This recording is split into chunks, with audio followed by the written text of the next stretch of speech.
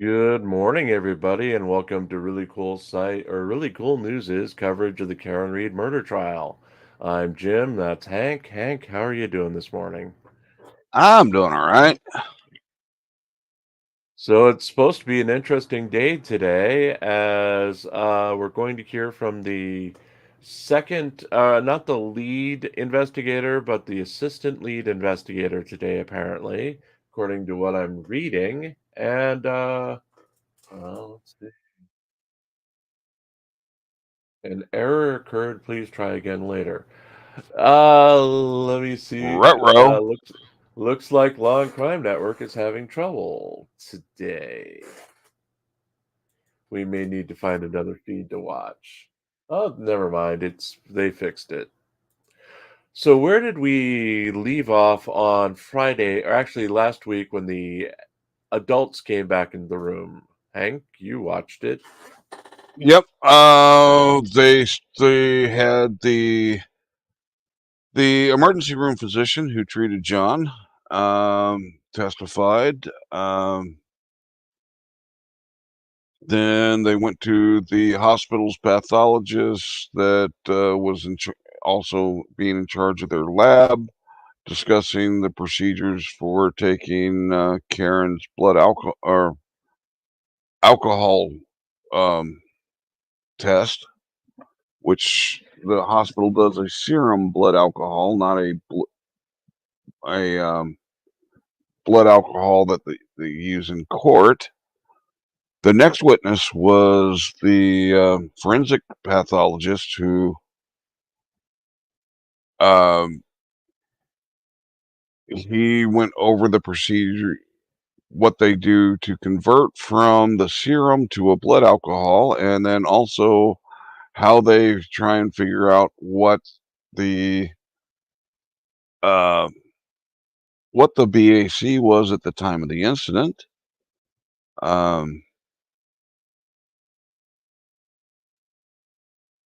Then after that, one of the next ones was the city's somebody IT with the city that verified some cameras that had showing Karen Reed driving certain locations at certain times.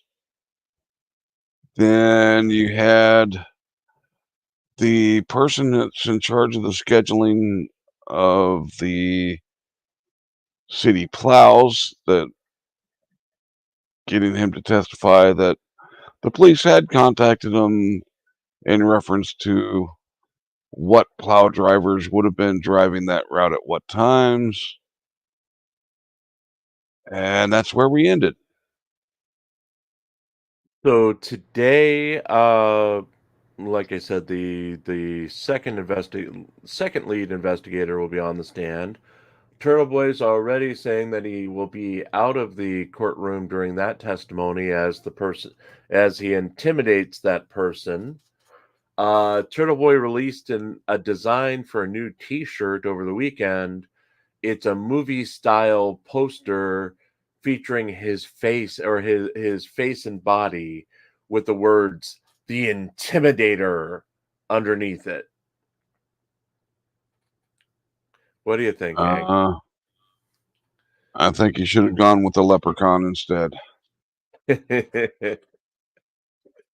Well, I could say it was life-sized, but it pretty much was. He's that short. But yeah, it's been a Only, weekend. only if it only on the toddler tees. Oh, we don't want to see Turtle Boy on a toddler tee. That would be disturbing. It's been quite a weekend with infighting on both sides of the Karen Reed issue. Turtle Boy tried to clean up some stuff over the weekend, though he admitted this was a money-making scheme when he was involved as the leader of the Free Karen Reed movement. Go figure, huh, Hank? Okay. Yeah, like that's going to make it any more legal for what he did. Huh. Yeah, he says that Karen Reed is only defending Nick and Jenna Rocco, who are the current leaders of the Free Karen Reed movement, because they're bringing in money for her. And her lack of endorsement of him is due to the fact that he's no longer bringing in money. And it's all about money. And everybody's making money. And even Tom CPU says he's making money off of these things. Okay. Yeah, Tom CPU on an open mic pretty much said that it's all about the money, and that if you're not making money off of this, then you're not part of the crowd. So, folks, start throwing money at us, I guess. That's what they're making in Massachusetts. We'll take millions. If you want to sponsor too, we'll do that. If we're the only ones not making money off of it, then hey, we may as well catch up sometime. So we're looking for your millionaire aunts and uncles and all that. So we can be one of the crowd with Tom CPU, the Roccos, and Turtle Boy, I guess. What do you think, Hank? Um, sure. Uh-huh. Money, money, money, money, money. That's what Maybe it's all maybe we about. can get a hold of Glenn Serio and see if Luna can throw some cash your way. He hasn't mentioned Luna in a while. On the video we reviewed for the paper this morning, he didn't mention him, and on these live Well, streams, his number of people watching his live stream was not high. is it like 12 people? Somewhere in that range. Well, I remember the day that I spammed his link throughout like Masshole, my server, and then on Becca's server, and all of a sudden he had 90 people in the room, and he's like, "Hey, I've got 90 people," and then the number just started going down as he started talking even more. So I got him the 90. He just couldn't keep them. Sounds like typical Glenn. And good morning, Serial, Heidi, Matt G. Everybody else has come in. Get your sidebar numbers in. Hank, what do you say for sidebars today since it's a full day? Because of the break, I'm going to say sidebars are going to be elevated. I'm going to go with 15. 15. Get your numbers in inside chat over on YouTube, please, folks, and we'll read them out on the air. I don't know. Heidi says 9, and Parson says 10. Hey, Thelma, I'm Thelma, making Thelma my guess says, with my go hunch, ahead. and that's everybody's welcome to their own guesses with their own hunches. Tawny says 17. Thelma says 13. Matt G says 11. Captain 3D says first sidebar in 0 seconds and 9 sidebars today. Well, Pants is And saying, I'll go ahead. go ahead. I'll go ahead and add Pope Phil's sidebar of 12 because that's what he Well, always yeah. does.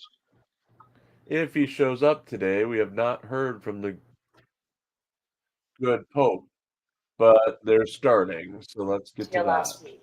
Everyone said yes or nodded affirmatively. Were you also able to follow the instructions and refrain from doing any independent research or investigation into this case? Yes. Everyone said yes or nodded affirmatively. Did anyone happen to see, hear, or read anything about this case since we were last week? No. Everyone said no issue. No. Okay, let's catch up while they're doing juror information. Pat says 0, Griffey says 12, Sirio says 12, Crusty Old Witch says 13, Becca says 14. And I'm going to Answers, which are really say Pants is going to be wrong within 10 minutes. Well, let's see what they're doing. Isn't it true that after you learned that your uncle left you money in his will, you poisoned him? And the witness answers no. Then based solely What the on hell? that question and answer, there's no evidence that the witness He's has an giving uncle, an example. that the uncle had a will, Yep. that the uncle left the witness money, that the witness knew that the uncle left the witness money, or that the witness poisoned him. So keep that in mind for reference when you're listening to testimony. All right, Mr. Lally, who's your first witness? Your Honor, the Commonwealth would call Lieutenant Kevin O'Hara to the stand. Okay.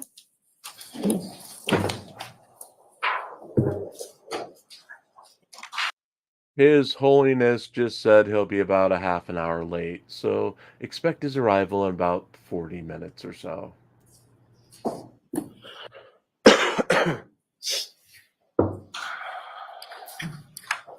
Those are Karen Reed's parents on screen. Her father looks agitated today.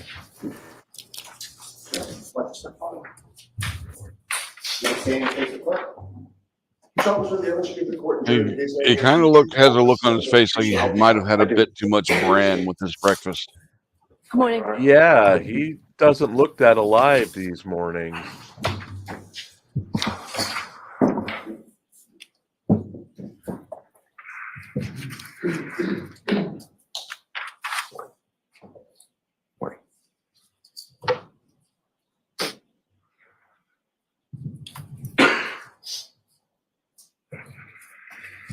Forgive me, Your Honor.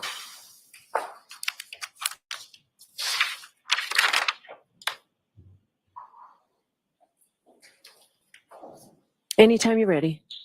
Good morning, sir. Morning, sir. Could you please state your name and spell your last name? It's Kevin O'Hara, O-H-A-R-A. And how many employees, sir? I'm a lieutenant with the Massachusetts State Police. And how long in total have you been a member of the state police? Just over 22 years. And how long have you held the rank of lieutenant? 4.5 years. And what is your current assignment within the Massachusetts State Police? Morning, I'm Becca. the team commander for the State Police Special Emergency Response Team, which is also known as CERT. And the CERT team within the State Police, approximately how many members of that unit are? We have 61 team members, 4 of which are full-time, including myself. The other 57 have other primary duty assignments, and CERT is an additional duty for them. Generally speaking, what are sort of the duties and responsibilities, or what is the CERT unit within the State Police does? CERT is the primary search and rescue team for the State Police. We conduct lost missing person searches, evidence searches. We do security or crowd control at large-scale events such as the 4th of July, the Boston Marathon, Gillette Stadium, dignitary security. And how long has it been? How long? Memorial Day boob smack. Since 2014. Now, were you working with that unit on January 29th, 2020? Yes, I was, sir. And at some point in the afternoon on that day, we were contacted by Lieutenant Brian Tully. Yes, at 2:32 p.m., Lieutenant Tully gave me a phone call. Now, as far as Lieutenant Tully is concerned, were you familiar with him, or were you familiar with what units he supervises? Yes, I know he's the supervisor for the Norfolk County State Police Detective Unit. If you could describe to the jury sort of the process by which your particular unit is activated. Is that an instantaneous thing, or how does that work? Normally, we'll receive a courtesy phone call, which is what I received from Lieutenant Tully, seeing if we were available. If we had members that could respond today for an incident he had ongoing. I told him we would be available. He then has to submit a request through his chain of command, which is the Division of Investigative Services. I also have to submit a request up my chain of command, which is through Field Services. To get approval on my end, has to be approved by the Special Operations Commander, which is a major. And depending on the request, it may even go above his level to the Lieutenant Colonel, who is in charge of the Division of Field Services. So that initial call that you received about 2:32 in the afternoon, how would you characterize that first call?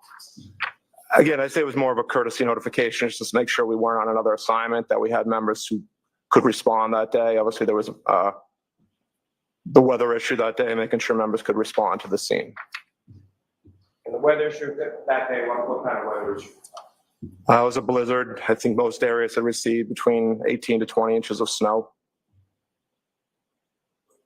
And as far as that initial phone call with Lieutenant Tully, as far as what was described to you as far as the situation that you're responding to, or what, if anything, did he say about that?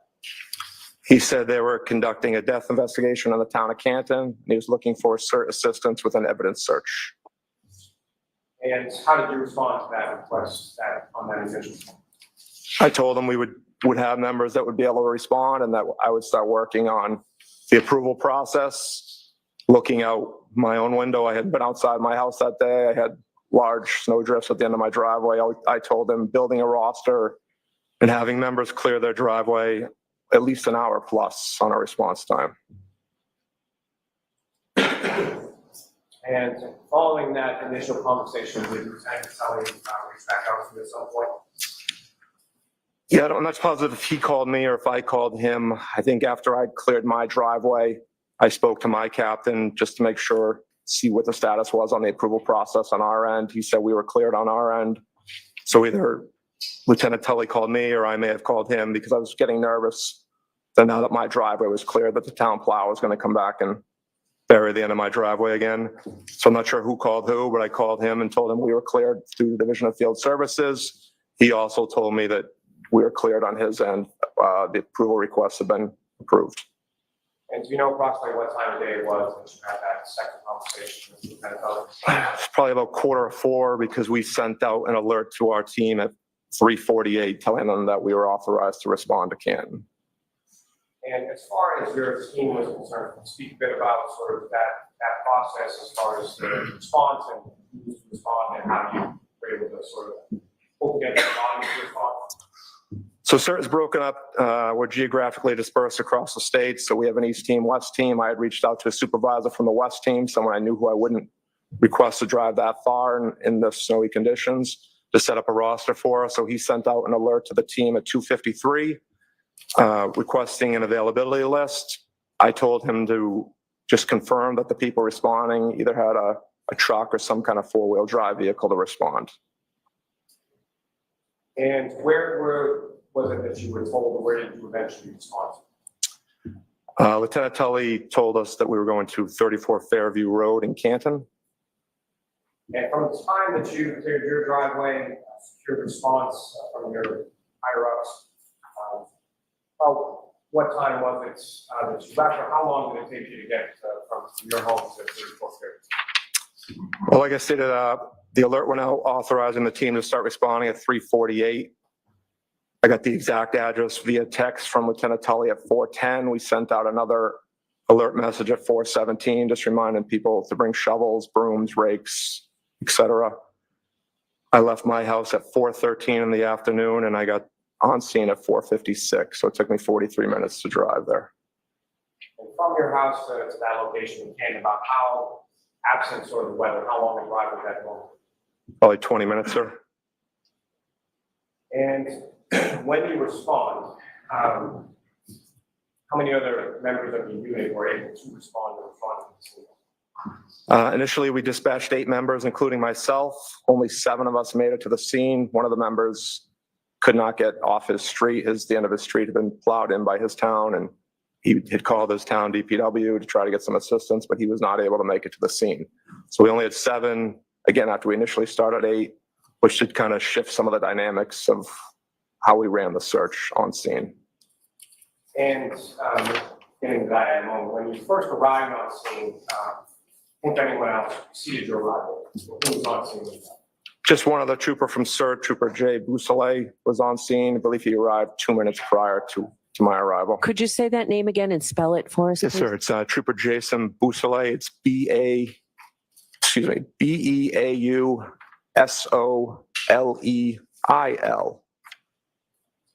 Thank you.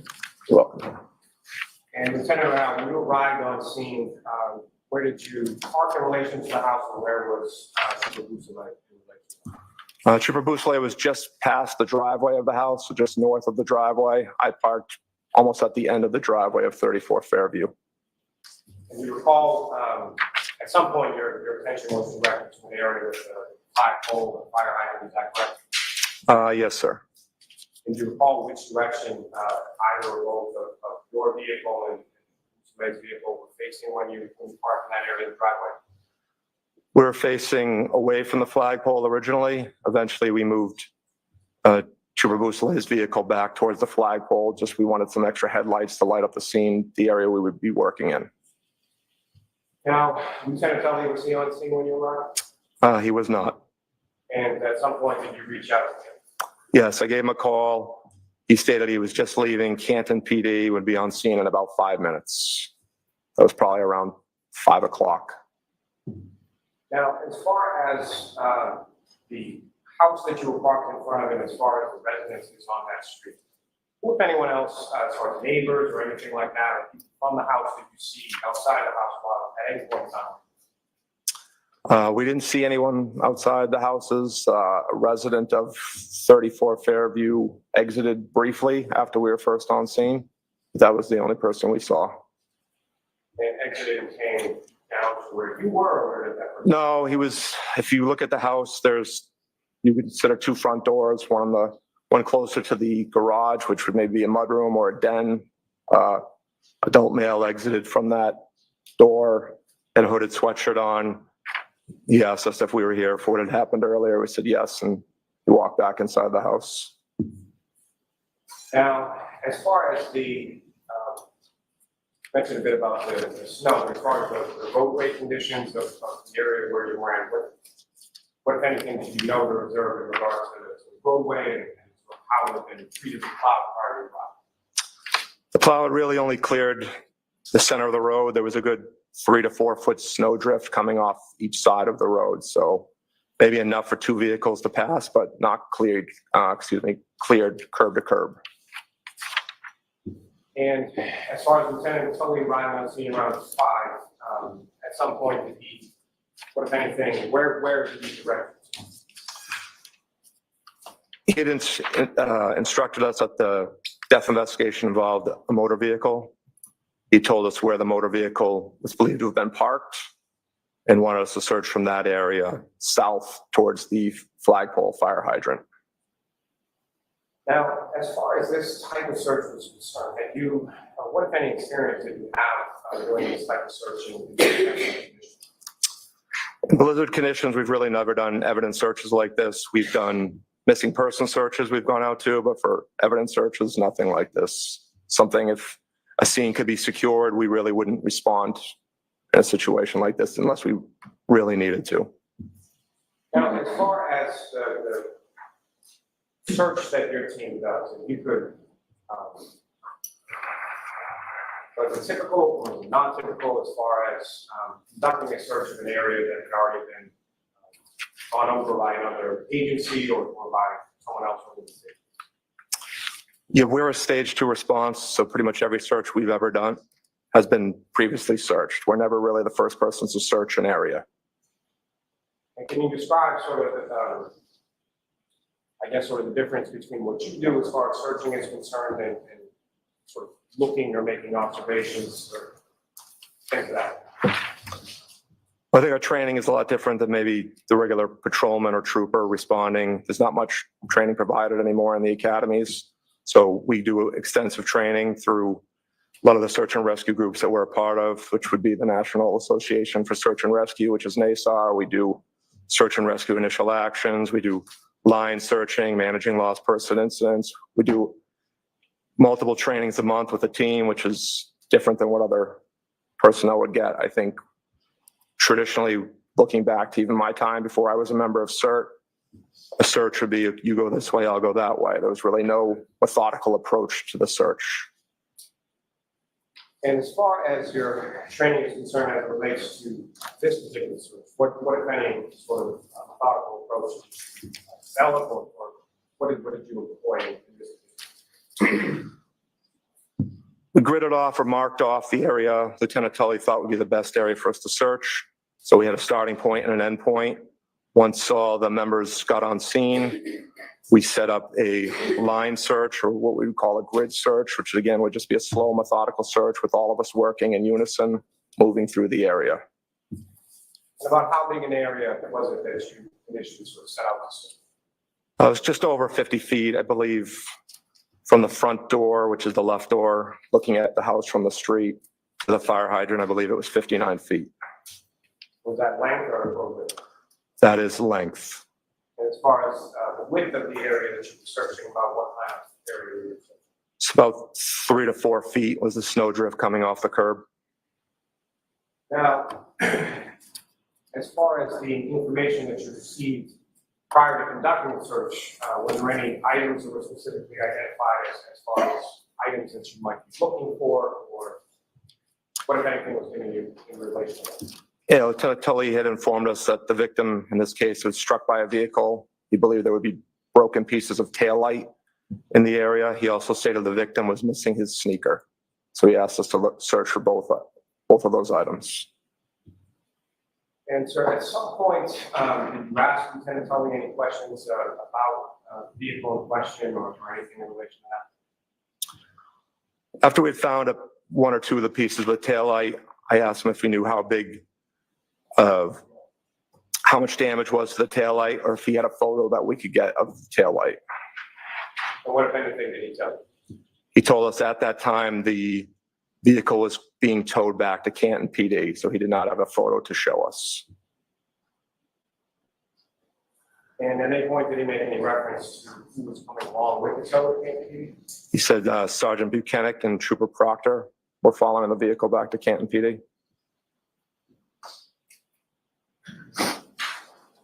You mentioned an alert that was sent out to troopers as far as to rank certain items. Can you describe for the jury sort of the process and what, if any, tools or implements you use, and sort of how that search? So like I said, we moved Trooper Boussolet's vehicle to face the scene to give us some extra, use his headlights for extra lighting for the scene. All the team members also put on a headlamp, which would basically just be like a hiking headlamp. We all had shovels. We had a couple of rakes, the smaller garden rakes, just to kind of help us sift through the snow. And I also had a small push broom to move the snow around as well.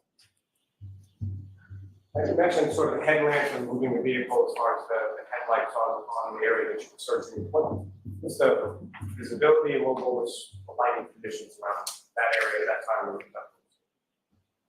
time? It was poor lighting. There really wasn't much as far as what we felt enough for street lighting, but with the headlamps, we had decent visibility. So when you first arrived on scene about 4:53 p.m. or so, was it dark out there? Yes, it was, sir. It remained dark while you were still on scene? Yes, sir. And in the area that you were looking, your testimony, there wasn't much overhead sort of ambient lighting or street lighting in that area as far as you recall? Nothing that really helped the search. So the area that you were searching was in the area of the fire, is that correct? We started almost directly across from the front door and moved south towards Chapman Street, towards the fire hydrant. And to be clear, as far as the area that you were searching with shovels and the other different implements to sift through the snow, where was your focus as far as the street versus the front lawn? Our right flank was on the curb, and then we moved out across the street from there. So we were lined almost shoulder to shoulder as we moved south through the area we were searching. You're primarily searching or entirely searching along the roadway, is that correct? Correct, sir. And as far as some point did you, through the course of sort of shoveling and the removal of snow from that area, did you approach or come in contact with the area of grass in front lawn? We did, as one of the members who was working along the curb, he started to clear some of the grass on the front lawn. Yes, sir. What, if any, issues that you want to encounter when you got this sort of grass? It was very difficult to clear the snow. I don't think we had very good visibility on what we were moving, even with the push broom and the rake. It was very difficult to definitively say we had cleared the lawn properly. So we didn't focus too much of our efforts on that area. Now, we referenced that only 7 members of your unit were able to respond because one got stuck in the snow in the street. Is that correct? Correct, sir. And that had some impact as far as documentation of the scene. Is that correct? Correct. Normally on a search, if I'm the overall, as a team leader, I would run what you consider a command post or be the incident commander for CERT. I would stay behind the line and kind of document our efforts. But because this was such a small search area, it wasn't really an issue because we weren't breaking people off into teams. No one was out of my sight line. And we had multiple detectives on scene that were able to fill that role for me. And so to that point, as far as the 7 members from your unit, in addition to the 7 members from your unit, with anyone else present for the course study? I believe there was 5 other members. I believe there were only 2 that I recognized from the state police. So I'm not sure who the other 3 were. They were Canton detectives or Canton patrolmen, but they were all dressed in civil, plain clothes. And as far as documentation for the scene, what, if anything, was done with reference to violence? As we began to find evidence, I spoke to Lieutenant Tully and just confirmed that he was going to document everything we were recovering via photograph and evidence log. As far as documented photos taken by Lieutenant Tully? Yes, they were, sir. And the items that were photographed, were they photographs prior to anyone touching them or moving them or placing them, other than those sort of related to the search effort? Correct. As soon as we found anything deemed as evidence, we stopped our search efforts until they were documented by Lieutenant Tully. And in reference to your search efforts, what, if anything, of evidentiary value did you and your team locate? I found multiple pieces of red and clear taillight. And where were they in relation to sort of the grid or the area that you assessed? They were on the street in between the flagpole and the fire hydrant. And sir, in addition to the pieces of red and clear plastic taillight that you recovered, you know approximately how many pieces of that you were able to locate on that day? I believe maybe 6 or 7 pieces. And how big or how small did they range in size as far as the pieces that you located? There was 3 larger pieces, 2 red, 1 clear, and then a couple of smaller pieces. In addition to the pieces of red and clear plastic taillight that were uncovered during the search process, what, if any, other items did were located? We found a sneaker. And where was that sneaker located in reference to the scene, your search efforts, and in reference to the pieces of clear and red plastic? It was same location. Generally, it was in between the flagpole and the fire hydrant. The sneaker was flush up against the curb and it was upside down. I think we had found 1 piece of taillight prior to the sneaker, and then after we found the sneaker, we found a few more additional pieces of taillight. Now, with reference to the sneaker and each of those pieces of red and clear plastic, where were they in relation to the snow that was being dug through, and by that, where were they in relation to the ground? Can you repeat the end of that, sir? Sure. With reference to each of the items of evidence that you're talking about, whether it be sneaker or the red and clear plastic, where were they in relation to the snow that you were digging into? Where were they in relation to the asphalt surface? Close to the curb. As we started digging originally, the snowdrift, the snowpack was pretty solid from where the plow had kind of cleared to.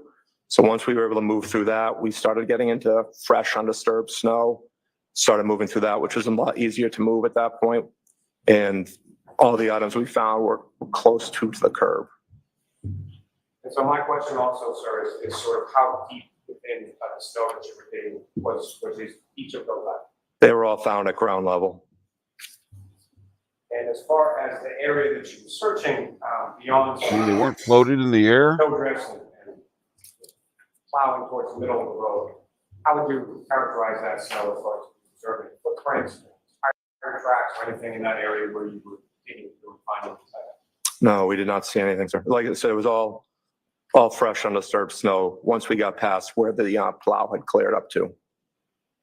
Now, as far as this search being conducted sort of physically, you mentioned there's some sort of line that's set up, is that correct?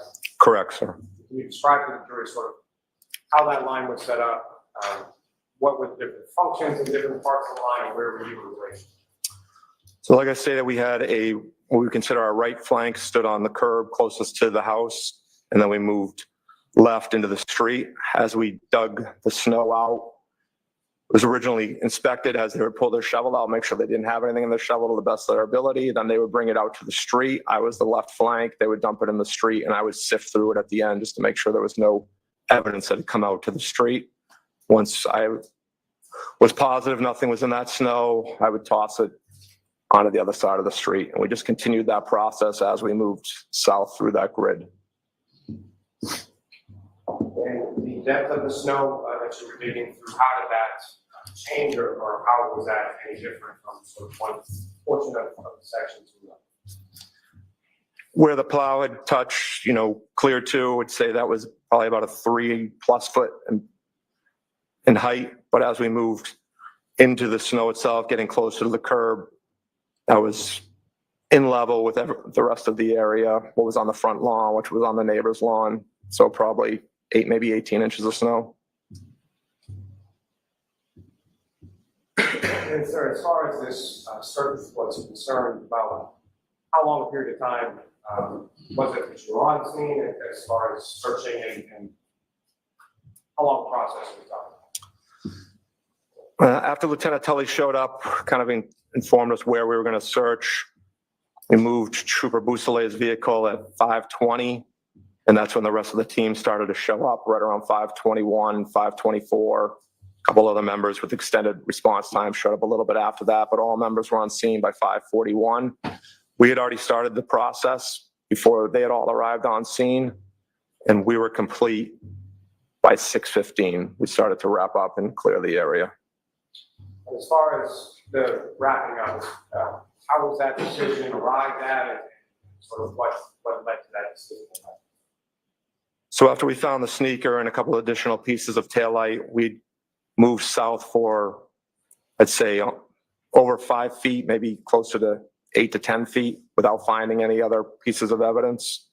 So Lieutenant Tully and I had a conversation. He was very satisfied that we had found everything we were going to locate at that time, and we decided to suspend the search. And what was, as far as you were concerned, with the weather conditions and everything that had gone on to locate that one, what was sort of your thought process in relation to any sort of continuation of the search that's submitted?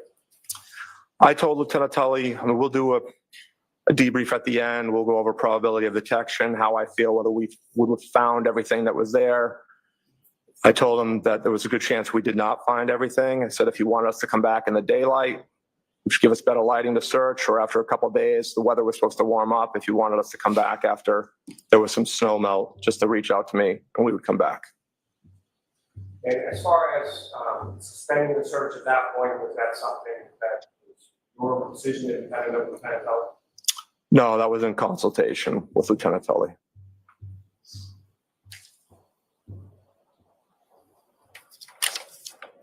You mentioned troopers Buchanan and Proctor, or you received information that they were following a vehicle to the station, is that correct? Correct, sir. At any point in time that you were on scene, did you know either Sergeant Buchanan or Trooper Proctor? Yes, I know both of them, sir. And at any point in time that you were on scene, did you see either Sergeant Buchanan or Trooper Proctor in the area of critical care during the entire time? Okay. No, they were not on scene. So the other sort of troopers that you had mentioned around, they were not, right? They were not there, no, sir. Now, as far as the securing of evidence, how was that done? Generally speaking, in relation to searches that your unit conducts, and how was it done in this? So we don't recover evidence. We'll stop and halt our search. Sometimes we've been waiting for crime scene to show up for 2 hours before we continue to search. So once we found the first piece of taillight, again, I conferred with Lieutenant Tully, asked him if he was documenting it and recovering everything. He stated he was. Once we felt comfortable that he had done that properly, we then continue the search. So once you get sort of that initial parameters as far as where and what you may be looking for from Lieutenant Tully, is Lieutenant Tully directing your search efforts in any way, shape, or form? He is not, no. And is that typical as far as how searches will be conducted? Correct, yes. Yeah, they let me run the search the way I deem best. So in addition to photographs, what if anything else was done to document this? We had one of our members use a handheld GPS, which we use a Garmin 64ST, and he marked each item we found, which we then can upload later to a map, which we did later that evening. If you could just describe during that process as far as mapping is concerned, so how global positioning system or GPS is utilized in creating that. Correct. So the Garmin GPS we use, it connects to 4 different satellites to give you a best range of your location. There obviously is some range error involved with GPSs, but he was able to stamp 3 of the items, or 3 pieces of the tail light. But as he was marking those items on his GPS, they kept, because they were in such close proximity, they were almost marking directly on top of each other. So he only marked 3 of them because it was just going to clutter the map as we continued if you were to mark all the pieces we located. So with respect to the 3 pieces of taillight that were marked on the item, excuse me, were those the larger pieces, smaller pieces, or something? They were the larger pieces, sir.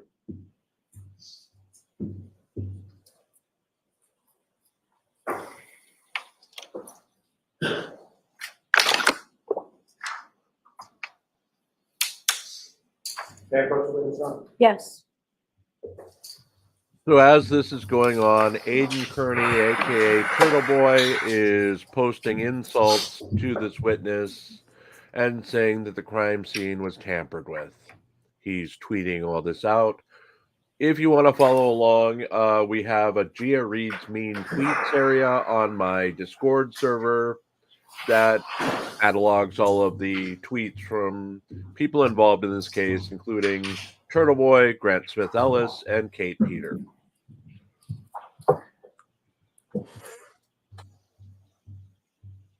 I was disappointed when I went there and I did not hear Gia reading the mean tweets. I know.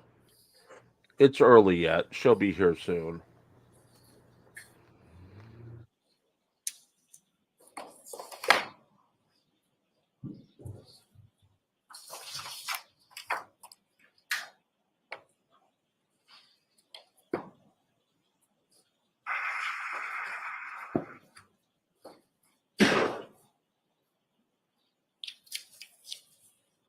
Sir, I'm showing you a series of 24 photographs.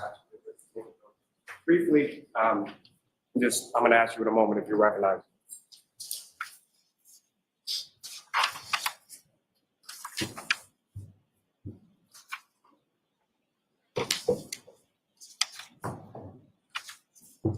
Hi, Karen. Welcome back. Good morning, Karen.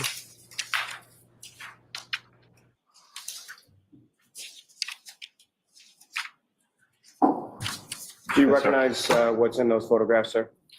Yes, sir. It's the area we searched and some of the evidence that we recovered. Colonel Comwell to seek to introduce in a minute as the next exhibits. Hank, Pants is calling Any you objection, out. Mr. Yannetti? There is no objection, Your Honor. Thank you. Yes, I do. I am wrong from time to time, amazingly enough.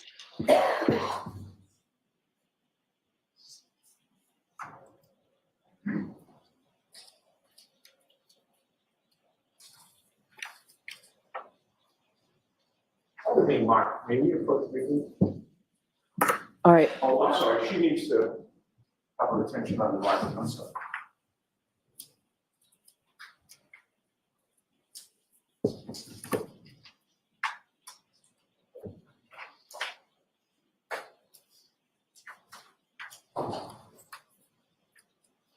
Yes, Pants, at some point you get to go out with Hank.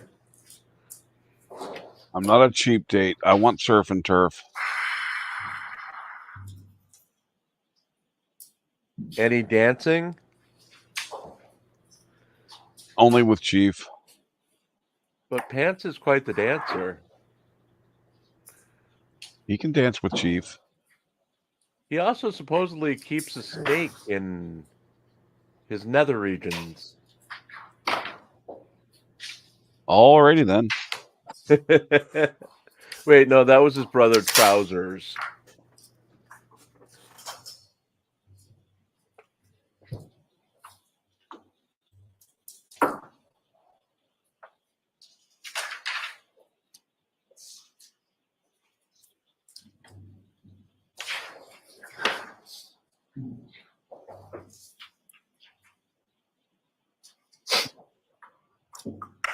Serial Bloomers is the sister.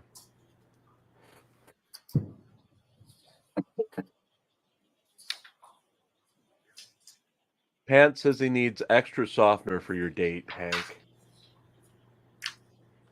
Alrighty then.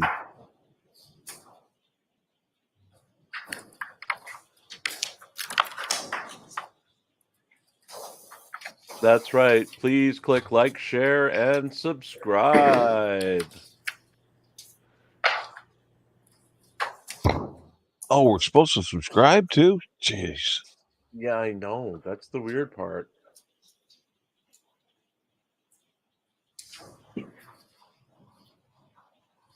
They're currently waiting for exhibits to be properly marked. Jimmy.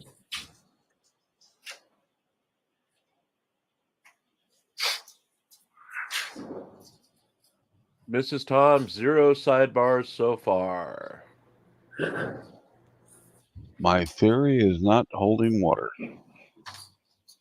Yeah, but Yannetti's wearing a pink tie and looks confused, so it must be a Monday. The looking confused is any day ending in Y.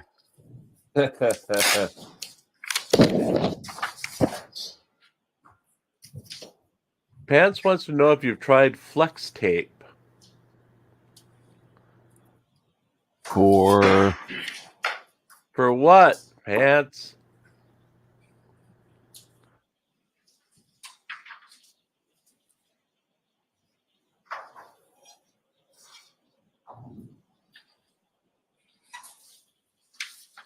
And just a reminder that we are having our normal nightly newscast at 6 p.m. Eastern, 5 p.m. where it counts, 4 p.m. Mountain, and 3 p.m. Pacific tonight.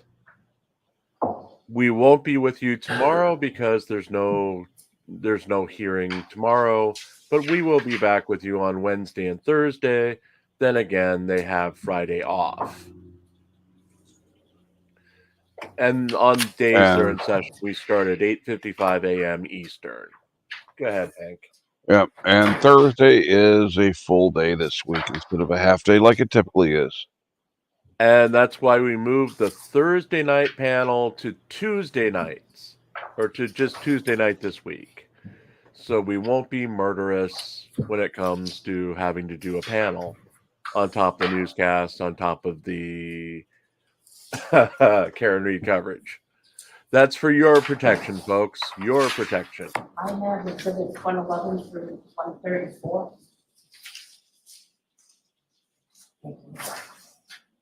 Jurors, it's very important that we keep our records straight. It will be important for you during the deliberations that we do this. Sometimes it takes a while. We're fortunate we've got such a great court reporter here to take care of this for us, but sometimes it takes a while. I caution counsel that maybe you can all work together so that we don't do this, take up any extra time. All right, do you need those photos back, Mr. Lally? Yes. And maybe you put on that one. All right. Sidebar number 1. So pants was only correct for the first 58 minutes. Much longer than I anticipated.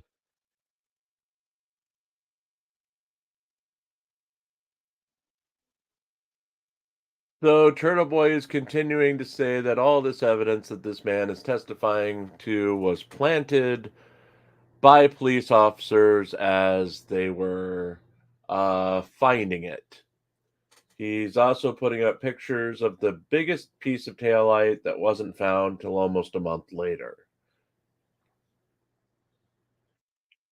So for an award-winning journalist who's actually within the courtroom right now, it seems like he's trying to do the defense's work for them.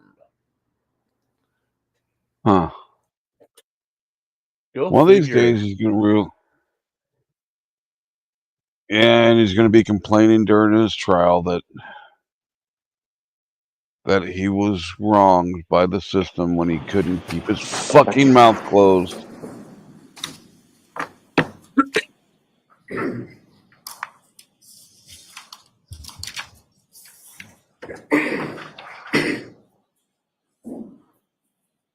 Your Honor, with court's permission, may I publish those, what's just marked as those exhibits to the church? Yes.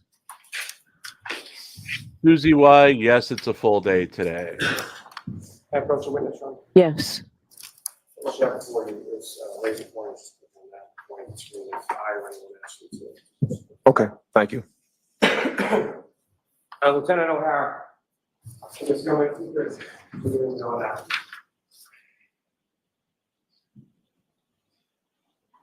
So Lieutenant O'Hara, what you have up on the screen before you, is that what you have as exhibit 134? I'm sorry, 111. Hold on, might be backwards here. Yes, 111, sir. And if you could describe to the jury, and if you, using that laser pointer, what if anything is significant to the This is the flagpole in front of the house. As you move south, this appears to be one of the pieces of taillight that we recovered. And sir, Ms. Gilman, if you could zoom back out a little. Now, as far as when you're conducting the search or when the actual searching process is ongoing, what was the weather doing while you were doing it? Is that visible in this photograph? Yes, because of the air conditioning. So you need to speak up really loudly if you don't have a microphone in front of you. And so, Lieutenant, during the course of the process that you're conducting this search, what was the weather doing, and is that something that you can observe in this photo? It was still snowing, and you can see some of the snowflakes falling here by the flagpole. As far as the wind was concerned, what, if any, impact did the wind have on the course of the search that you conducted? It was windy, but it really didn't impact how we were searching through the area. And sir, if I could direct your attention to the next photograph on the top.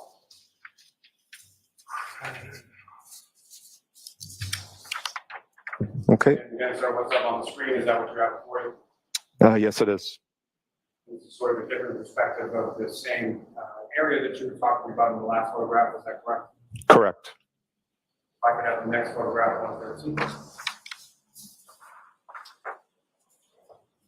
Again, what's up on the screen, is that what you have before you as 113? Yes, it is. And again, sort of a closer perspective to the piece of tail light that you were referring to, is that correct? Correct. Thanks, Susie Y. If I could have the next photograph. And Okay, you Susie really Wyatt have to said speak up. 10 for, I believe, sidewalk. Again, Lieutenant, what's up on the screen, is that what you have before you? Yes, it is. And again, a closer up image of that same piece of tail light as it was observed when you covered it. Correct. And you can see right here to the left of the taillight, that is the molding of a shovel. So this piece of taillight was picked up by one of the team members' shovels. And as they overturned it, you can see the taillight came up as they were searching through the area. And this is kind of the markings of the shovel itself. And the next photograph. I just want that. So we're going to have to turn the air conditioning off for this. We can't hear you at all. The issue is I'm trying to move away from the podium. I understand. So we need to turn the air conditioning off so that we can hear you. Uh-oh. Yes, please. And again, Lieutenant, what's up on the screen, is that what you have before you as the next? Yes, it is. If you could describe to the jury what we're looking at in this. You can see the piece of taillight that we recovered. And again, this is kind of the overturned snow from the shovel. And again, seeing the markings from the shovel from where it was overturned. And the next photograph is going. This particular piece, is this one of the larger or is this one of the smaller pieces that you were describing earlier? This is one of the larger pieces, sir. And as far as length, size of it, if you know, how much would you estimate it, how big it was? It gets a couple of inches, but I didn't measure it, sir. And Ms. Gilman, if I could have the next photograph. And Lieutenant, if you could describe to the jury sort of what is depicted or what, if anything, is significant to observe in this photo. So this is the CERT members working through the area, again, working on as a line through the grid formation. One of the things we stress is your critical separation, making sure you're close enough to each other that you won't miss a piece of evidence. If you're too far apart, you will miss that. A lot of times before searches, we will take an item of similar sized item that we're looking for, and we'll space out. Because this was such a condensed search area, we just had the team members stand almost shoulder to shoulder as they searched through the area.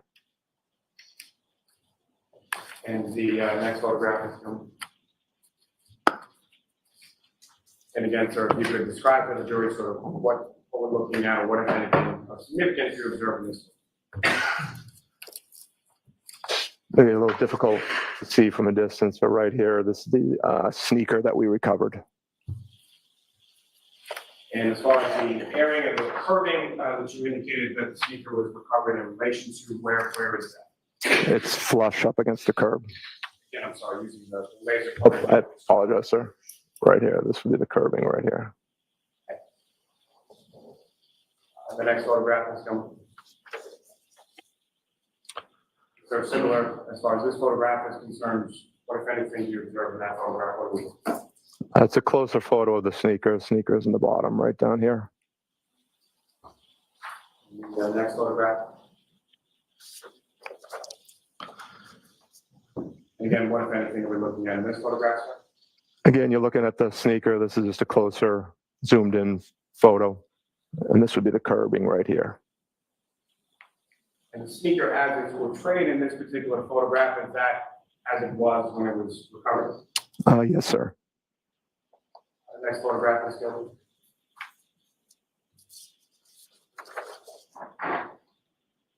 The other side of that sneaker, is that correct? Correct, sir.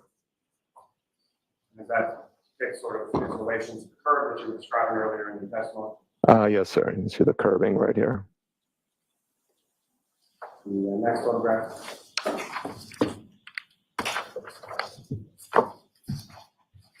As far as the sneaker was concerned, when it was recovered, where was the snow in relation to, was it on, around, in, where was the snow in relation to? The sneaker was completely buried. It wasn't until we started digging through the snow that we found the sneaker. The next photograph, just go.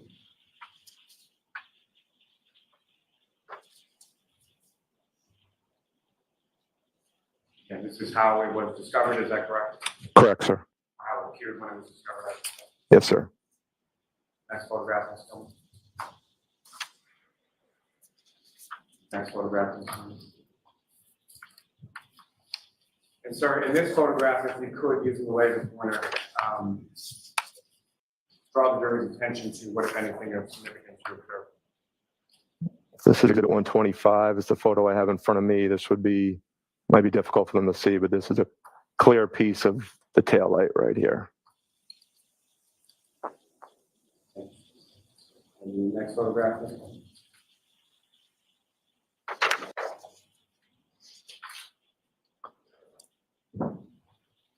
And again, sir, what is depicted in this exhibit 126? See a little closer zoomed in version of the clear piece of taillight that was recovered.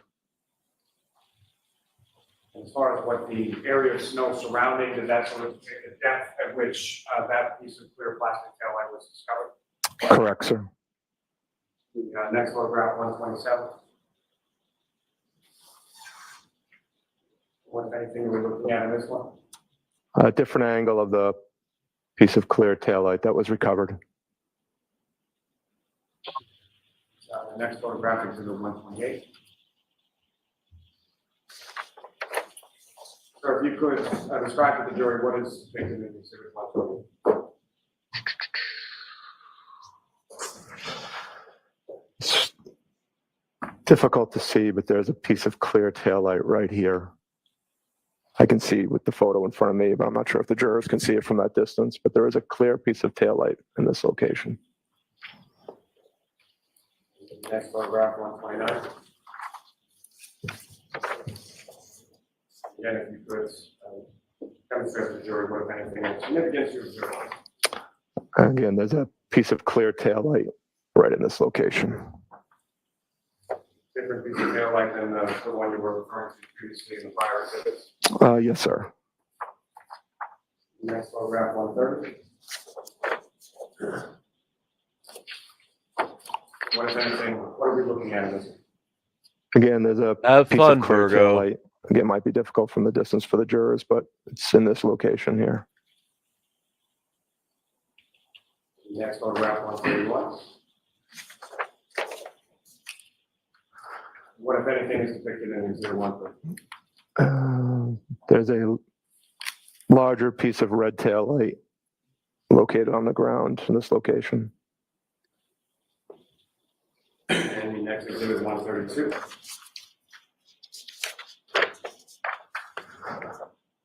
What, if anything, are we looking at in 132? It's a closer photo of the same piece of taillight right here located on the ground. The next exhibit, 133.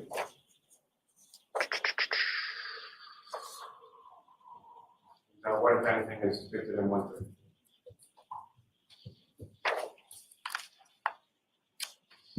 There's a small piece of taillight, I believe, in this location right here. And lastly, exhibit 134.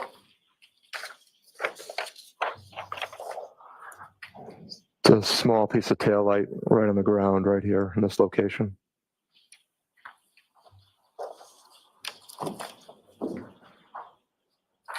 John, may I approach? Yes.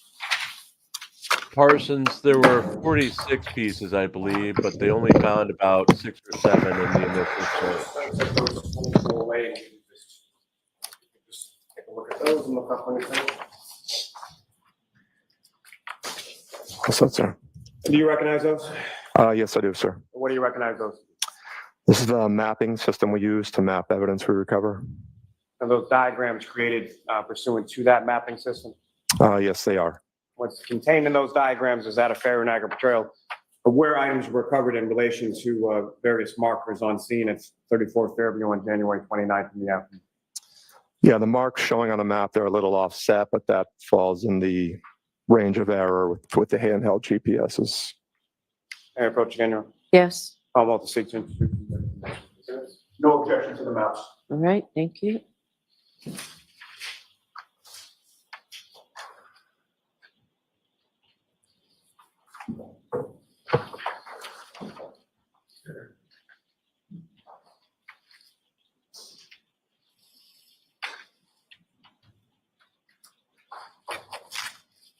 So there's 135 and 136. Thank you. Thank you. And Your Honor, with the court's permission, may I publish those to one in each succession to the jury? Yes.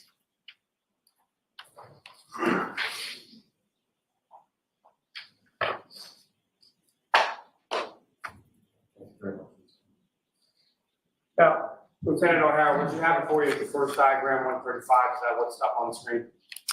Yes, it is, sir. You mentioned something earlier in your testimony just now in regard to sort of items being found. Good in morning, proximity, creating some overlay with the GPS system. Is Morning, that Jim. Correct, sir. And you mentioned range of error, is that correct? Correct, sir. Describe what the range of error is and how that impacts sort of how it's depicted in this particular diagram. So for GPS's typical range of error on a clear day is up to 16 feet. Obviously, we didn't have a clear day. Good We night, had Griffey. atmospheric conditions, cloudy, snowy conditions. GPSs can be affected for their range accuracy by a few different things. One is the satellite geometry. As I said before, the GPSs connect to 4 different satellites. You also could have signal blockage. Blockage could occur from trees, buildings, bridges. Then you have atmospheric conditions, like I mentioned, and then you have the receiver end, any issues with your receiver end, which is actually the handheld GPS. Those would be the four main issues and why you may have a little offset on your GPS readings. But again, typically under clear sky conditions would be up to 16 feet. And so using the laser pointer, if you could direct the jury's attention to what if any sort of significant markers or what has been marked on this particular map. We've listed as the command post, which is where my vehicle was parked. We have the address, which is the house, 34 Fairview. Then as you move further south, you'll see the first red plastic that we recovered, which again was a larger piece of red plastic. They're kind of stamped on top of each other, but you'll see the sneaker, you'll see a second red piece of plastic, and you'll see the fire hydrant all marked on the map. Thank you, sir. Ms. Cameron, if I could have the next diagram, please.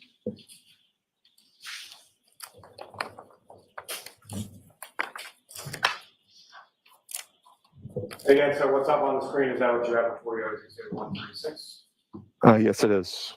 And again, if you could describe to the jury sort of what we're looking at in this diagram or what, if anything, is different between 136 and 135. We just changed the layering on the map just to make it a little easier to read. So we removed the taillight pieces, and now we just have the sneaker and the fire hydrant listed on the map here. And that area, as far as you were talking, sort of the concentration of the search was in the area of the flagpole and the fire hydrant, is that correct? Correct, sir. And we started closer to almost directly across from the front door.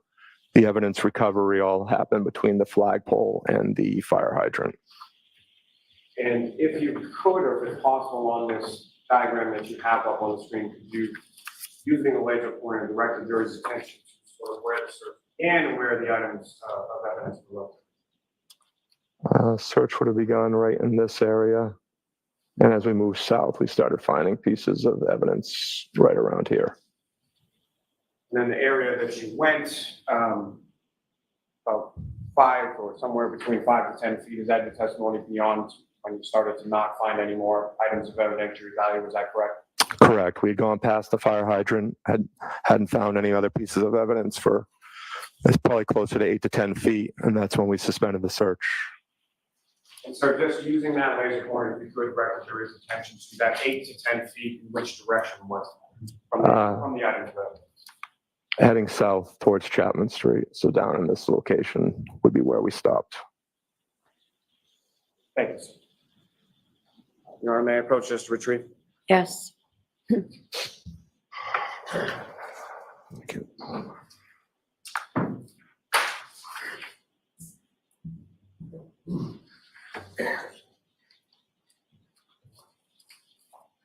Now, sir, at any point in time that you were on scene, were you able to look at or see any sort of photographs or any images of the damage to the taillight? No, I was not. So fair to say that at the time that you're conducting your search on that particular afternoon, you weren't aware of how much taillight could be there or how much you might be looking for, correct? Correct. We did not know how much damage there was. Now, so you talked a little bit about, well, let me ask you this. As far as from your training and experience in relation to conducting these types of searches, are you familiar with a term known as POD? Correct. So that'll be probability of detection. And I believe you've referenced earlier in your testimony some variables that go into that terminology. Is that correct? Correct. And can you describe to the jury sort of what some of those variables are and how it related to this particular search? So probability of detection, it winds up turning into a mathematical formula to make it simpler, give us more of a baseline objective on how well we did search in the area. Covers 10 different categories. We'll rate those categories 1 through 10 on how we feel we did and kind of come up with a score to give just a baseline on what we think percentage-wise we would have found the objects we're looking for. Those categories would include the terrain, as number 1, hazards would be 2, lighting would be 3, weather would be 4, vegetation would be 5, which in this case would have been some of the grass we encountered as we got on the front lawn. As you continue on would be your spacing, which again is how the team members are separated as we're searching through the area, the tactics you're using, the area size, then the team composition, and then the last one is instinct and variables. And really the last two, I think, is what works best for us. What stands out most about our team is your team composition and the instincts, just from the experience we have in searching. So was it those variables that sort of led to the conclusion in conjunction yourself and Lieutenant Tully as far as to cease searching at that particular point after you were gone 8 to 10 feet south of the evidentiary items without locating any other evidentiary items? Correct, sir.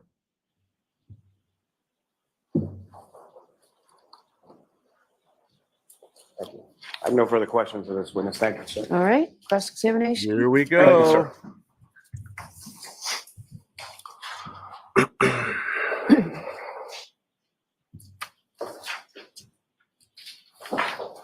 Good morning, Lieutenant. Morning, sir. Sir, so you will agree with me that it was Lieutenant Brian Tully who first called you at 2:32 p.m. to ask that your team come out for an evidence search? That's correct, sir. And you knew at that time that Lieutenant Tully was he was in charge of the Norfolk County State Police Detectives Unit, correct? Correct, sir. Attached to the Norfolk County DA's office, correct? Correct, sir. And you also knew Trooper Michael Proctor at that time? I knew who he is, yes, sir. And you knew that Trooper Michael Proctor was in the same unit as Lieutenant Tully, correct? I don't know if I knew he was assigned to that office. I'm not sure where he was assigned, sir. You've since found out that he is. Correct, sir. Now, you told Lieutenant Tully during that phone call at 2:32 p.m. that you would make your team available that day, correct? Yes, sir. But at that point in time, Lieutenant Tully specifically held you up, right? Because he didn't have authorization yet? Objection. Is that true? It's not. Okay. He told you that he did not have the green light, correct? He had not requested official response from sir at that time. Okay. So you were not authorized to respond at that time, correct? No, neither one of us are allowed to dispatch my team. We have to send up formal requests to get authorization to respond. All right. Now, by 2:32 p.m. on January 29th, when you first spoke to Lieutenant Tully, snow had been falling consistently in Canton since the early hours, correct? The early morning hours?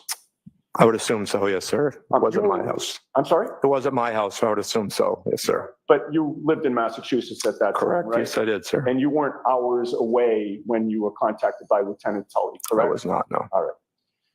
Now, you were aware that John O'Keefe's body was found on Brian Albert's lawn at 6:03 that morning?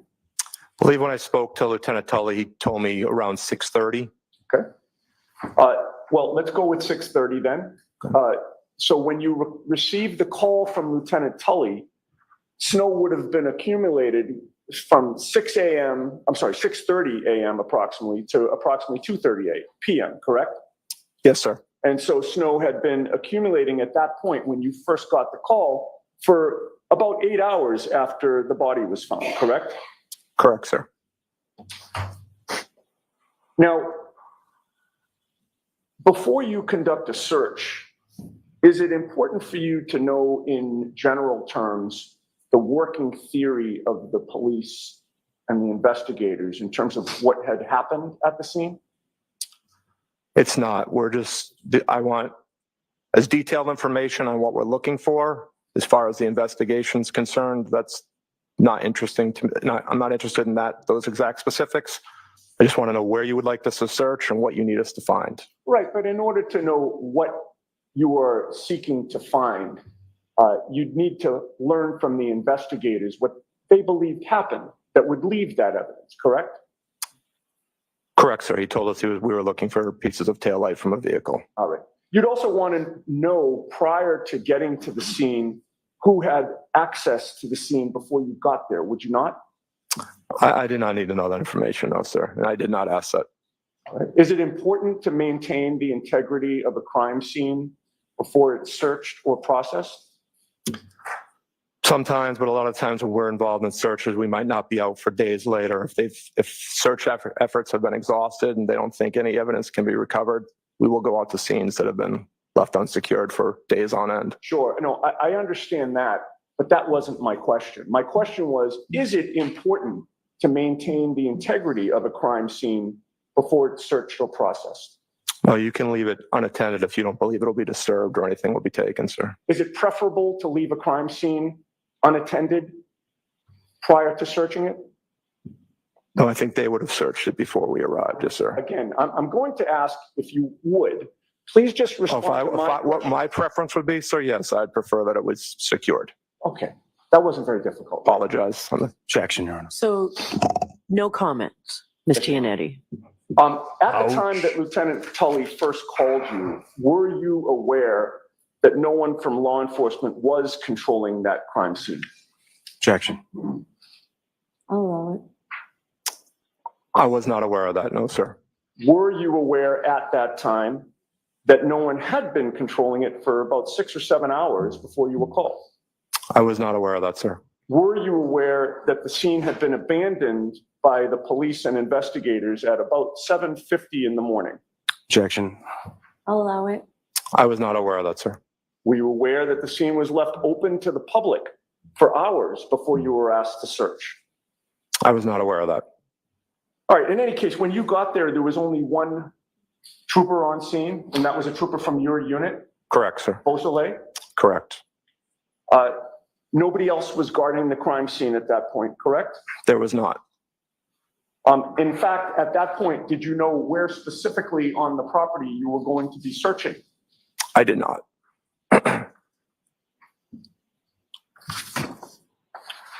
And in your experience, is it proper procedure in an investigation that requires a search for law enforcement to give up control of the area that will be searched? It's not unusual for us to respond to scenes like that, sir. It happens, but is it proper procedure, sir, to give up control of an area to be searched prior to the search? If they don't think anything will be recovered in the meantime, sir, it's something we encounter all the time on our searches. Right. So in this case, is it your testimony then that the investigators didn't think that anything would be recovered? Objection. I'll sustain the objection. All right. Well, you recorded that there was a second alert regarding this case at 2:53 p.m., correct? That was the initial alert, sir. Well, maybe we're getting into semantics here, but you were first notified at 2:32 p.m. by Lieutenant Tully, correct?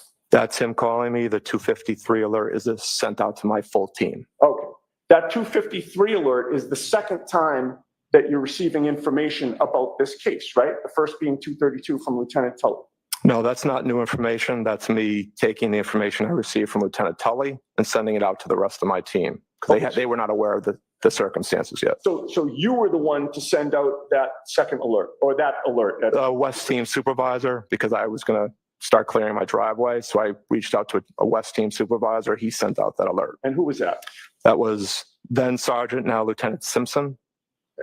And the alert that Sergeant Simpson sent out was an instruction for members of your team to begin clearing off their cruisers and their driveways to get ready to go, correct?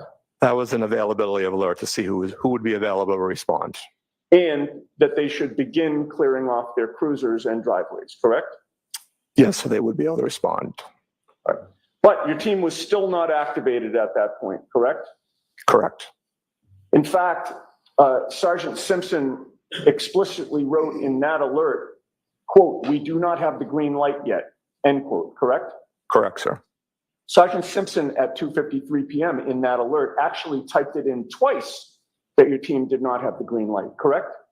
Correct. It's a voice generator response that will normally duplicate the instructions. So as I listen to it, if they miss it the first time through, they can hopefully hear it clearly the second time through. Okay. And it was very clear that you didn't have the green light from that alert, correct? Correct, sir. We weren't authorized to respond yet. Okay. Now, you stated that you were in Massachusetts at the time you were first contacted, correct? Yes, sir. And how far were you from Canton? Normally would be about a 20-minute ride. All right. With the blizzard conditions, however, it took you longer than that? 43 minutes, sir. Now, you're familiar with the CERT Administrative Journal extract? The Daily Journal, sir? Yes. Yes, sir. That recorded, and when I say that, I mean, you called it the Daily Journal? Yes, sir. All right, I'll call it the Daily Journal. That Daily Journal recorded the initial contact that you had with Lieutenant Tully at 2:32 p.m., correct? Yes, that was entered into the Daily Journal. And then the second entry was the 2:53 p.m. alert that was sent out by Sergeant Simpson, correct? Yeah, I'm not sure if that's in the Daily Journal or not, but that would be the alert, sir. May I approach the witness, please? Yes.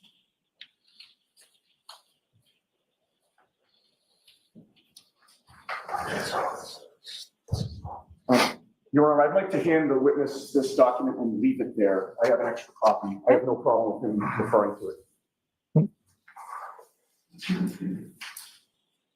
Once you've had a chance to review that, Lieutenant, if you look up at me when you're done. All set, sir.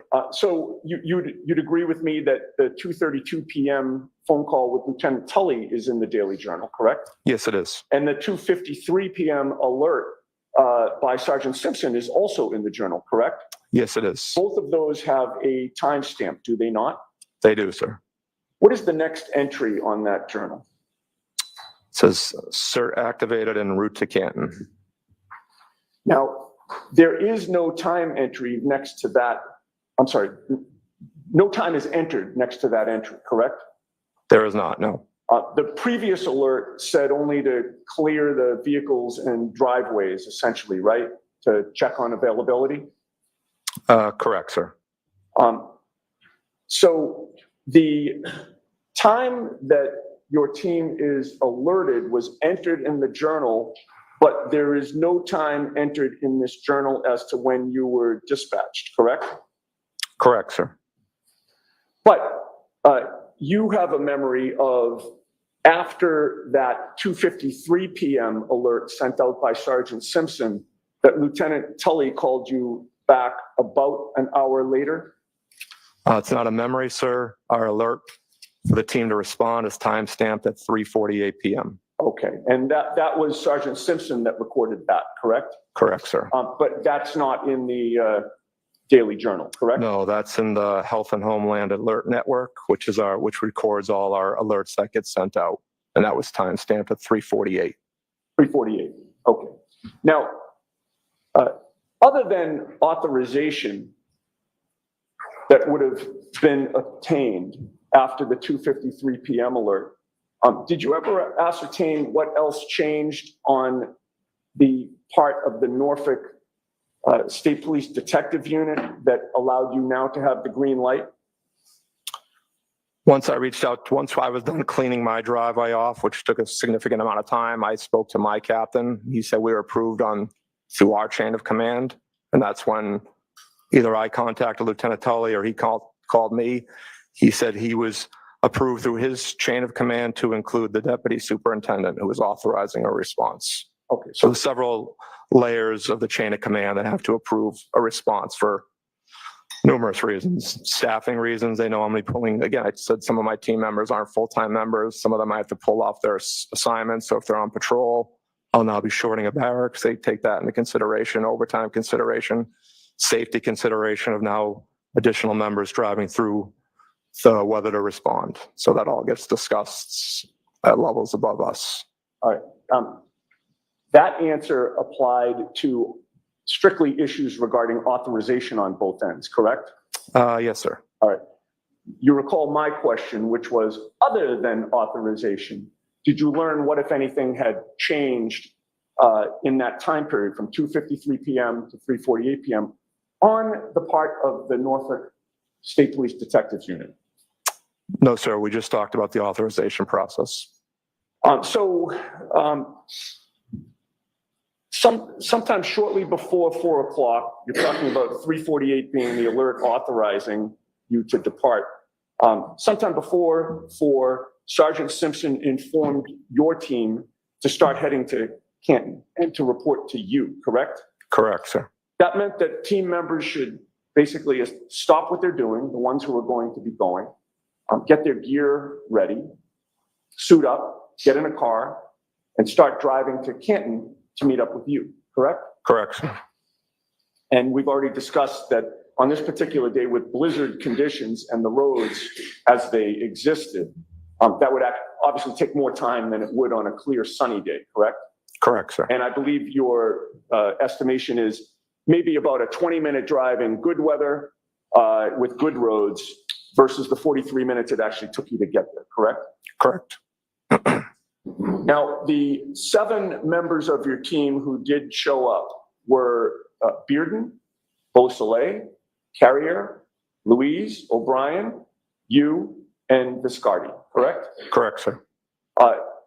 You all arrived at about the same time, sir?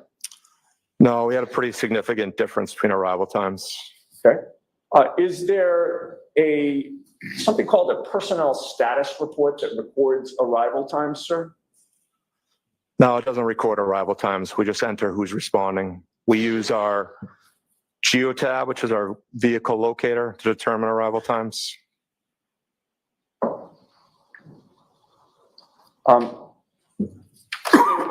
Is it your testimony? Let's get back to the podium.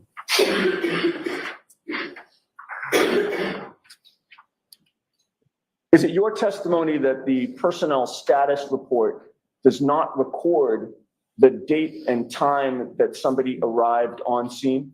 No, that's all manually entered, sir. Do you deny that the personnel status report in this case recorded the date and time of each of those officers that I just mentioned who came on scene? It has who arrived on scene, yes, sir. But it doesn't just say who arrived on scene. The personnel status report says when they arrived on scene, correct? Yeah, it's whenever they would have been entered into the system. But that doesn't mean they were officially on scene yet, sir. Right, but again, that's not what the document says, right? It doesn't say we're entering this into the system because they're arriving. The document says on scene and it gives a date and time, does it not? Yes, it does, sir. All right.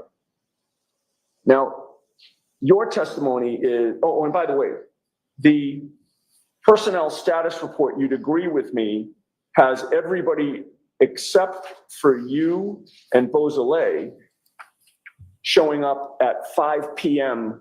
on January 29th of 2022, does it not? Yes, it does, sir. And it has you and Beausoleil showing up 5 minutes before that at 4:55 p.m. on January 29th, correct? Correct. But it's your testimony that when you got there, it was just you and Beausoleil, correct? Correct, sir. Which actually would be consistent with the personnel status report, right? Yes, sir. Because that has you two showing up first as well, right? Yes, sir. And then your testimony is that other members didn't show up until between 5:20 and 5:24 p.m.? Trooper Bearden arrived at 5:21. Sergeant Luis and Sergeant O'Brien arrived at 5:24. Trooper Viscardi showed up at 5:34. Sergeant Carrier showed up at 5:41. Okay, and so the last member of your team, which is, again, Carrier? Carrier, correct, sir, 5:41. He showed up at 5:41 and now your team was all there, correct? Yes, sir. So is it your testimony that you did not meet up as a team somewhere and head to 34 Fairview? You all arrived individually? That's correct, sir. Did every single trooper who arrived have their own cruiser? Yes, they did, sir. All right. Now, you would agree with me that when Lieutenant Tully first contacted you at 2:32 p.m., it was still daytime, correct? Yes, it was. So it was light out, correct? Yes, sir.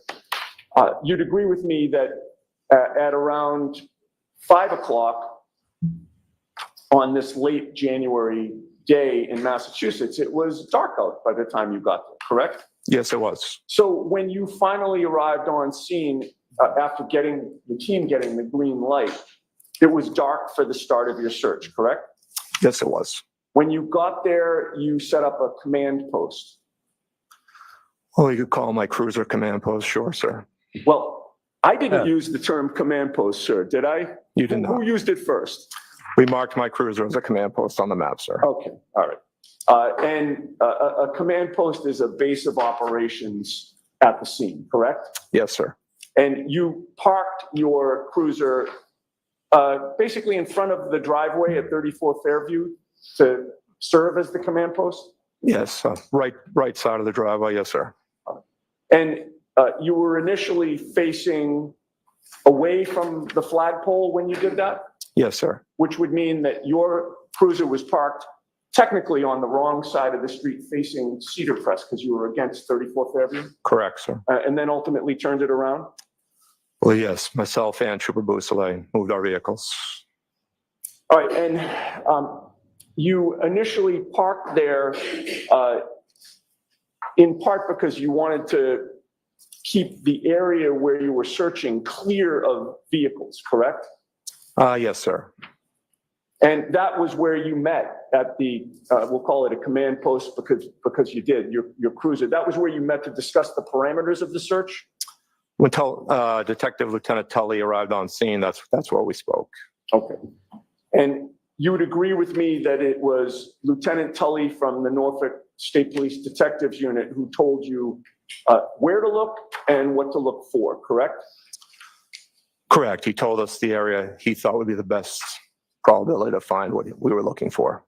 In addition to your team, the 7 of you, you noted that there were 5 other officers on scene at various points, correct? Yeah, I believe it was about 5, sir. They were all in uniform? They were not. Some were in plain clothes? They were. And you didn't know who those 5 other officers were, correct? I only recognized 2 of them, sir. And so the other 3, you didn't know if they were state police or Canton police? Correct, sir.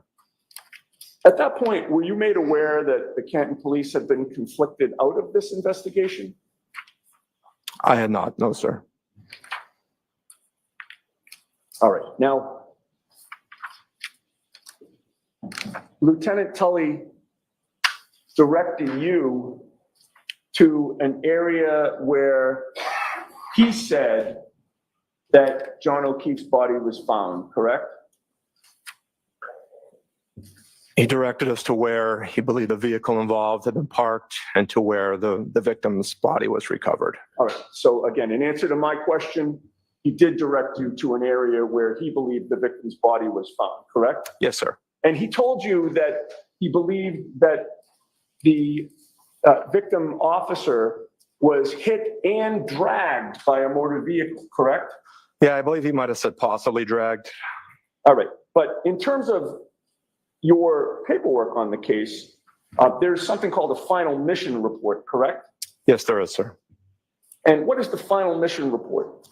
That's just a brief summary of the actions conducted by CERT during our assignment.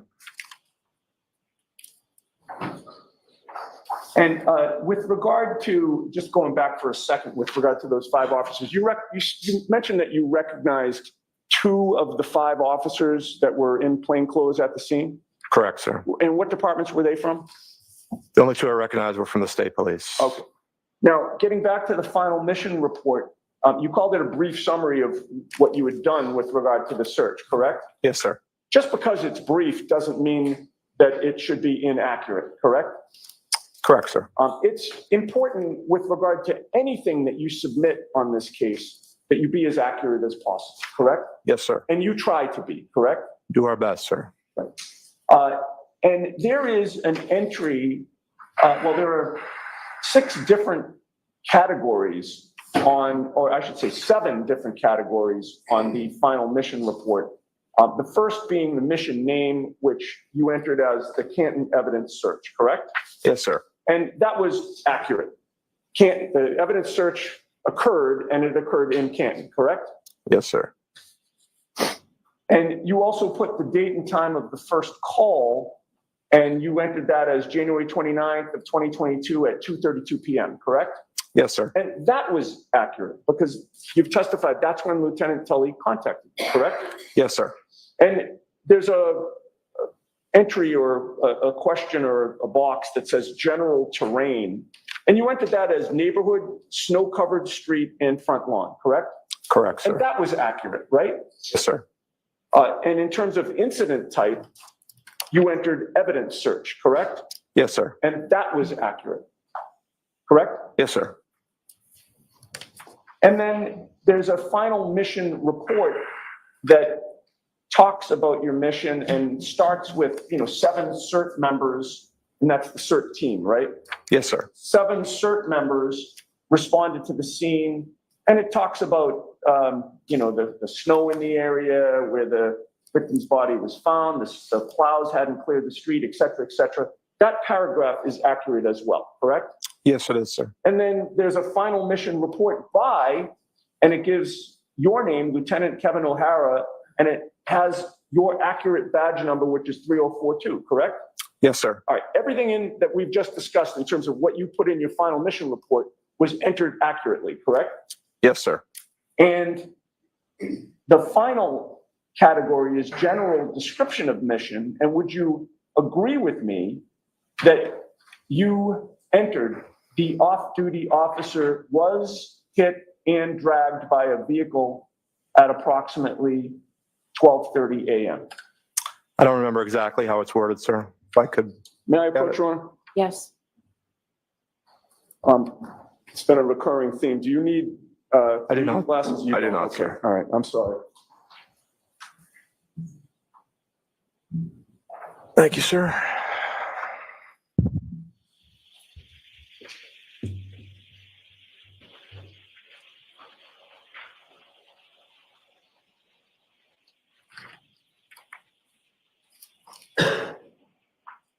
Good morning, everyone on Facebook, Twitter, and YouTube. This is Really Cool News. We're broadcasting the Karen Reed murder trial. We'll be at this all day till at least 4 o'clock p.m. on the East Coast. Remember, tonight at 6 o'clock, we have the nightly news, again, All set, Eastern sir. Thank you. Let me approach you. Yes. And we'll be back here tomorrow. Or actually, back here Wednesday. They're off tomorrow.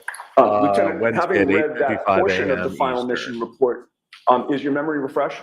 Yes, it is, sir. All right. And did you enter in there, the off-duty officer was hit and dragged by a vehicle at approximately 12:30 a.m.? Yes, it is. I did, sir.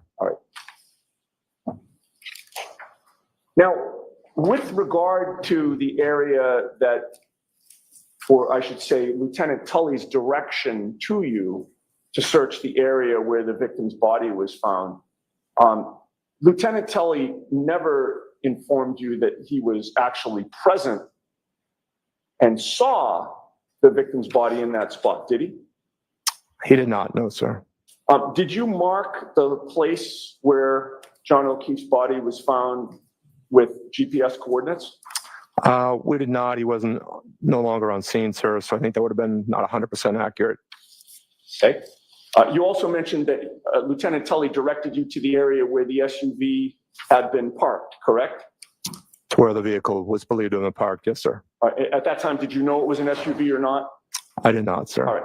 But in any case, Lieutenant Tully didn't tell you that he ever saw the vehicle parked in the area to which he directed you, correct? He did not say that he saw it there, no, sir. So Lieutenant Tully told you to look for a man's sneaker, correct? That was one of the items missing, yes, sir. And he told you to look for red and clear plastic pieces of taillight, correct? He just said taillight, didn't say red clear, but taillight pieces. Okay. Did Lieutenant Tully give you approval not just to search outside the house, but also inside the house? No, we never discussed searching inside the house, sir. And you had mentioned during your testimony that you confirmed that the homeowner was there, right? Because he came out of the house at one point? I don't know if it was the homeowner, but an adult male exited the house while we were there, sir. Sure. And he appeared to live at that home, correct? Let me just a moment.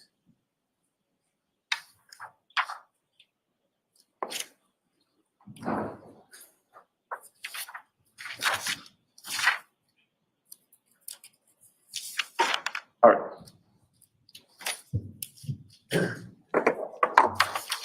Now, with regard to the area that you were searching, you would agree with me that Lieutenant Tully was the one who directed you where to search and what to search for, correct? He gave us the best idea for the search area, yes, sir. All right. And it was based on his direction that you created a grid and began your search. He told us where he believed the vehicle was parked and where the victim's body was found, and I decided how far of a distance we would search. Okay. So that's another way of saying it was based on his direction that you created a grid and began your search, correct? Yeah, I based it off of the information he provided, yes, sir. So the answer is yes. I guess so, sir. This was not the first time that you and your team have done a search in the snow, correct? Not for evidence. We had never done a search like this before, just for missing person searches. I see. But in any case, you've been trained to search winter crime scenes that have snow, correct? Correct, sir. There are proper techniques for conducting such searches during or after a snowfall, correct? Yeah, we have best practices we use. I'm sorry, I didn't. Yes, we have best practices we use, sir. Of course. Best practices would include documenting the scene and the area to be searched with photographs and diagrams, correct? Yes, sir. It would also include using, gentle methods to remove snow, correct? Yeah, the best way you can, yes, sir. That might include, smaller hand tools, brushes, gloved hands. Only if you would have a real small area. It would include removing snow layer by layer and then sifting it and documenting evidence again for each layer that's removed. Yeah, I believe that's how we went through, sir. We went slowly, methodically, and sifting through the snow as we progressed down the area. Correct. And best practices would mean documenting by photographs along the way the progress of your search, would it not? That would be up to the detectives or the crime scene unit, sir. Well, but you were the one who was making those decisions, correct? Not for documentation purposes. No, that's not our responsibility, sir. Okay. But you would agree with me that it would be advisable to document your search in that way, would it not? That would be at the discretion of the detective, sir. Okay. Well, Would it harm your search in any way to fully document it along the way? It would not harm it, no, sir. You want to take your time and work methodically and thoroughly in the search, correct? Correct, sir. And you want to collect evidence as it's located and immediately photograph it in place before it's disturbed, correct? Yeah, as evidence is discovered, it will get photographed in place. Yes, sir. During your search in this case, your team found a sneaker and pieces of red and clear plastic, correct? Correct, sir. The evidence that you found was basically on top of each other, within a few inches of each other, correct? Within a foot or two, a couple feet, yes, sir. Well, you testified at a prior proceeding in this matter, did you not? I did, sir. And you were sworn to tell the truth during that prior proceeding as well, correct? Yes, sir. And that testimony was closer in time to the search that you conducted on January 29th than today is, correct? Yes, it was, sir.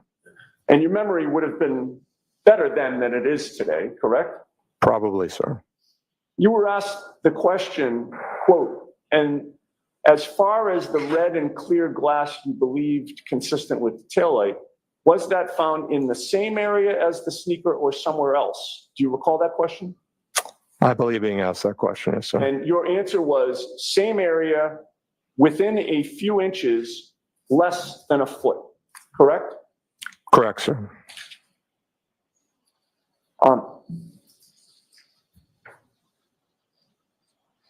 Now, you mapped out GPS coordinates for what you found?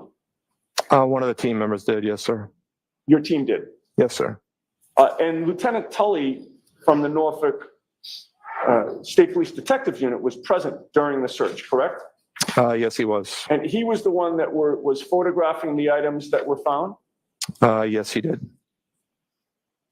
So I'd like to ask you a few questions about your observations about where these items were found in relation to each other.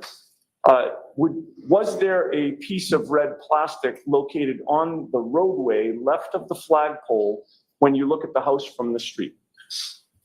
Left of the flagpole, yes, sir. All right.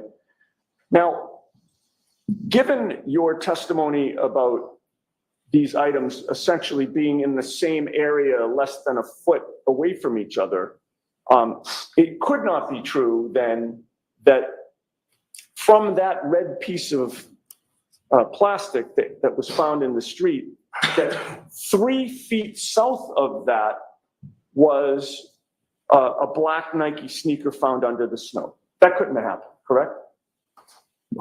Well, I don't know where the distance between the objects as far as the mapping purposes, sir, but as far as how far apart, the first thing we discovered was one red piece of plastic, and then further south, that's when we found the sneaker and additional pieces. Right, but again, they were all in the same area, less than a foot apart, correct? The same general area, but could have been over a foot, sir. I'd have to measure between the GPS markings. Okay, well, so is your testimony today that what you testified to in that prior proceeding, where everything was less than a foot apart, that wasn't accurate? Objection. Is that your testimony, sir? Best recollection that they were within around a foot, but to be 100% accurate, you would have to measure between the two GPS points, which I have not done. Sure, but if your estimate is you didn't even say a foot, you said less than a foot, correct? I believe that's what you read, around a foot, yes, sir. Which is what you testified to, correct? Correct, sir. So if it's less than a foot, then by definition, the sneaker couldn't have been found 3 feet south of where that red piece of plastic was, correct? Yeah, and I don't know if that's accurate, sir. You don't know what's accurate? Where you're saying 3 feet, I don't know if that's accurate, sir. No, that's what I'm asking you. Is it accurate? I don't know, sir. I'm not sure the exact distance. I didn't measure the GPS markings, sir. I'm not. All right. I don't know. I didn't know where you came up with that number 3 feet, sir. I'm just asking questions. Okay. I'm just asking questions. All right. So with regard to, let's assume for a moment that the sneaker was found 3 feet south of that first red piece of plastic. From your observations, was there a clear piece of plastic that was found a few feet south of that black sneaker? There was a piece of clear plastic found just past the sneaker. A few feet south of the sneaker? I don't know where you're getting that from, sir. Again, you don't have to worry where my questions are coming So, from. Mr. Yannetti, no comments. Next Sure. question. I'm just asking a factual question. You were there, I was not. Mr. Yannetti, just ask the Yes. question. Was a clear piece of plastic found a few feet south of the black sneaker, which was found 3 feet south of the red piece of plastic? Did that happen? I don't know the distance, sir. No, not without measuring it, but I wouldn't think it was that far of a distance. They were much closer than that. Right. I mean, you say you don't know the distance, but you testified to what the distance was in that prior proceeding, did you not? Objection. Next question, please. All right. And then, moving along, we have the red piece of plastic, 3 feet south, black sneaker, a few feet south, clear plastic, and finally, several feet south of that clear piece of plastic, was there a second piece of red plastic found? Several feet south.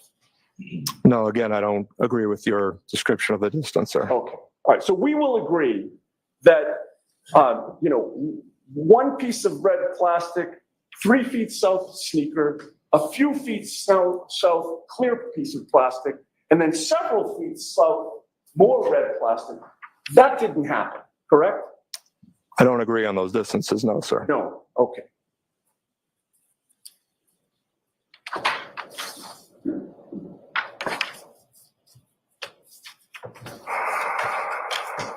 Now, you testified that these items were buried under some snow, correct? Correct, sir. They were under snow. Can I have those exhibits, please?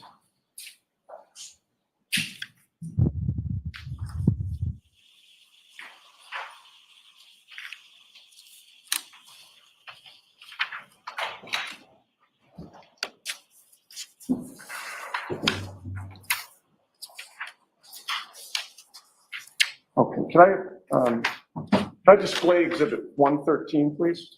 All right, the jury needs to take a break. Why don't Sure. why don't we have this be our morning? So take about 15. All rise for the court, please.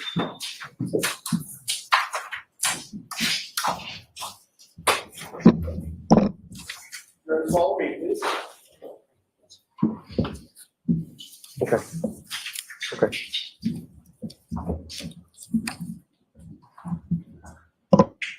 Okay, folks, once we verify that they're not going to have a sidebar, then we're going to go to some music for a few minutes to give everyone a chance to use the bathroom. After that, we will, I think we're pretty much caught up. So we'll be back here for more coverage.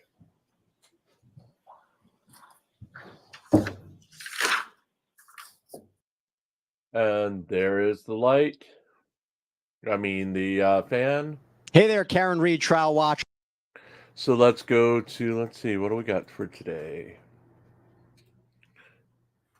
Hank, do you want to go to a 4-minute, 49-second song or a 4-minute, 34-minute or second song?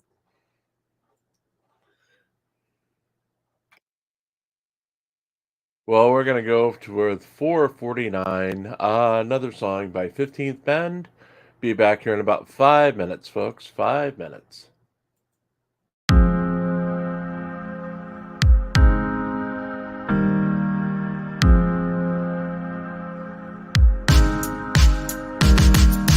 Woke up this morning, wondering why we're not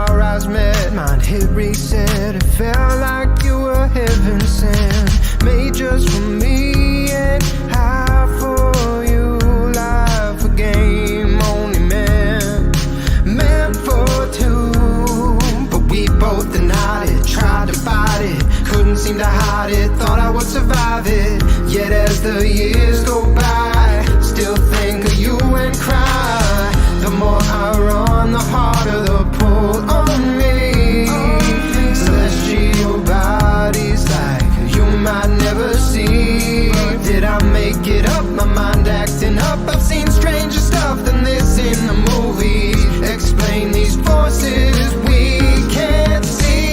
Maybe it's gravity. This attraction can't be denied. Polarity, two sides, one mind. It gives clarity that we were meant to be. Like high tides, full moon, the pull of you too strong.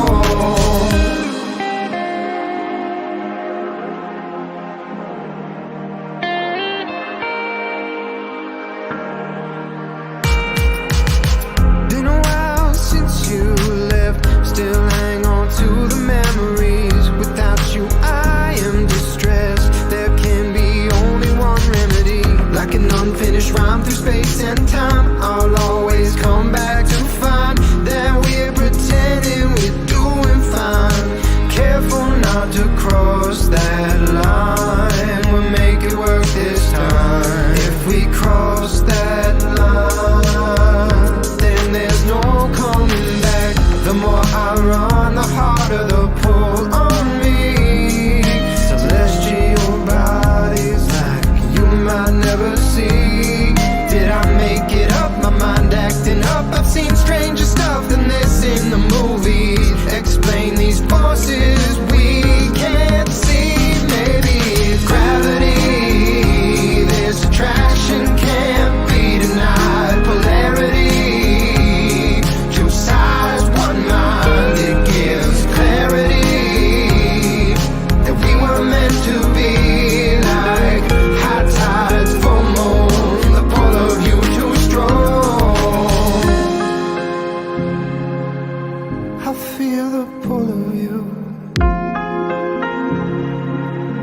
I feel the pull of you. It's getting stronger. I feel the pull of you.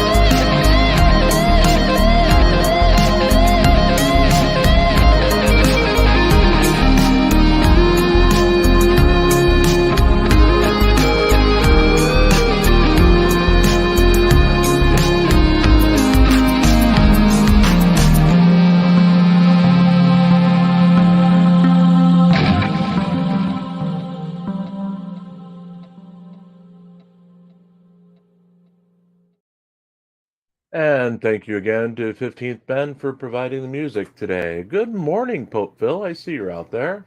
I am. You're my boy, 15th. You're my boy. Well, it's good to have you. I heard the papal Roddy was talking to you this morning. She was. She was not very happy.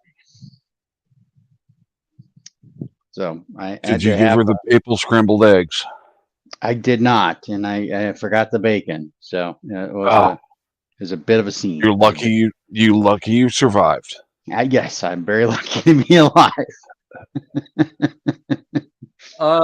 So Turtle Boy has left the building to walk around outside, and he's apparently has a different idea on the testimony so far today.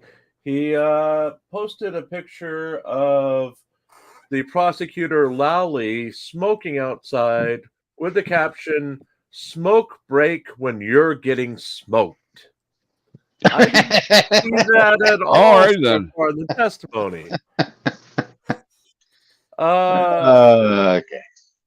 Yeah, Of course. so Of course, far, that's his take. What did you expect it would be anything different? so far, police have gotten into evidence that they found taillight pieces on the scene before the car was taken away. Right.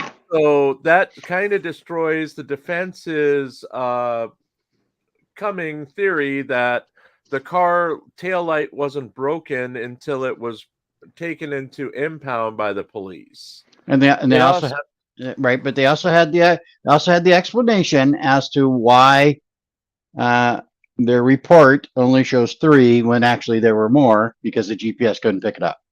Right.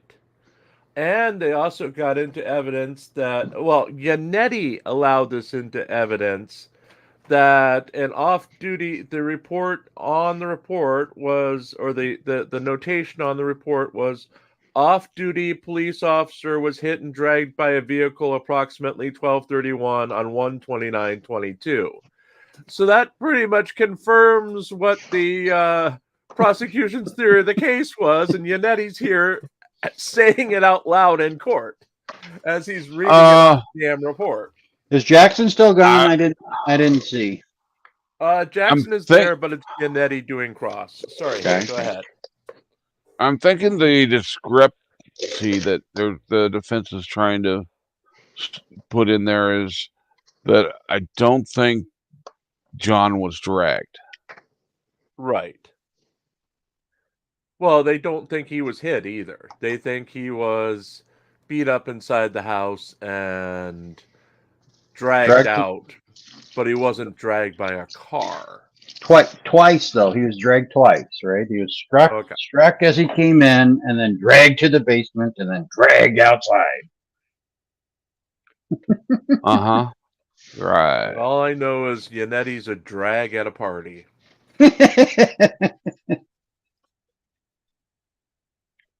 So that's the testimony so far. It's Lieutenant Kevin O'Hare of the State Police. He's the head of the SCR, the CERT team. They did the searching of the snow in front of the house to find this evidence, including the lost shoe.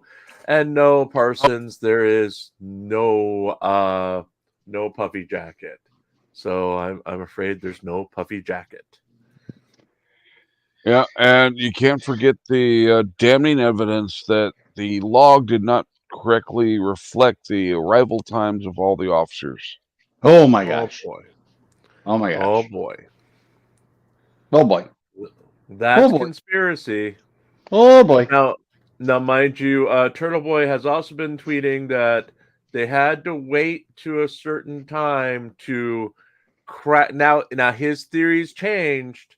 His theory now is because Karen Reed's car is on the scene, they had to wait to get confirmation that the CERT team was coming before the police went and cracked her taillight and then sprinkled the pieces throughout the scene before CERT got there. So let's sprinkle on your donut, or sprinkling hard enough to bury in the snow. Yeah. Yes. Yes, because they testified that they had to dig in some spots through 3 feet of snow that was placed there by a plow. You know, so somehow mysteriously it got through several different layers of snow when it was sprinkled by police. So they are not now. You are downplaying the ability for this police department to thoroughly cover up crimes. Okay. This police department that was so inept that it had Right. red plastic solo cups is Right. now so so good that it was Yep. able to place Yep. taillight fragments. Yes. Yes. And Yes. remember, there were photos taken earlier in the day of Karen Reed's car having cracks in the taillight and a missing piece, like at 8 a.m. And this search happened at like 4:30, 5 o'clock in the evening. Yep. So they retroactively took pictures, I guess, and Yes. changed the timestamps and Yes. all that just to make this fit. Because, reasons. Yes, Turtle Boy and his money-making scam. That's right. You can get your free Karen Reed t-shirt right on turtleboy.com. If you would like to sponsor us, however, we will sell free Karen Reed t-shirts. We'll sell whatever we want as long as we get a cut of it. Yes. I don't care. Our t-shirts should be Jail Karen Reed.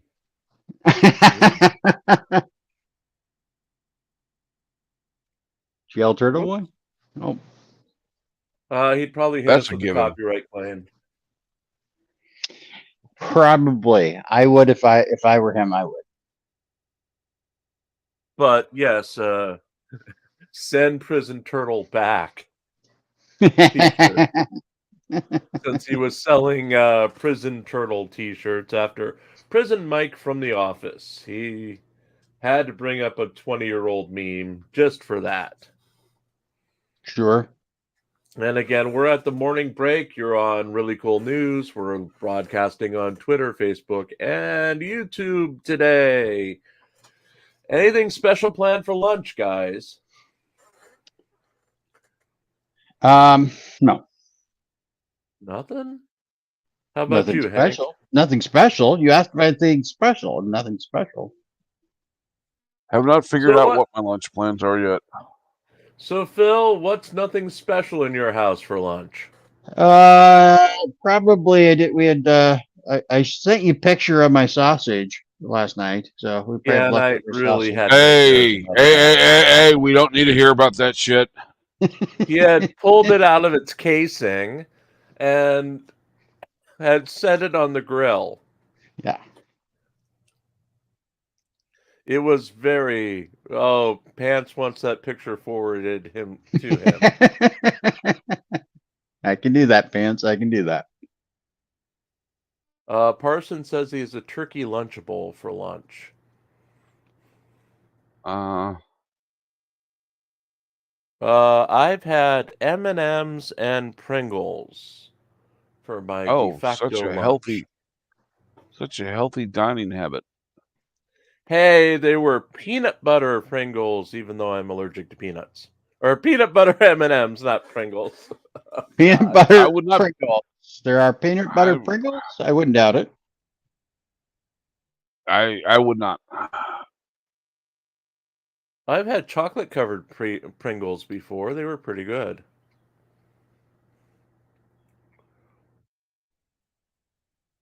And yes, Pants, it did sizzle. Oh boy, it almost didn't make it past the censors. Did you take care? Did you take care while you placed your sausage in Jim's buns? No. Nope, just roughly placed it. At least use some ketchup and mustard. Even used the spicy mustard. Oh. Yep, monetization. Here we go. And right now we're during the 15-minute morning break at the Karen Reed murder trial, where Gia cannot get the image out of her brain of Pope Phil's spicy mustard. Slathered. That's how we can sell. That's how we can sell merch. Pope Phil's spicy mustard.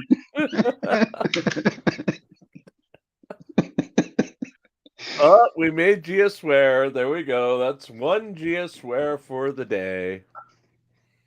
Yay! Yay. Remember, Wednesday is Gia Appreciation Day. So join us for our side barks all day on Wednesday as we appreciate the greatness that is Gia. Are we going to get Gia an adult dog? What do you mean? She needs an adult-sized dog. But isn't Zoe an adult-sized dog? No. Well, what is Zoe then? Zoe's a pint-sized dog. She's cute. Don't get me wrong. Are you saying that Zoe's a little person dog? Yes, that's what I'm saying. Ay, ay, ay. I don't know. Hank, would you agree? No. Okay. So Pope is on his own this time as Gia comes for his head. Will the Sisters of the Traveling Fellowship of the Pants be able to protect Popeville from the rage of Gia? Tune in tonight on sure the hope news. So. I sure hope so.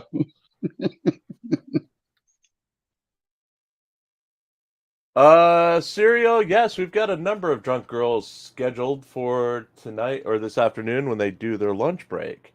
Because Popeville keeps finding them and sending them to me. So I keep cataloging them. And thank you, David, for the Facebook like. Along with Karen, you make us smile every day.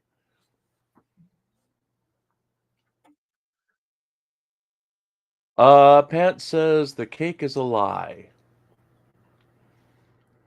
There's cake?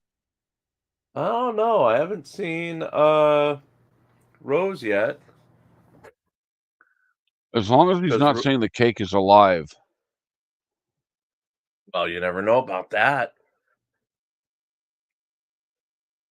The cake is alive. Pants, where's cake, and did you buy it from Rose? No cereal, no Jaffa cakes. Thank God. I think Shuggy slinked out of here a little bit ago.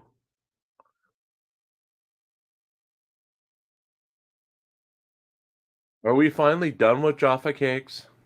You mean JG? JG?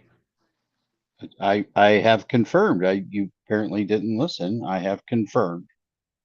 I have seen Shiggy's proofs of service.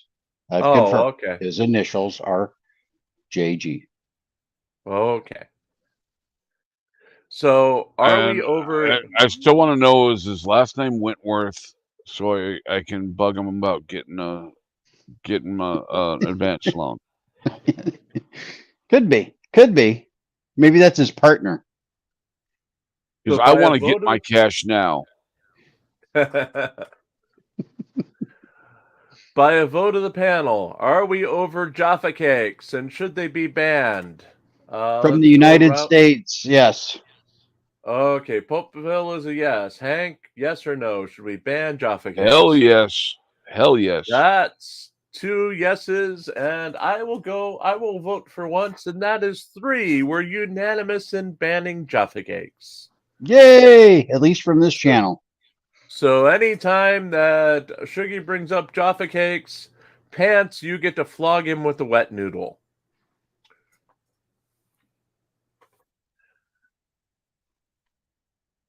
He's threatening them with Twinkies now. I'm scared.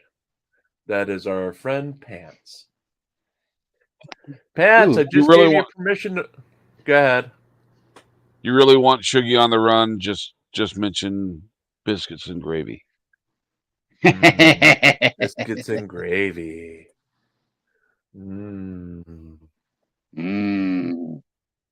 As Pants begins to moisten his noodles. Should we be terrified of that or not? Yes. Yes, we should. He's in your crawl space, so you decide. He apparently wasn't. He's moved out during the night. He was being buddy with Shuggy earlier. Maybe he's upgraded. Shuggy might have better crawl spaces. Is it true, Pants? Have you upgraded to Shuggy's crawl spaces?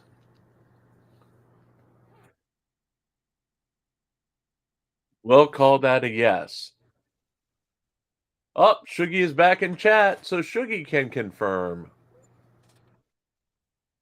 Shuggy, is Pants in your crawl space?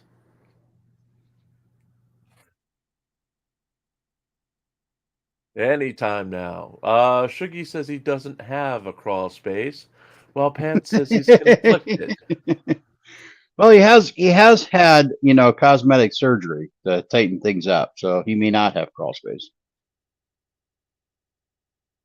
Pants doesn't think they have crawl spaces in Europe, but Shuggy's not in Europe.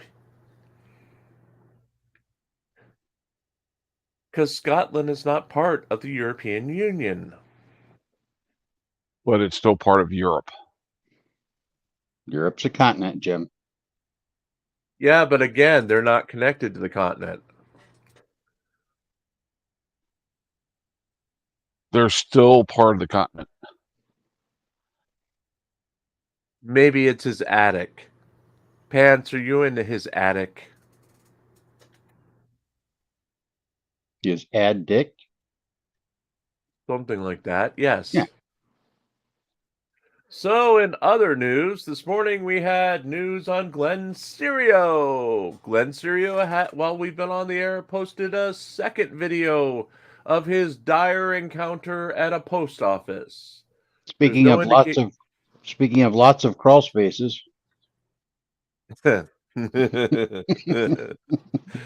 Oh, I've lost it. Yeah. You cannot call a fupa a crawl space. Aye. Well, Glenn Serio has posted a second video of his encounter at the post office. And folks, is the return of Glenn Serio going to dominate the headlines now that Mr. Chili DeCastro is no longer producing content? Ooh, he's no longer producing content? When did this happen? Well, they've been recycling old content, but he hasn't had a live stream on his channel in 6 days now. And he only put out that new video from jail like 3 days ago. And they've been I thought that DUI was alive. No, it was a premiere. Yeah, there is the last one at least listed on his channel was 6 days ago. And while they've been putting out shorts, it looks like they're running out of material for the actual produced videos because Chili's been away for what, 2.5 months now, and he's officially got 2 months to go. He's got 61 days left in his sentence.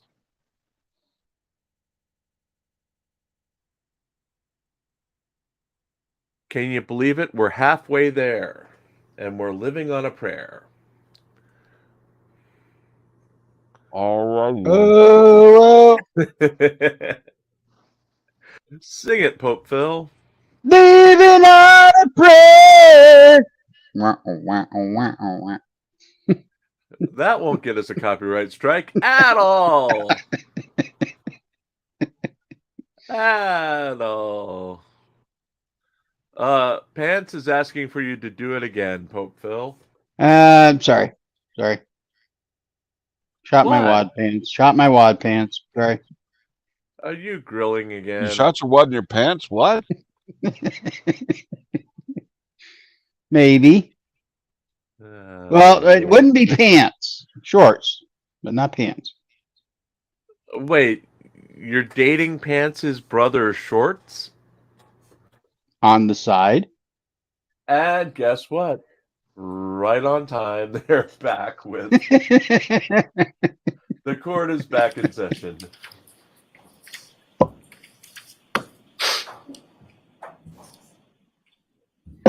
Thank you. Be seated. Court is back in session.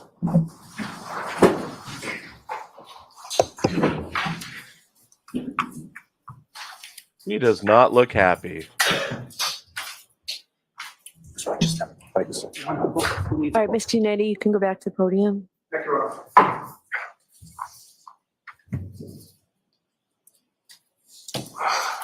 Lieutenant O'Hara, you testified on direct examination that you collected 6 or 7 pieces of plastic, correct?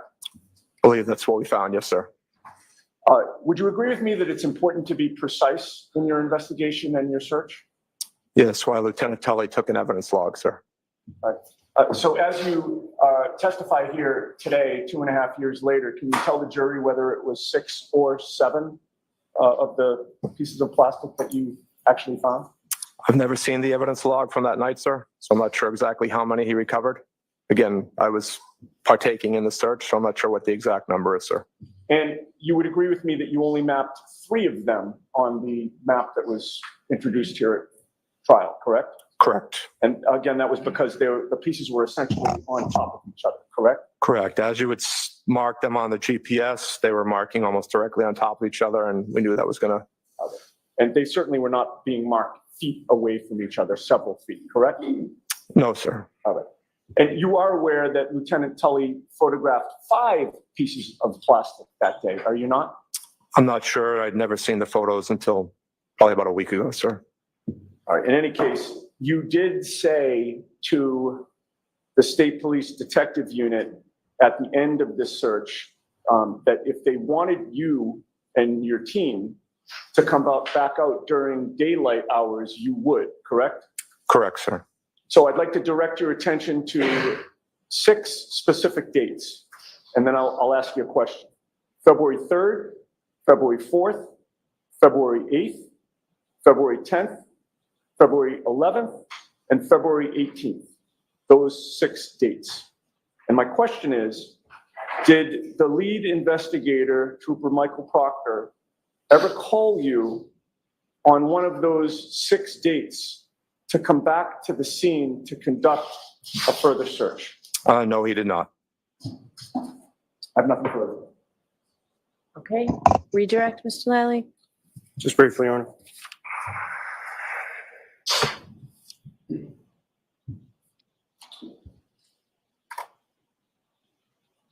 So Lieutenant O'Hara, with respect to both yourself and Lieutenant Tully, as far as being dispatched, that decision comes from above both of your heads with respect to each of your units. Is that fair to say? That's correct, sir. You were asked some questions about a daily journal. Can you describe for the jury sort of what that is or what kind of information would typically be kept in that? That would just be our day-to-day activities. We'll give a quick gist of what we're doing each day. I mean, more general than that, doesn't get too thorough. Now, you had made mention during your testimony of some other documentation that would be more specific. Is that correct? Correct, sir. And what would some of those be and how would that be more specific? That's a report that gets generated through our mission manager software, so it creates a little bit more detailed response. And are you familiar with an AVL? I am, yes, sir. And what is an AVL? It's the Geotab GPS on the cruiser's automatic vehicle locator system. And the vehicle that you were operating that day, was that equipped with an AVL? Yes, it was, sir. And is that how you're able to tell the precise time of your arrival on scene, Correct, sir. as well as each member of your unit? Is that correct? Correct, sir. Now, as far as the items and where they were, again, I just asked from the photographs that were marked as exhibits before, where the items were when they were located by members of your team, they were photographed as they lay. Is that correct? Correct, sir. As they were discovered, they were photographed. So regardless of inches versus feet versus whatever distance it was, you didn't measure that. Is that correct? We did not, no, sir. But as far as where they were actually discovered or where they were recovered, they were photographed where they were when you found them, correct? Correct, sir. Nothing further. All right. All right, Lieutenant, you are all set, sir. Thank you, Your Honor. Thank you. Appreciate it. Need this journal back. Thank you. Thank you. Mr. Yannetti, this is your paperwork, I believe. All right, Mr. Lally, your next witness, please. Yes, Your Honor. The Commonwealth call Miss Maureen Hartnett to the stand.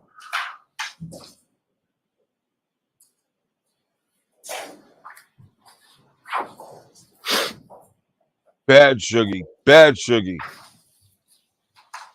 Oh, Shuggy, remember Jaffa Cakes have been banned for the duration of this chat today. We took a vote. I thought they were banned from the Step right channel up here and just forever. watch your step for me. I Okay, think they're Jason banned. I think Jason Gutterman lied to him and told him they weren't banned, but Jason Gutterman was wrong, Shuggy. Bad Shuggy. Yes.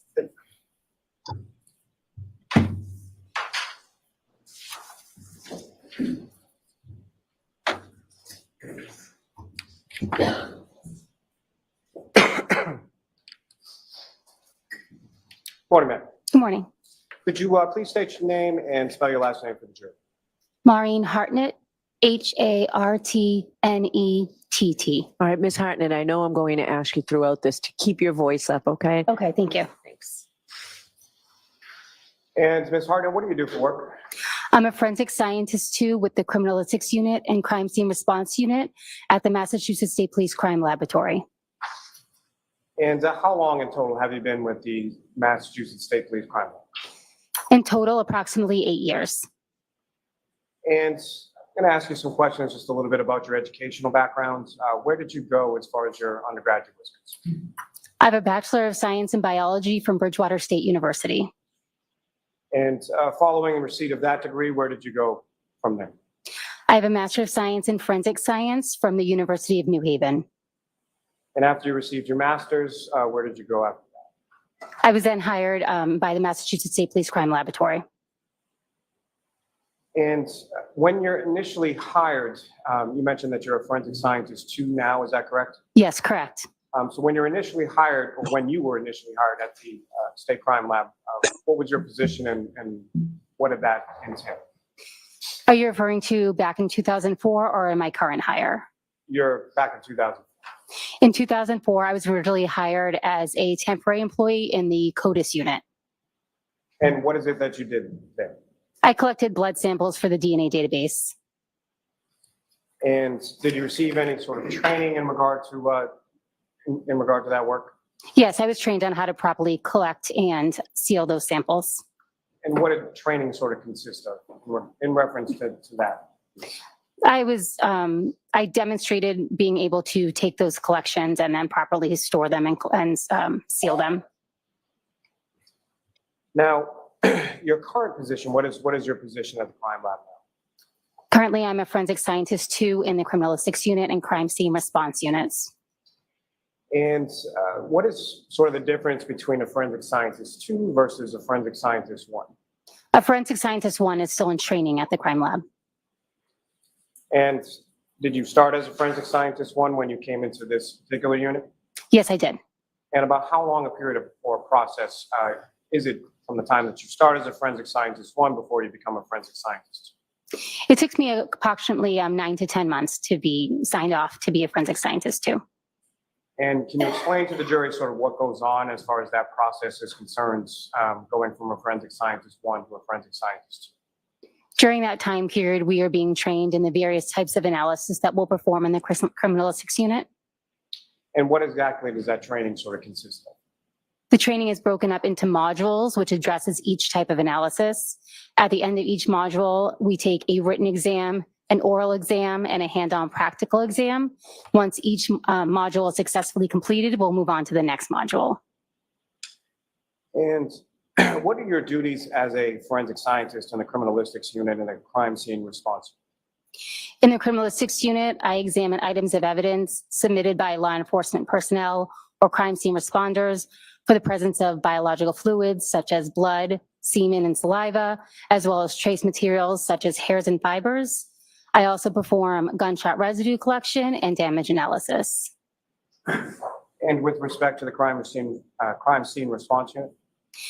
For the Crime Scene Response Unit, I respond to crime scenes. I document crime scenes, analyze or test evidence, preserve the evidence, and then transport that evidence back to the crime lab. And now, with reference to your training experience, specifically in the Crime Scene Response Unit, what is, based on your training experience, what is sort of the definition of what is a crime scene? A crime scene is any location that may contain evidence related to a crime. Now, with regard to those two positions, what, if any, training did you receive in regard to those two units that you're currently in while you were at the lab. I'm sorry, are you speaking about the crime scene training specifically? Crime scene training, yes. Let me ask you first to start with the criminalistics. The criminalistics training, I completed modules on body fluid identification, such as blood and semen, trace analysis, identification of hairs and fibers, pattern evidence, such as blood stain pattern evidence, as well as damage analysis. And as far as the training was concerned with regard to the crime scene response? I received training in proper documentation using sketches and diagrams of the scene. I also received training in trace collection at crime scenes, as well as gunshot residue collection at crime scenes. Now, the crime lab that you work for, is that lab accredited? Yes, it is. And what does that, as far as accreditation, what does that mean? Accreditation is a voluntary quality assurance process that the laboratory is a part of, or an outside body evaluates our crime lab to ensure that our personnel, procedures, and instruments are held to certain scientific standards.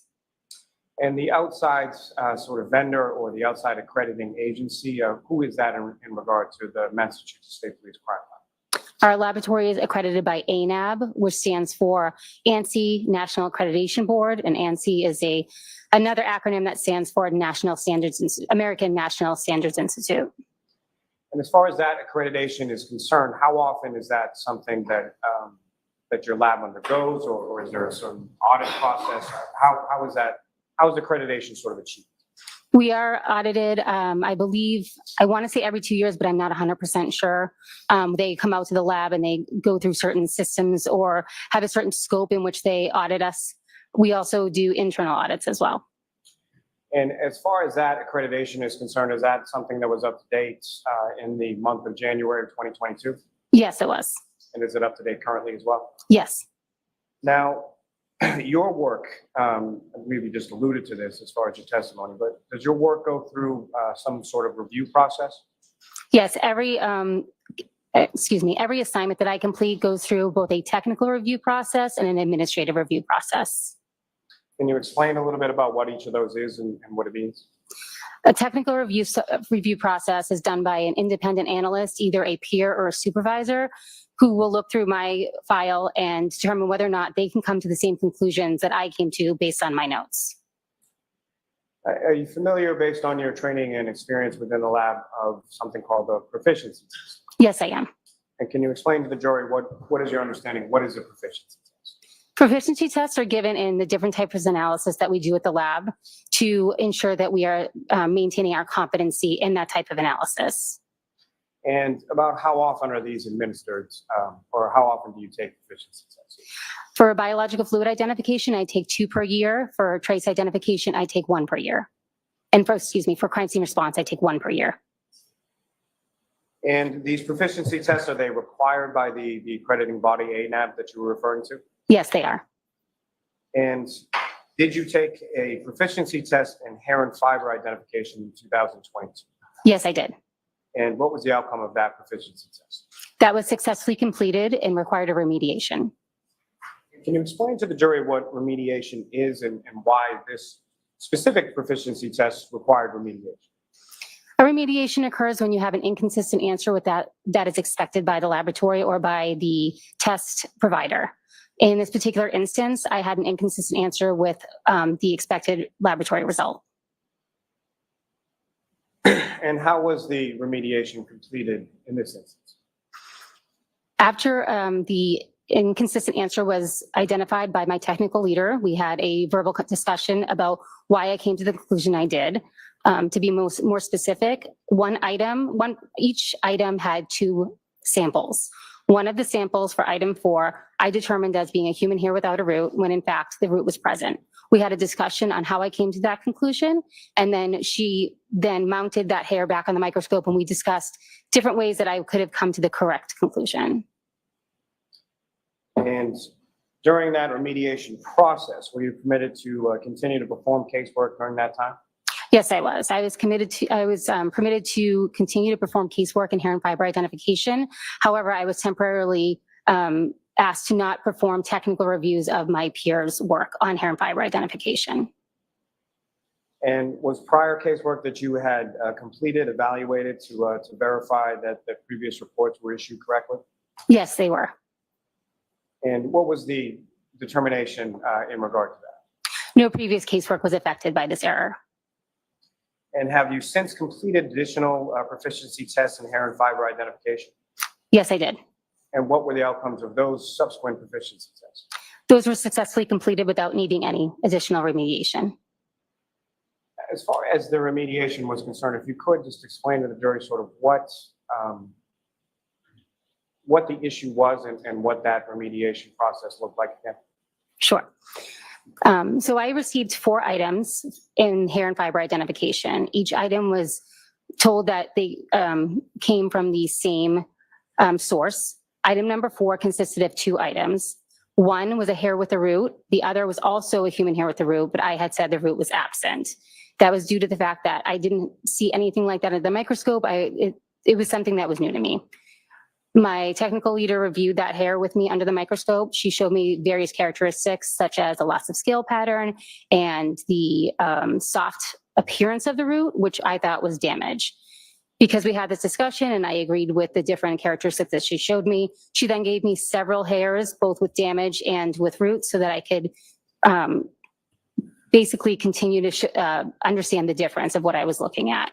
Once she looked at all my notes and agreed with everything that I had done, she then issued me an additional test to demonstrate my continued competency in this. Now, how many criminalistics cases have you processed over your time at the lab? Over 1,000. And how many scenes have you processed in regard to your work with the crime scene response? I responded to approximately 150 scenes, 80 of which I was the lead investigator on.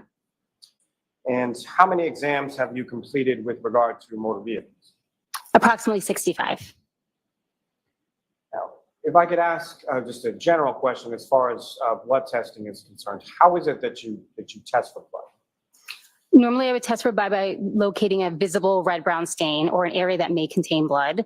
I perform a screening test, which is not specific to blood, but other items may also come up positive for screening tests. If that screening test is positive, I go on to perform a confirmatory test.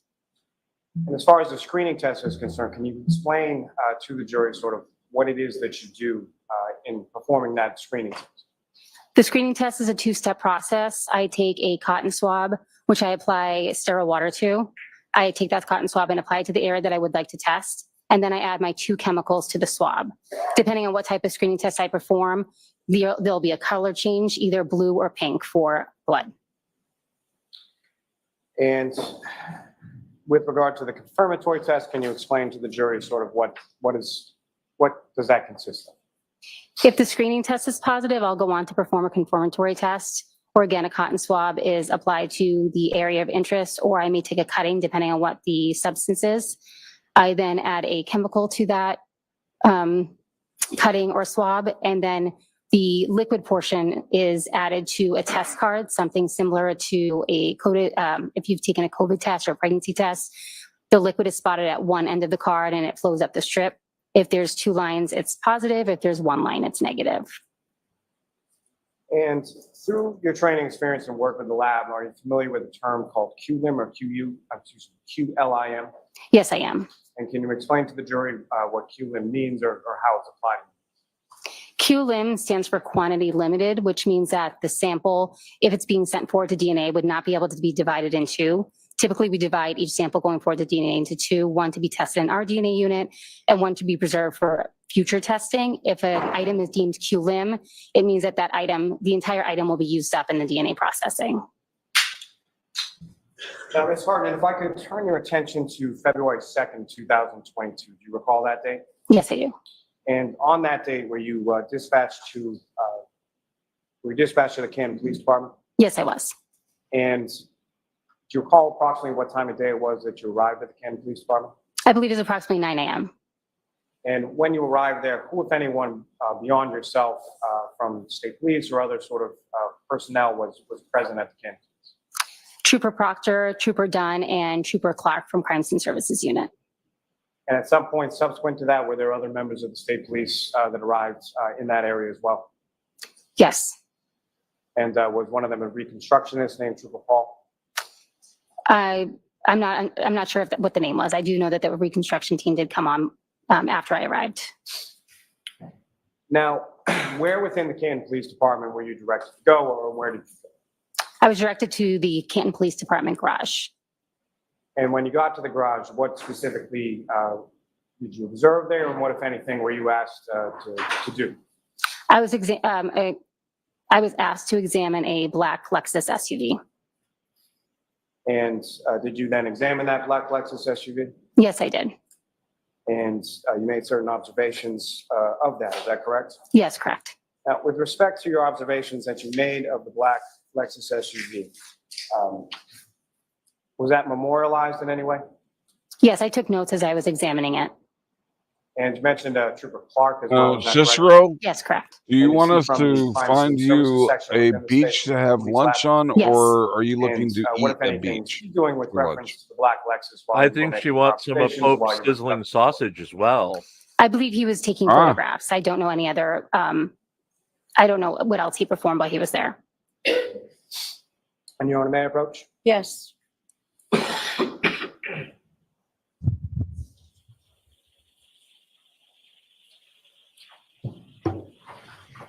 Mrs. Pope might have an issue with that.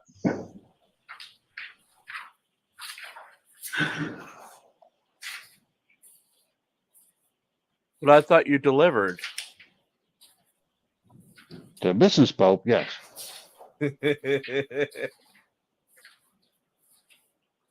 And apparently to Jim. Yes. He only sent pictures to me. I'm showing you a 3-page document, just asking to look down the company.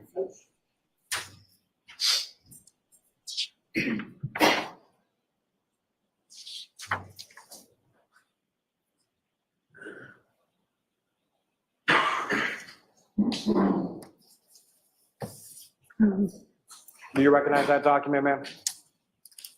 Yes. What do you recognize it to be? It looks like diagrams that I had taken at the scene. However, it appears to be missing some information. So as far as the notes that you took, they're not memorialized? Ms.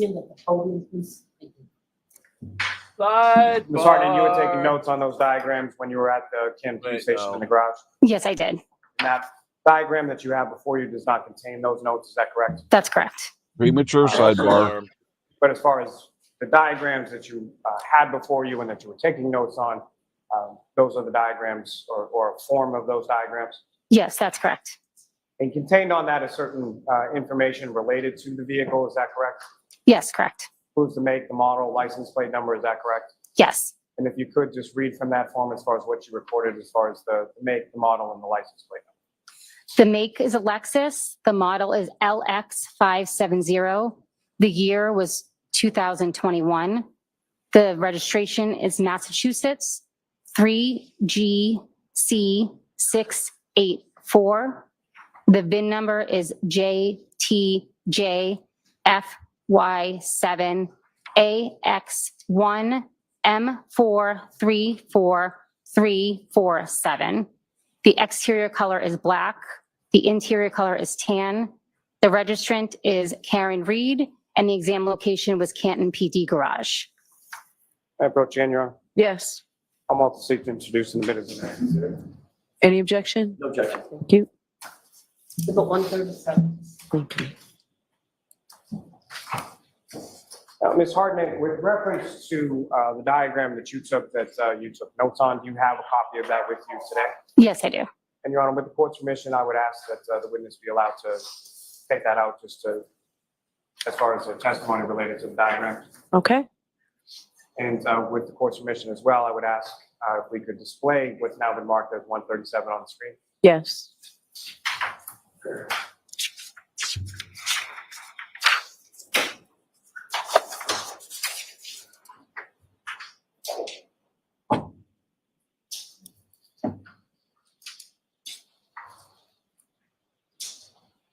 And Ms. Hartnett, before you, I believe on that desk in front of you, there should be a laser pointer. Yes.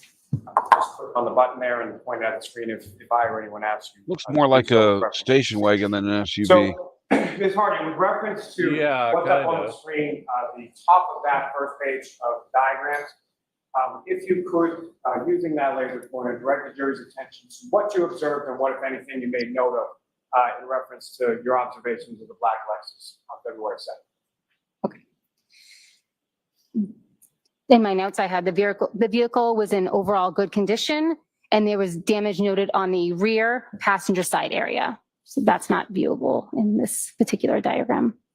And Ms. Gilman, if you could scroll down to the bottom.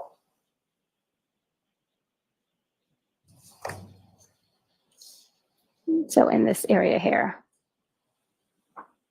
And as far as the damage that you noted in the right rear passenger area, what was it specifically that you noted?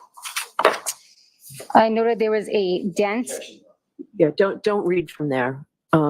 What did you note? There was a dent in the trunk door. There were scratches on the rear bumper, and there was a broken taillight. And Ms. Gilman, if I could have the next page, please. Now, from the diagrams that are up on the screen right now, page 2 of what's been marked as 137, if you could, using that laser pointer, direct your attention to each of those observations you made and where they were in relation to the document. The damage to the dent, the rear door was in this area. The broken tail light was here, and then there were some scratches on the rear bumper as well. Now, in addition to scratches on the rear bumper on the area of that lift gate in the back, what, if anything else, did you observe sort of within that area? I observed an apparent hair on the rear quarter panel about here, and I also noted some pieces of glass on the rear bumper. Oh, excuse me, I want to say apparent pieces of glass. Now, as far as that word, when you say apparent human hair on the rear bumper, why that terminology? Why do you call it that at that stage when you're in the garage and you're making these observations? At that time, I noted that it was an apparent hair because I had not done any microscopic observation of the hair. And subsequent to that, did you do that microscopic examination of the hair that you observed in the rear area of that Lexus SUV? Yes, I did. And where was that? That was performed back at the lab.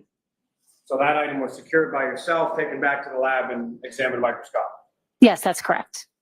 Now, with reference to what you termed as the apparent glass on the rear bumper, similar to the apparent hair, why is it that you use that terminology when you're making those observations of it in the garage? I did not have any confirmation that it was glass. We refer to it as apparent glass and preserve it for the trace unit. And when you say reserve it for the trace unit, if you could, just in general terms, describe to the jury what the trace unit is and what is it that they do as far as their analysis in relation to what you do. Certain items will be examined in the trace unit for identification. So the criminalistics unit does not perform glass identification. That would be done in the trace unit. They would also, they also will look at other items such as plastic and hairs, but I'm not comfortable going into the analysis that they perform. I don't have the details on that. And lastly, Ms. Gilman, if I could have the third diagram within that. And again, Ms. Harden, what's up on the screen is that what you have before you as the third diagram? Yes. Or the third page of the diagram. And what, if anything, of significance did you note in this area of that? I noted the items that were located within the vehicle. There were some boxes on the back seat of the vehicle. There was also a package in the vehicle and some clothing and miscellaneous items in the trunk. Now, as far as the items that were contained within the trunk, how high up were they? Let me ask you this. As far as the rear window of the trunk area, was there anything obstructing that? So does that mean Karen had recall junk in her at this time. trunk? Ouch. Ms. Gilman, you can, excuse me, you can take that down. May I approach again, Your Honor? Yes. I'm going to show you initially a set of 18 What was the question, Pope? photographs. Did Karen have junk in her trunk? Yes. I'm just going to ask you, generally speaking, if you recognize what is contained there. And for the record, I'm going to say no, she's a flat bottom girl.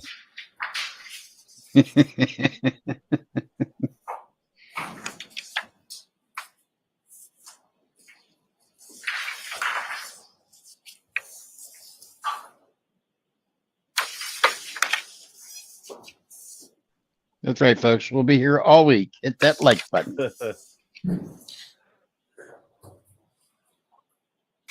And no, we're not going to be here all week. We're off Tuesday and Friday. Oh, that's true. That's true.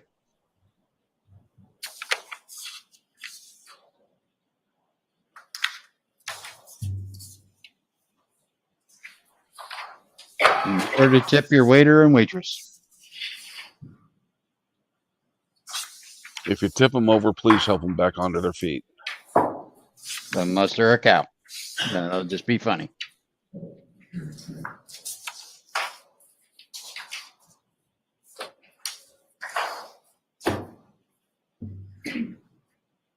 And ma'am, do you, generally speaking, do you recognize what's depicted in those photographs?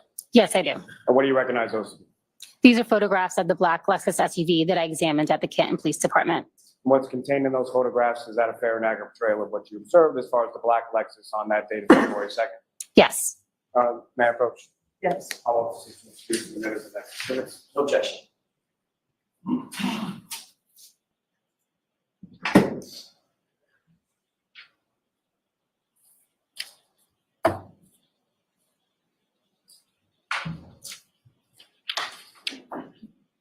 Your Honor, if I may, I don't mean to. So Madam Court Reporter needs to, I understand. So all I'm asking, Your Honor, is if I may approach just to show a couple more photographs while the court reporter is reporting so that the witness may review them. Are we done? If anyone speaks before I'm done, it won't be on the record.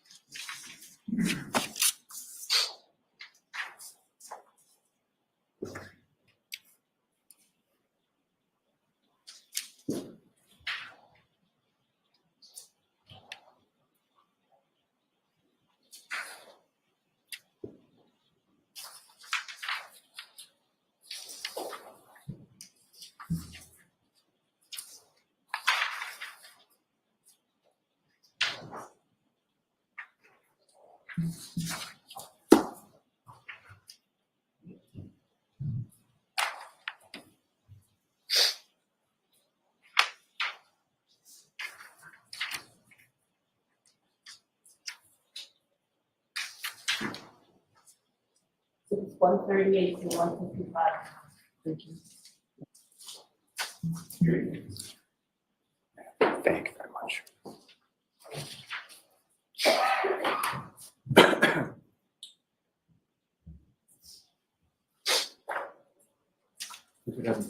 Your Honor, with the court. So, Mr. Lally, you really need to keep your voice up and the witnesses.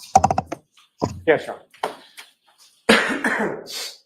Your Honor, with the court's permission, may I publish those photographs that have now been marked for the jury? Yes. And Ms. Gilman, if I could start with 2498.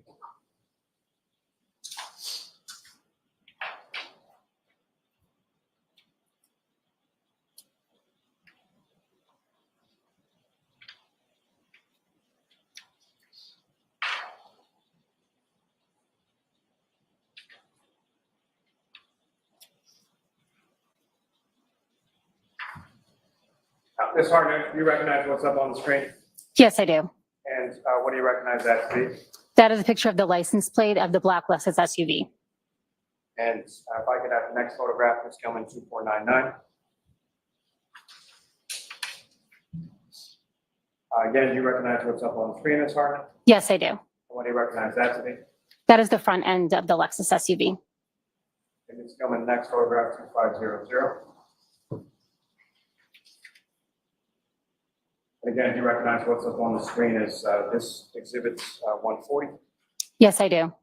And what do you recognize within this photo? It's the exterior of the Lexus SUV. And as far as this is inside of the garage of the Canton Police Station, is that correct? Yes, that's correct. In addition to the vehicle, is this a fair and accurate portrayal of what the inside of the garage looked like when you were there that day on February 2nd? Yes. And if I could have the next photograph, that's going 2501. And again, you recognize what's up on the screen there? Yes, I do. And which part of the vehicle are we looking at in this photograph? Looks like the front passenger side of the Lexus SUV. And the next photograph is Gilman 2502. And do you recognize what's depicted in this photograph as well? Yes, And which side of the vehicle are we looking at this point? the driver's side. And Ms. Gilman, if I could have 2505.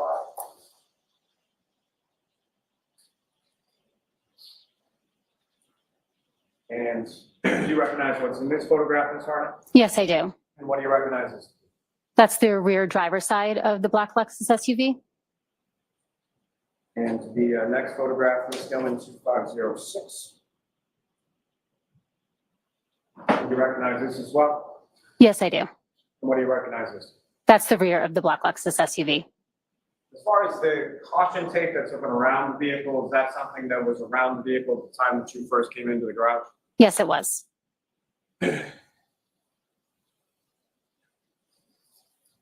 Now, from this photograph 2506, which is exhibit 145, using the laser pointer before you, if you could draw the jury's attention to the damage that you were talking about, or where you observed that located on the vehicle. There's damage here on the bumper, and there was also damage to the rear door. I think it may be blocked by the caution tape. And Ms. Gilman, if I could have photograph 2508.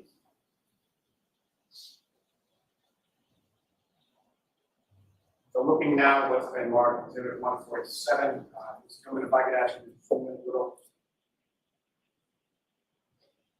Now, with reference to the damage that you were talking about that may have been blocked by the caution tape in the prior exhibit, do you see that in this exhibit? Yes, I do. If you could, again, using the laser pointer, before you draw the jury's attention to where in this exhibit you observe that damage. Right here.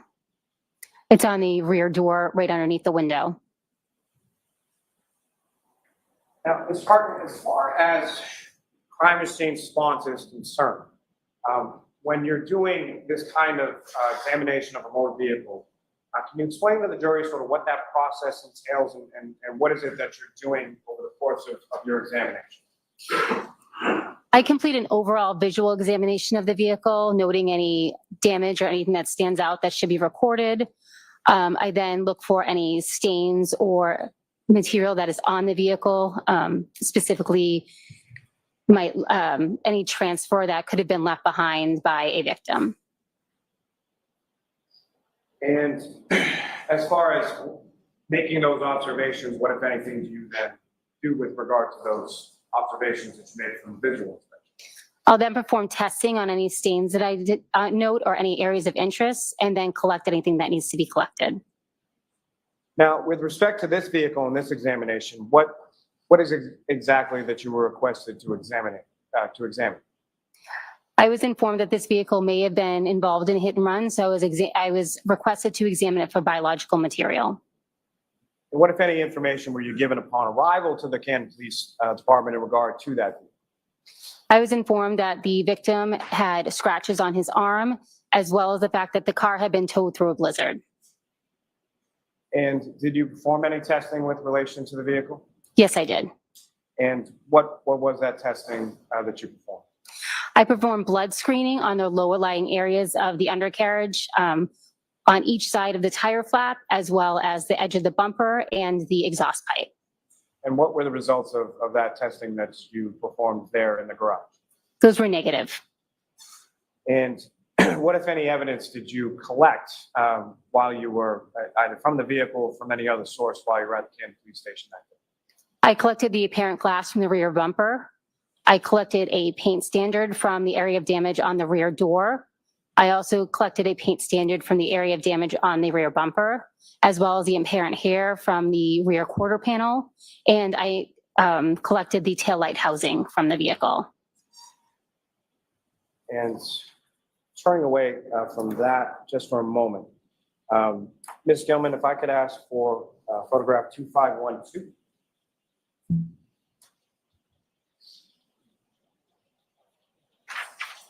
And Ms. Hardy, direct your attention up on the screen. What's been now been marked as exhibit 150. Do you recognize this? Yes, I do. And what, if anything, of significance in relation to items collected or items you observed, do you observe in this particular photo? I observed the apparent glass on the rear bumper. Ms. Gilman, if I could have photograph 2515.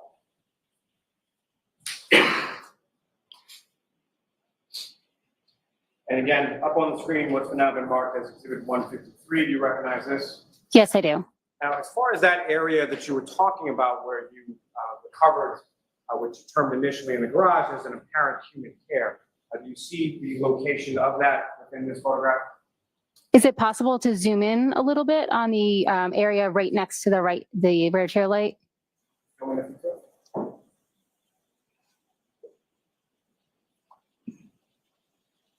To the best of my recollection, it was in this area. Now, as far as areas where you observe certain items or where damage is indicated or observed by you, is that later marked in some fashion? I note the damage in my notes. But as far as on the physical item itself, is that marked in any way, shape, or form? Yes, I'll use stickers to indicate areas that I would then refer to back in my notes.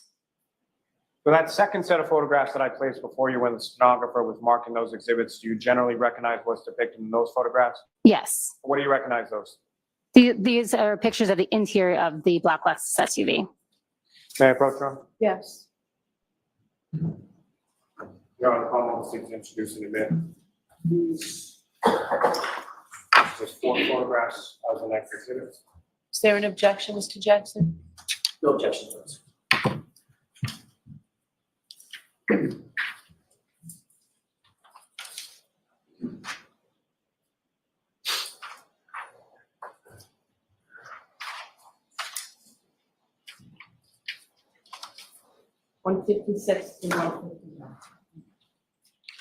And you're watching the Karen Reed murder trial coverage on Facebook, YouTube, and Twitter Thank you here very on much. Really Cool News. Your Honor, with the court's permission, I would ask to publish those for the jury as well.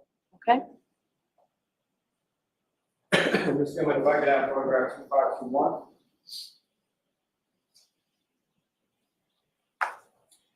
Ms. Harden, again, direct your attention to the screen. Do you recognize what's now been marked as Exhibit 156? Yes, What do you recognize that to be? that's the driver compartment of the black Lexus SUV. And if I could have Ms. Gilman photograph 2527.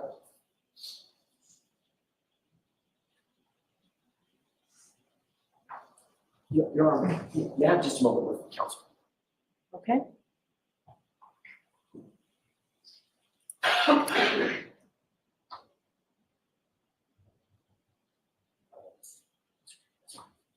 Thank you, Your Honor. Appreciate it. So, Ms. Harden, direct your attention to the screen, photograph 2527, that's now been marked as Exhibit 157. Do you recognize that as well? Yes, I do. And what is depicted in that photograph, ma'am? It's the front seat area of the black Lexus SUV. And specifically, as far as the center console area of that vehicle, is that fair and accurate portrayal of what you observed inside the vehicle on February 2nd? Yes. And lastly, from this package, Ms. Gilman, if I could have photograph 2535. And Ms. Harden, it's 2535, which has now been marked as Exhibit 159. Do you recognize what's up on the screen there? Yes, I do. What do you recognize that to be? That's the interior of the trunk of the black Lexus SUV. And is that fair and accurate portrayal of the interior of the trunk as you observed it in the Canton Police Department garage on February 2nd? Yes. Thank you. Can I approach the witness again, Your Honor? Yes.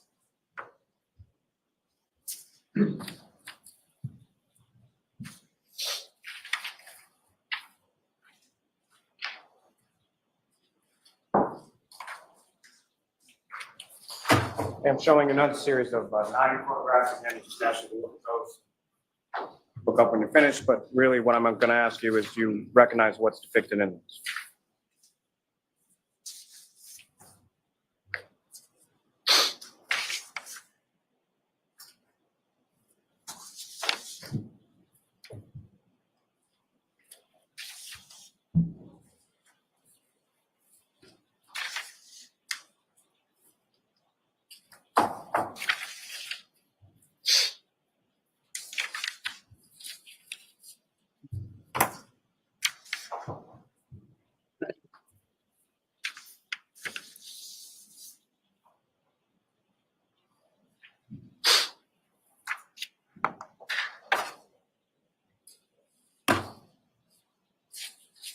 Do you recognize what's depicted in those photographs, ma'am? Yes, I do. And generally speaking, what's depicted in those nine, that set of nine there? These are pictures of the rear passenger area of the black Lexus. Your Honor, may I approach? Yes. I'll want to introduce and submit as the next nine exhibits. Is there any objection, Mr. Jackson? None, Your Honor, thank you. Well, you really have to keep your voice up. I'm sorry? You really have to keep your voice up. I apologize, Your Honor.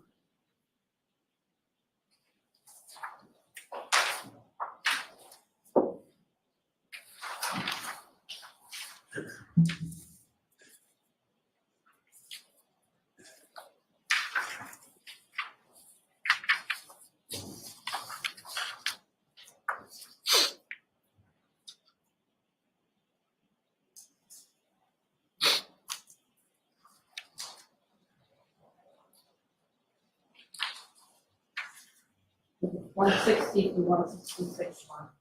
I'm sorry, 26. Me.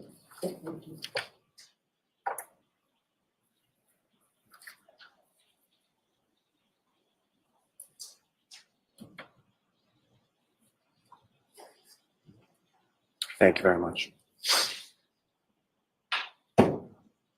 Your Honor, with the court's permission, may I publish portions of this for the jury as well? Okay.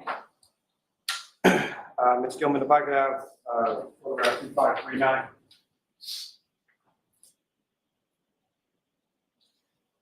Ms. Harden, what's up on the screen is photograph 2539. That's now been marked as exhibit 160. Do you recognize that? Yes, I do. And what do you recognize that to be? That's the rear passenger area of the black Lexus.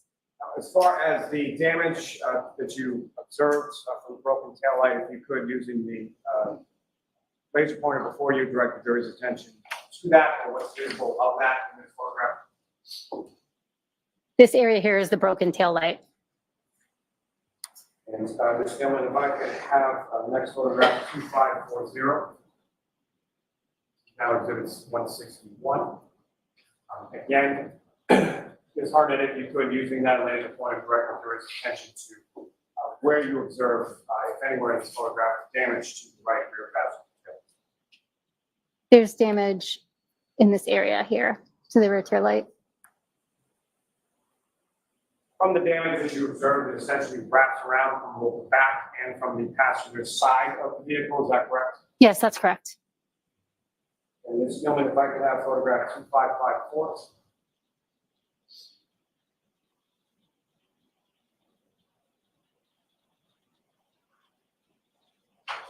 And Ms. Harden, do you recognize what's up on the screen as photograph 2554 exhibit 165?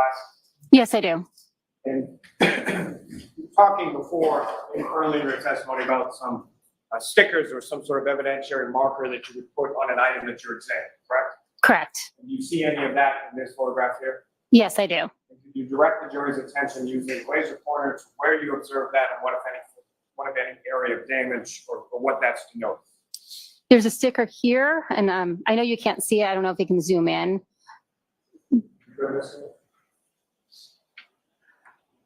There's a letter on the sticker, I believe it's A, that denotes that there's something there that I was going to collect. And right next to that sticker here is the apparent hair that I noticed. Ms. Gilman, if I could have photograph 2558.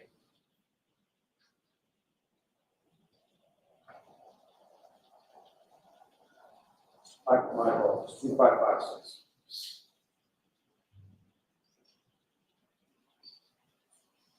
And similarly, Ms. Harden, do you recognize anything in this photograph in regard to something that you had marked? Yes, that's the rear bumper of the SUV. And Ms. Gilman, if you could zoom in a little on that placard. And Ms. Harden, in this photograph, what if anything is depicted that you noted something sort of black or further examine that later? There's pieces of apparent glass here on the bumper. Thank you. Can I approach the witness again, Your Honor? Yes.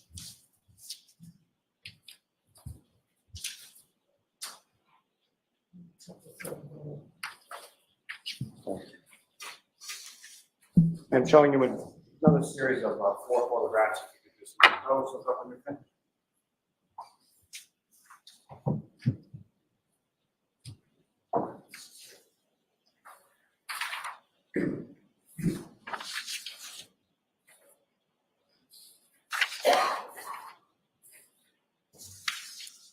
Do you recognize what's depicted in those photographs, ma'am? Yes, I do. And what do you recognize those to be? This is the rear passenger exterior right below the tail light on the Lexus SUV. And Your Honor, may I approach the witness? Yes. Come up, please, introduce you as the next one. Do it. Okay.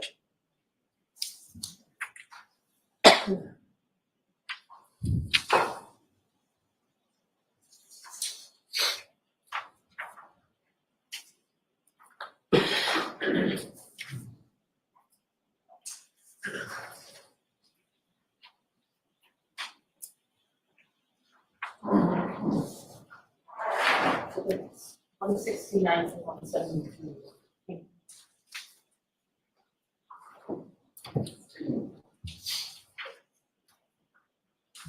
Your Honor, with the court's permission, may I publish some of these photographs of the jury? Yes. Ms. Gilman, if I could have photograph 2573.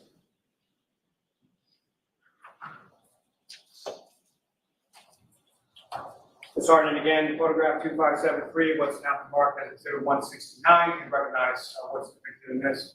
Yes, I do. And if you could explain to the jury sort of what we're looking at in this photograph? This is the area of the rear passenger side of the vehicle just below the tail light. And Ms. Gilman, if I get asked sort of towards the top center of that photograph, if you could zoom in on that area. Ms. Hartnett, do you observe another sort of sticker or placard that you placed in that area? Yes, I do. And what, if anything, is that in reference to? I'm sorry, I can't see what the letter is on it, so I'm not sure what that's in reference to. If I could ask Ms. Gilman. So, Mr. Lally, when you put your head down to read, your voice goes down considerably. We can't get a recording of your voice, so you need to speak up. Understood. Ms. Gilman, if I could have photograph 2576.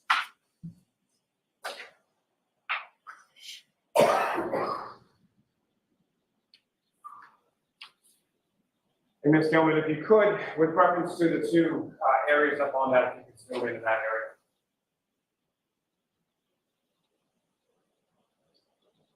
Sorry, first on the one below. Ms. Hartnett, can you see better there as far as what the sticker is and what you had noted there? Yes. And can you explain to the jury what you had noted in that particular area? I noted there were scratches in that area. And Ms. Gilman, if you could, the one above. Thank you. Also within this exhibit 172, there's another sticker further upward on the vehicle. What, if anything, did you note or observe in that particular area? In that area, I noted the apparent hair. Thank you. May I approach the witness again, Your Honor? Yes.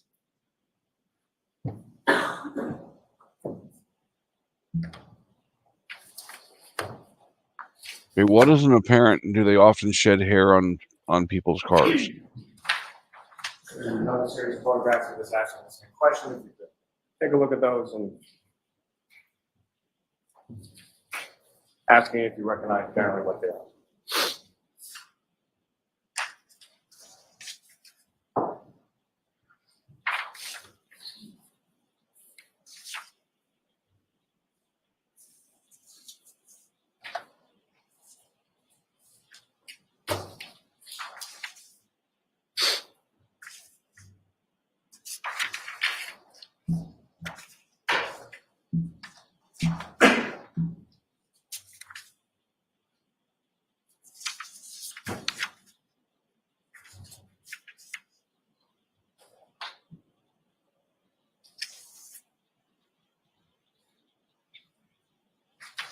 Next question, Mr. Lally. I'm sorry, Your Honor. May I approach? Yes. I'll call to introduce the witness, the next exhibits. No objection.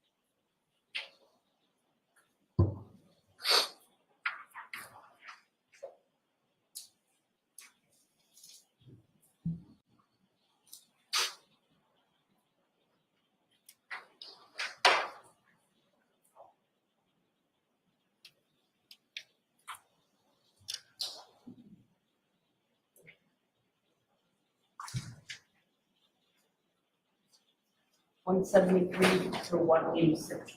Thank you. Thank you very much. Your Honor, with the court's permission, I'd ask to publish some of those photographs as well. Yes. Ms. Gilman, if I could have 2558.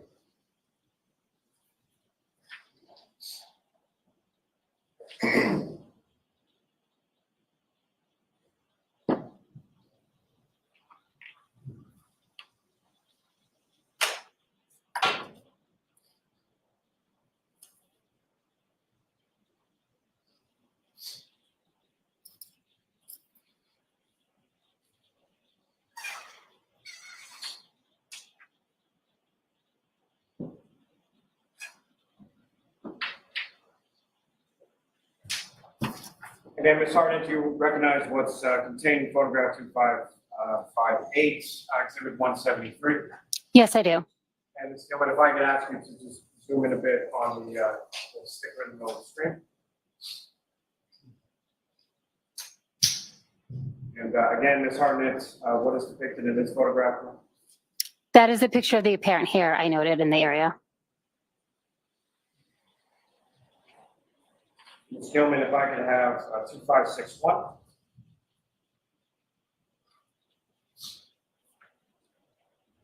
For the record, this is exhibit 176. Ms. Gilman, if I could ask you to zoom in a bit on the sticker in the middle there. It's hard to recognize what's depicted in this exhibit. Yes, I do. What do you recognize that to be? That's the damage I noted on the rear door.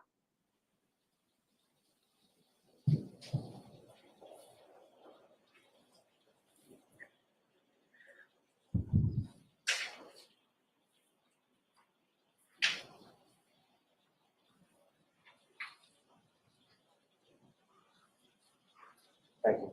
Your Honor, may I approach the Yes. witness?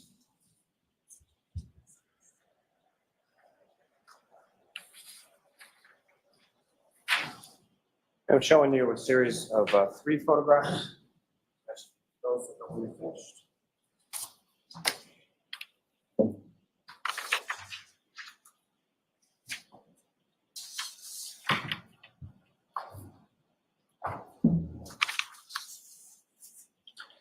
And do you recognize those, ma'am? Yes, I do. And what do you recognize those to be? These are photos that I took of the taillight housing back at the lab. And what's contained in that, those 3 photographs, is that a fair and accurate portrayal of the taillight housing once you had removed it and taken it back to the lab? Yes. May I approach again, Your Honor? Yes. I'll want to introduce you as the next witness. No objection. Thank you.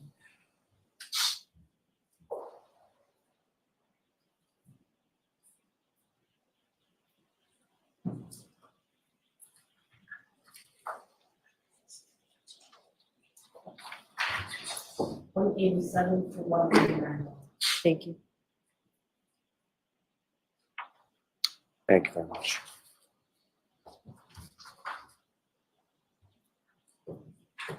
And so, Ms. Hartnett, before we get to those photographs, I do have a few questions.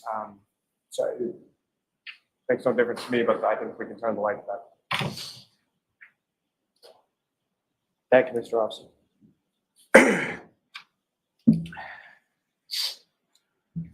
Now, as far as the collection of that evidence that you collected from the vehicle specifically, how was that evidence collected? And again, you've received training in regard to collecting evidence, correct? Yes, that's correct. And the collection of evidence that you did in this case, was that in conformity with that training and experience that you have?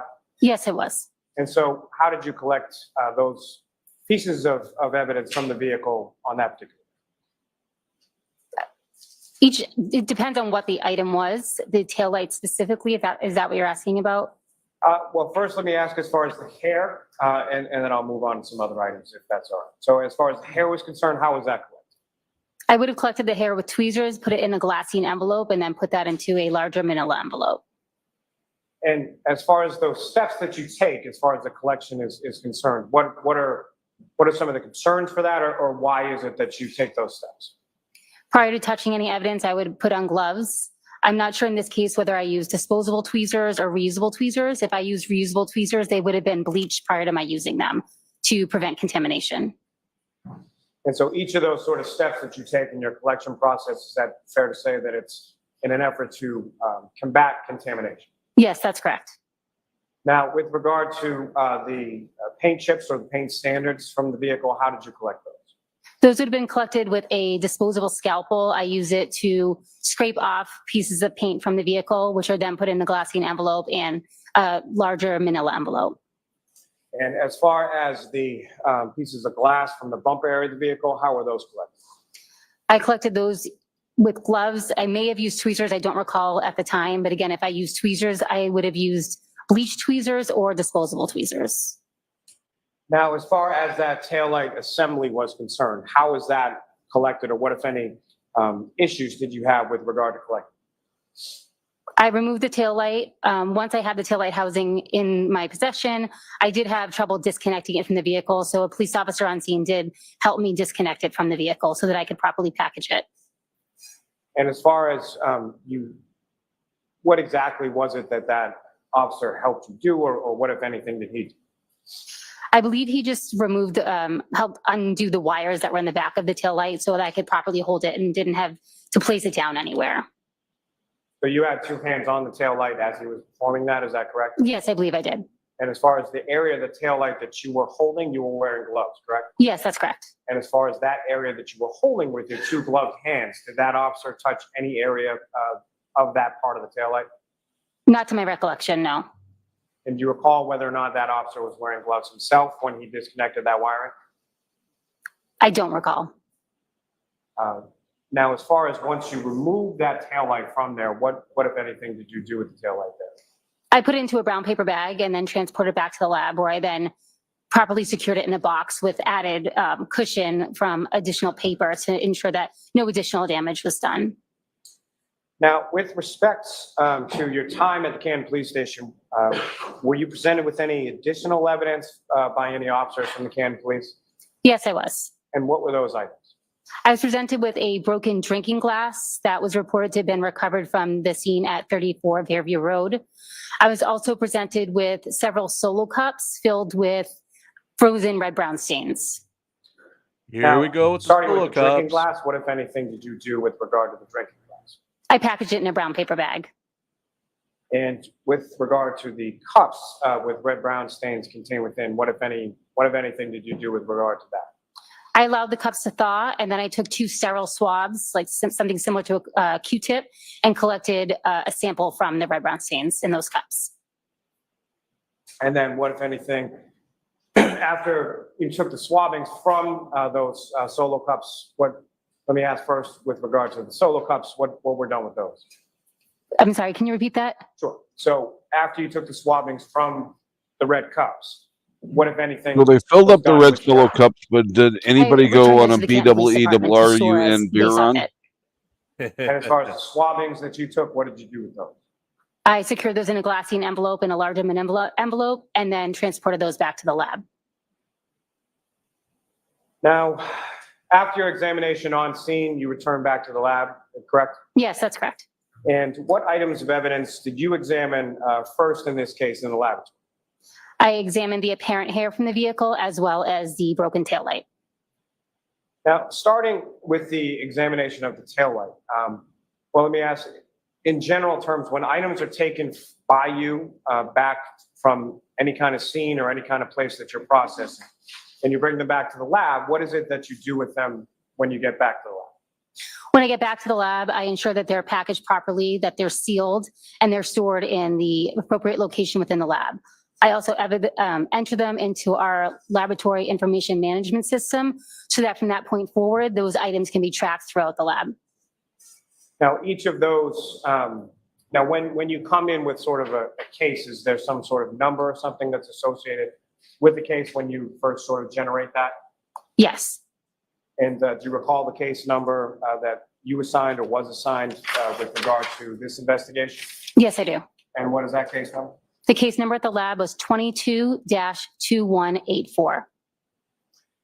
Now, with regard to each specific item of evidence that's taken back to the lab and logged in, what, if any, numbers are assigned or associated with those particular pieces of evidence? Each piece of evidence is given an independent lab item number. Now, with respect to the taillight, that was labeled as 3-1, is that correct? That's correct. So with respect to item 3-1 or the taillight, can you explain to the jury the examination process that went into that? Sure. I prepped my workspace by spraying it down with a 10% bleach solution. I also sprayed down any reusable utensils that I would need to use. I then applied a piece of butcher paper to protect the lab bench and prevent contamination. I would put on gloves, my lab coat, and mask before I examine any item of evidence. And then I took photographs of what the packaging looked like and then photograph of the piece of evidence itself.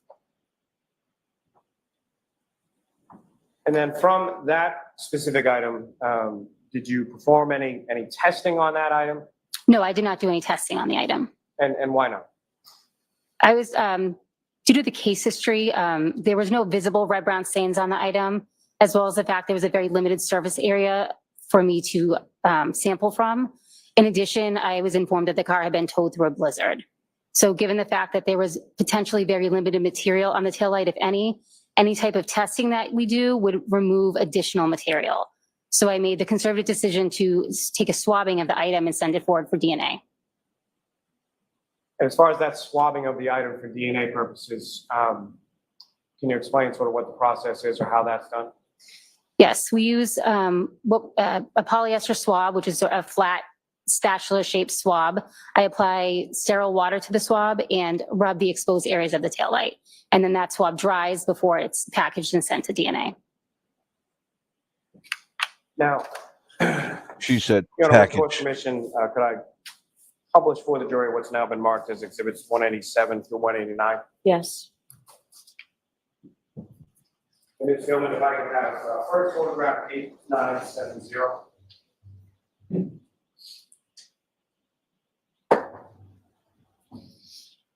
Now, Ms. Hart, directing your attention to what's up on the screen now is exhibit 187. Again, do you recognize what's in there? Yes, I do. And what do you recognize it to be? That is the taillight that I removed from the black Lexus SUV. And Ms. Gilman, if I could have 8971, next photograph. What's now on the screen is exhibit 188. Again, do you recognize what's depicted there? Yes, I do. And what is depicted there, and what, if anything, is in addition to the taillight, what, if anything, are you? That is the taillight from the black Lexus SUV from a different angle. I'm holding up a ruler to show the scale of the item. And lastly, photograph 8972 to 189.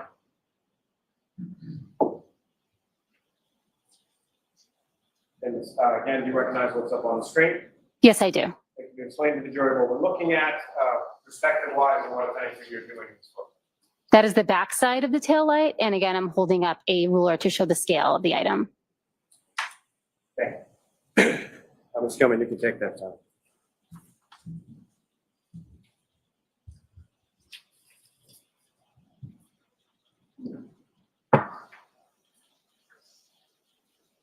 Sorry, just one moment, Your Honor.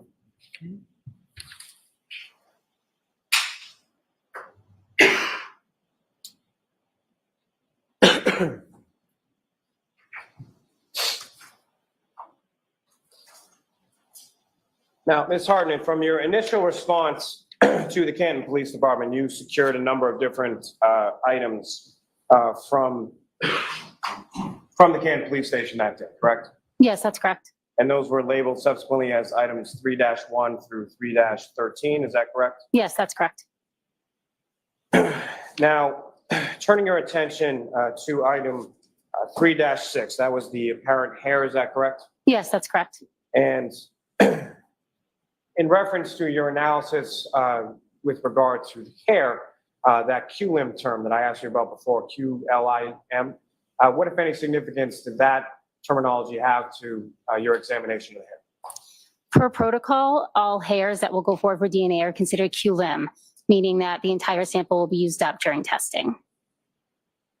And with regard to item 3-6, the apparent hair, can you explain the examination process or what it is that you're doing with reference to that? Yes. I take the apparent hair and I mount it on a glass slide using deionized water. I then put the slide under a microscope and I'm looking for certain characteristics to determine if that piece of material is a hair or fiber or some other unknown material.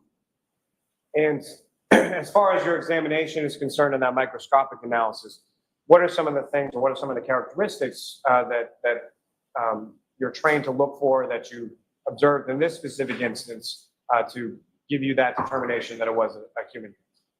On the exterior of the hair, there'll be scales, and depending on the shape, it can help you determine whether or not the hair is an animal hair or a human hair. Human hair have imbricate scales, which look like overlapping shingles with a wave-like edge. That is what I observed on this hair. In addition, the internal characteristics of the item are looked at. Running through the center of a hair is a medulla, which is a channel. Animal medullas and human medullas look different in that human medullas will have an amorphous shape, which means they don't really have any shape at all, whereas an animal medulla will have distinctive or can have distinctive patterns within them. Also, the size of that medulla or channel that runs through the center of a hair in a human hair is approximately 1/3 the entire width of the hair, where in animals it may be much larger than that. Now, as far as based on your examination of this particular item, this hair, what, if any, opinion or what, if any, determination did you come to in regard to that item that you examined microscopically here? I determined the hair was consistent with the human hair with a root. Now, as far as that item was concerned, was there any measurements that were done in reference to that? Yes, there were. And do you recall what the measurements were or what the length was? I'd have to refer to my notes if that's possible. Or may the witness refer to her notes just in reference to that?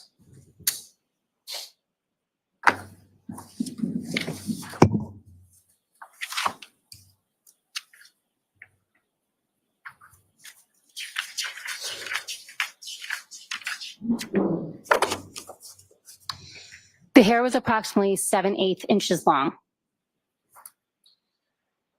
Now, with regard to item 3-6, the hair, did you perform any testing on that? No, I did not perform any testing. And why not? The only type of analysis done on hairs in the criminalistics unit is a visual microscopic examination. So where did the hair go from there? At that point, I cut the hair into two pieces, one end that contains the root and then the remaining end of the shaft. The root end went to our internal DNA unit. Now, it may be pretty well understood, but when you say root end versus shaft end, can you explain to the jury what you mean by those sort of descriptions?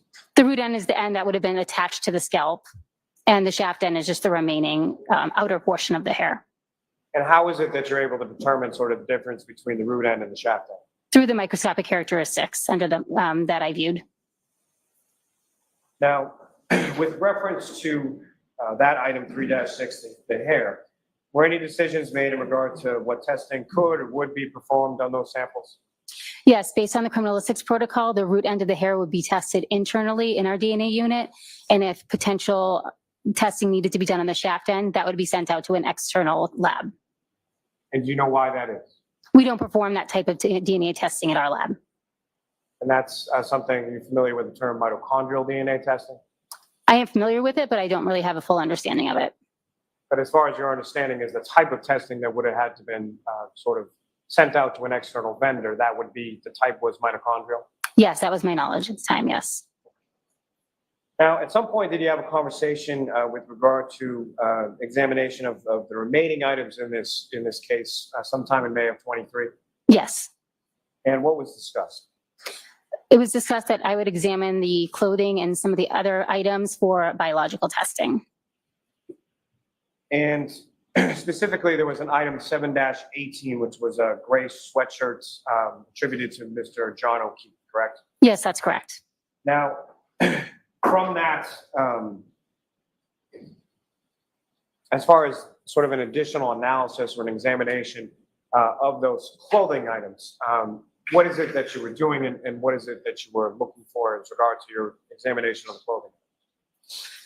I examined the item for biologicals. In this case, I was looking to determine if there was any blood present on the item. I also did damage analysis of various areas on the sleeve and the front and back of the item. I also took a trace collection from the item and additional DNA samples for that, additional skin cell collection samples from the item. Now, starting first with, as far as that specific item, 7-18, the gray sweatshirt, what, if any, observations in general did you make when you examined it? There were red, brown, and brown stains on the item. There was damage from the top of the shirt to the bottom of the shirt, as well as across each sleeve of the shirt. I also noted additional damage on the right sleeve. Now, each of the areas of damage that you observed, similar to what we saw with the vehicle, were those areas marked as well? Yes, I marked each of those areas that I was going to do further analysis on with a number. And there were essentially 13 different areas on that sweatshirt that you had marked, is that correct? Yes, that's correct. May I approach the witness, Your Honor? Yes.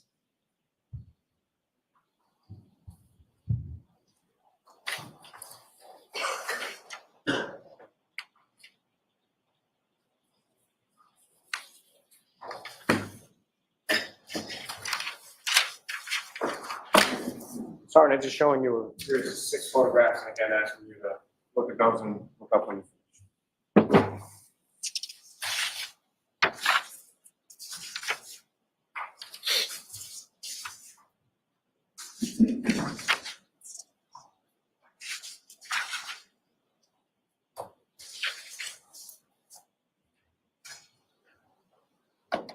And do you recognize those photographs? Yes, I do. And what do you recognize those to be? These are the photographs I took of item 7-18, the long sleeve gray shirt. And those are sort of the preliminary or overall photographs, is that correct? Yes, that's correct. Your Honor, may I approach? Yes. I'm on the seat to introduce and admit as the next exhibits. No objection. Thank you.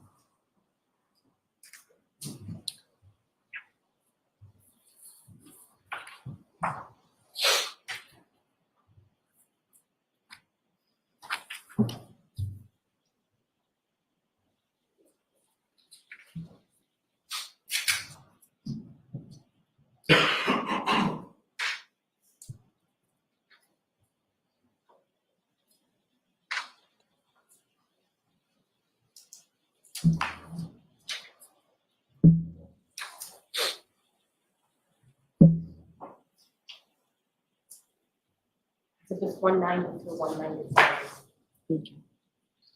Thank you very much.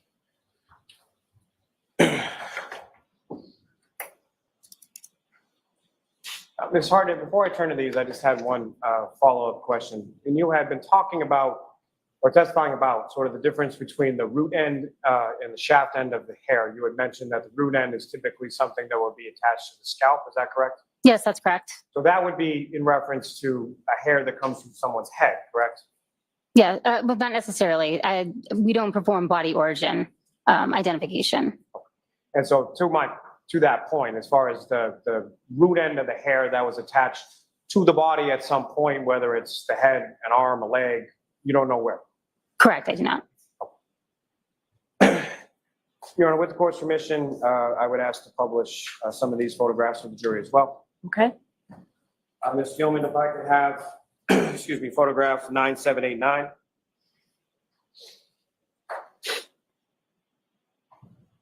Ms. Harden, I'm putting up on the screen now what's been marked as exhibit 190. Do you recognize that?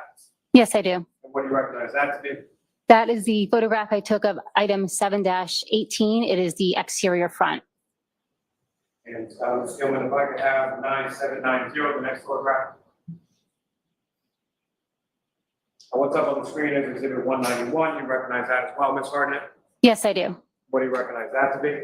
That is the exterior rear of item 7-18. And if I could have the next photograph, Ms. Gilman, 9791. Again, do you recognize what's up on the screen now is Exhibit 192? Yes, I do. Can you explain to the jury what that is?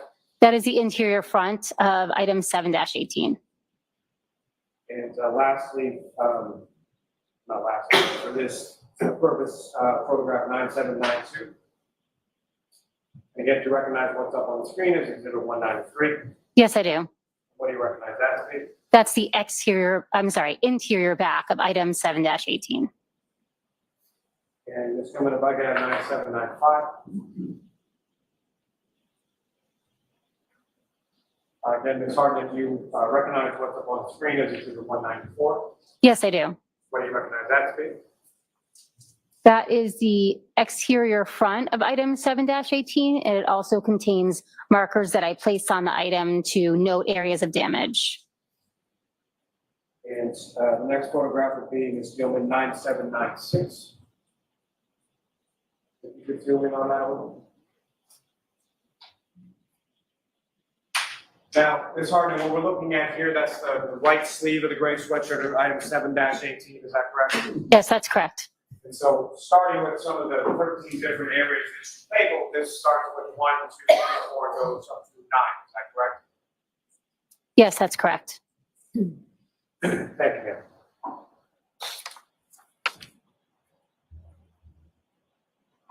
I approach the witness again, Your Honor. Yes.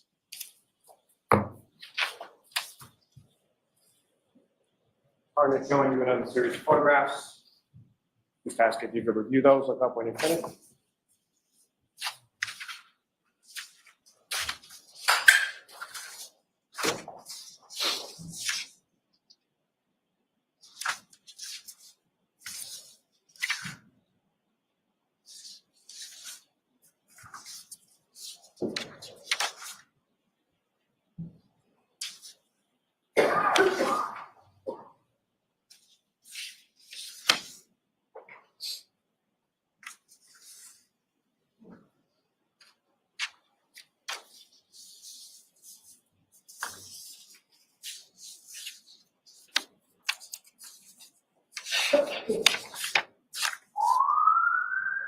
Ms. Harden, do you recognize what's depicted in those photographs?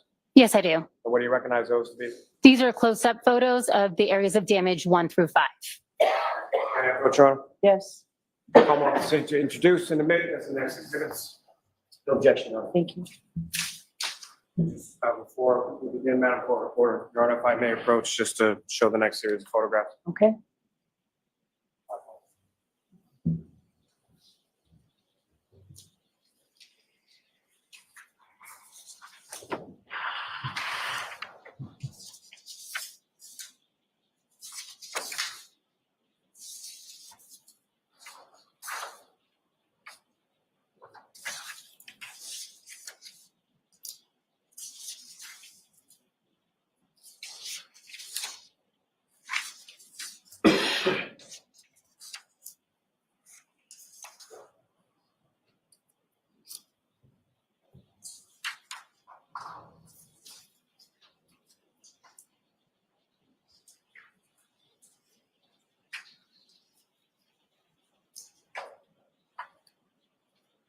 It's 196 through 205. Thank you.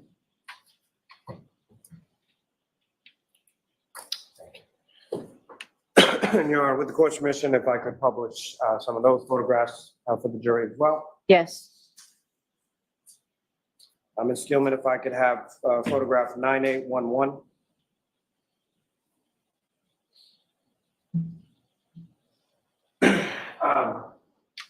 With respect to what's up on the screen, Ms. Harden, do you recognize what's now been marked as Exhibit 196? Yes. What do you recognize that to be? That is an area of damage that I noted as area 1 in my notes. Is Ms. Gilman, if I could have, photograph 9812, next one. Again, Ms. Harden, do you recognize what's up on the screen as Exhibit 197? Yes, I do. And with respect to this, what are you doing here? That is a close-up photo of the same area of damage, area 1. That has some measurement that you're taking with reference to the size of that damage, is that correct? Yes, that's correct. And did you do that respectively with each of the respective areas that you noted on each of the garments that you examined? Yes, I did. Ms. Gilman, if I could have photograph 9813. Again, this is area 2, is that correct? Yes, that's correct. Ms. Gilman, if I could have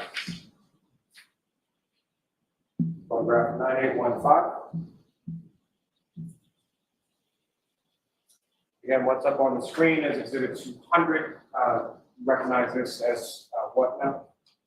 That's a photograph of the area 3 that I noted. And Ms. Gilman, if I could have 9817.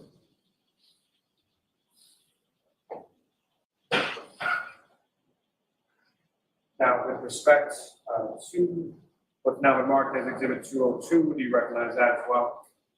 Yes, I do. And is that the number 4 area that you noted on the right arm sleeve of gray sweatshirt, Mr. O'Keefe? Yes, that's correct. And Ms. Gilman, if I could have photograph 9819. What's up on the screen is exhibit 204. Do you recognize that as well? Yes, I do. And again, what is depicted in exhibit 204?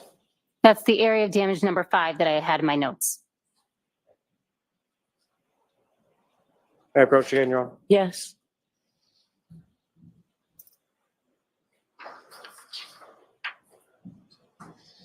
The photographs that I placed before you while the stenographer was marking the prior exhibits, do you recognize what's depicted in those? Yes, I do. And can you describe for the jury, sort of generally speaking, what's depicted in those, ma'am? These are close-up photos of areas 6 through 11 that I noted on the long sleeve gray shirt. And may I approach this retrieve, Your Honor? Yes. Your Honor, I'll seek to introduce as the next exhibits. No objection.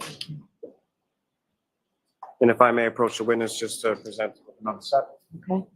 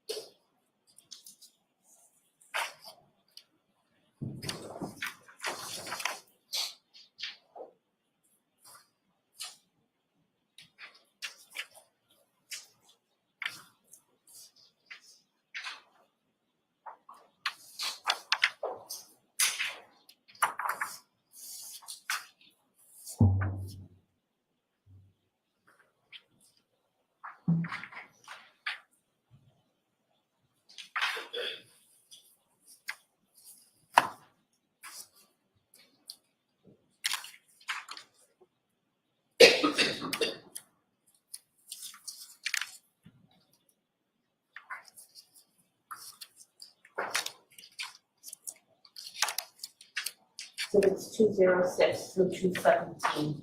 Thank you.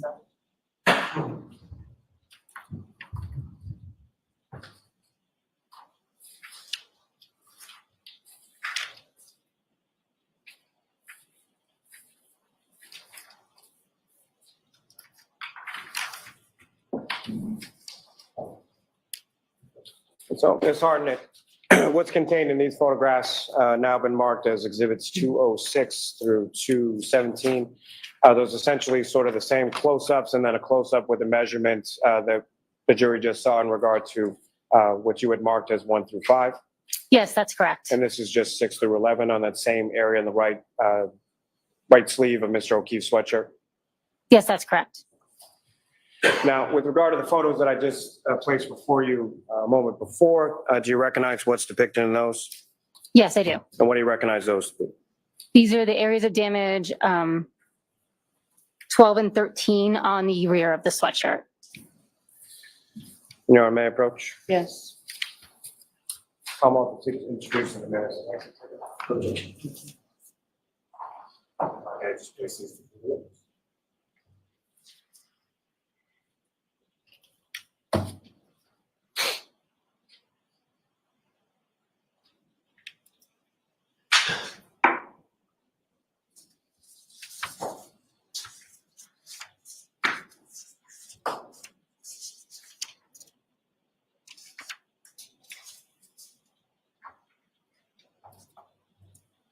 Two 218 through 221. Your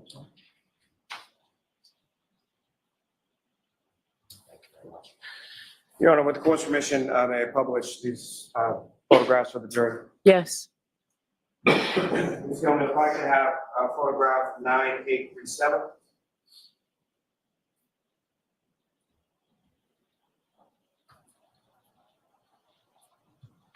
And Ms. Harden, do you recognize what's up on the screen as Exhibit 218?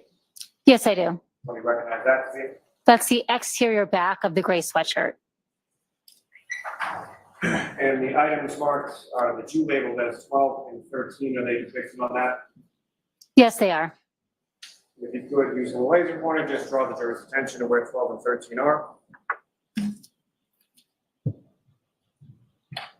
It's possible to zoom in on the numbers. I can't read them from here.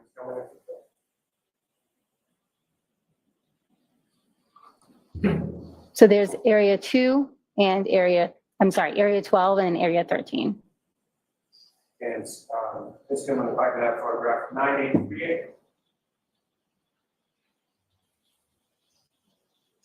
Exhibit 219 up on the screen, that's just a closer image of those areas you marked as 12 and 13. Is that correct? Yes, that's correct. Thank you. Now, with respect to the other photographs that I had placed before you when the stenographer was marking those, do you recognize in general terms what's depicted in those? Yes, I do. And what do you recognize those to be? These are additional pictures of the sweatshirt in which I've also made some notations of areas that need further testing.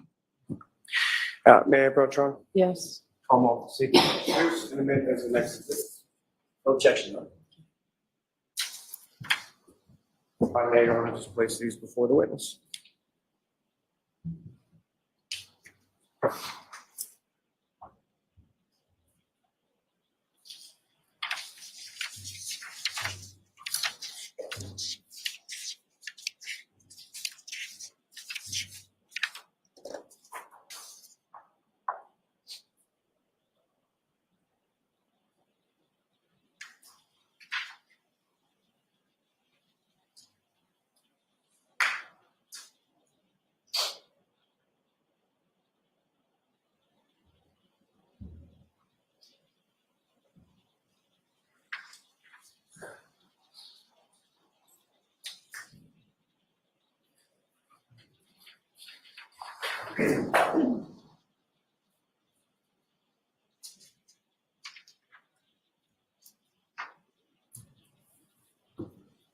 It's 222 through 230. Thank you, Doctor. Now, Ms. Harden, before I get to what's now been marked in Exhibit 222 through 230, if I could just ask you a couple questions in regard to damage that you noted on this item or really any item. What is the process that you would go through as far as classifying damage to a clothing item? I look at the macroscopic characteristics of the area of damage, and then I also examine the area of damage underneath the microscope. And so what would lead you to make that sort of classification as far as something is damaged? I look at the overall shape. I also look at the fiber ends. For instance, a tear will have rough fiber ends and possibly separation of the weave of the fabric, or a cut, you have even ends without any fraying. Now, are you able to tell from your examination of those fibers and of those clothing materials sort of what caused those tears and cuts? No. Now, are you familiar through your training experience with something called an ALS or an alternate light source? Yes. And can you explain to the jury what your understanding of that term is and what, if any, use it had to you in this case?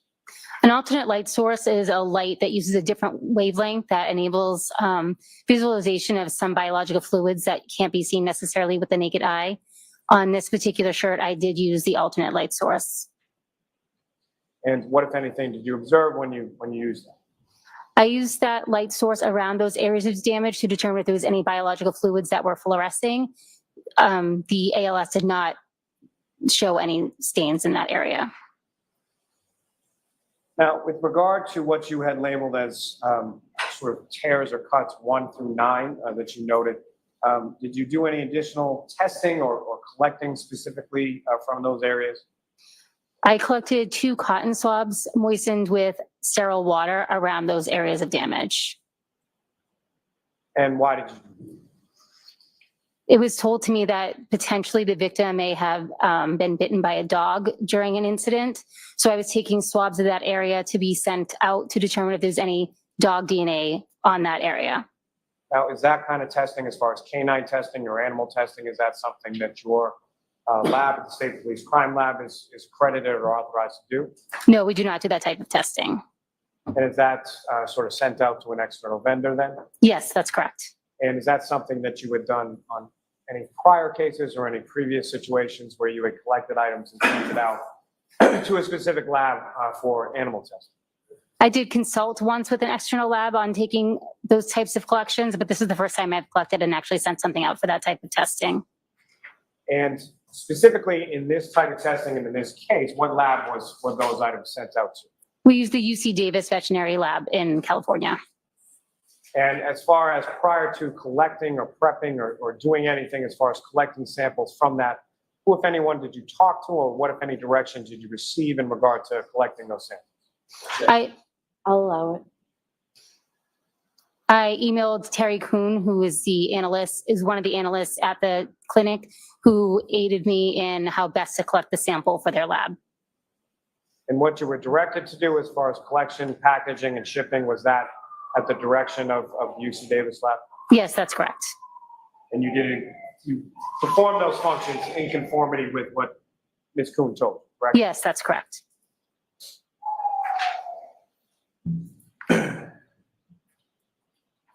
Now, with regard to those items, did you note, with regard to the clothing items, as far as the gray sweatshirt was concerned, did you note any stains on those areas?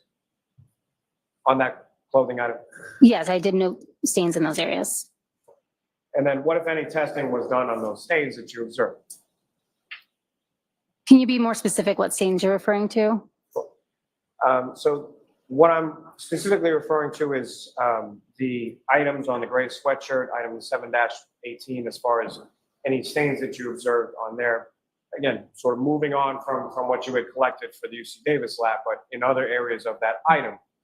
Well, let me actually first turning back to that. So the item that we were talking about as far as where you collected stains from that were sent off to the UC Davis lab, which item were they collected from and where on that item were they collected?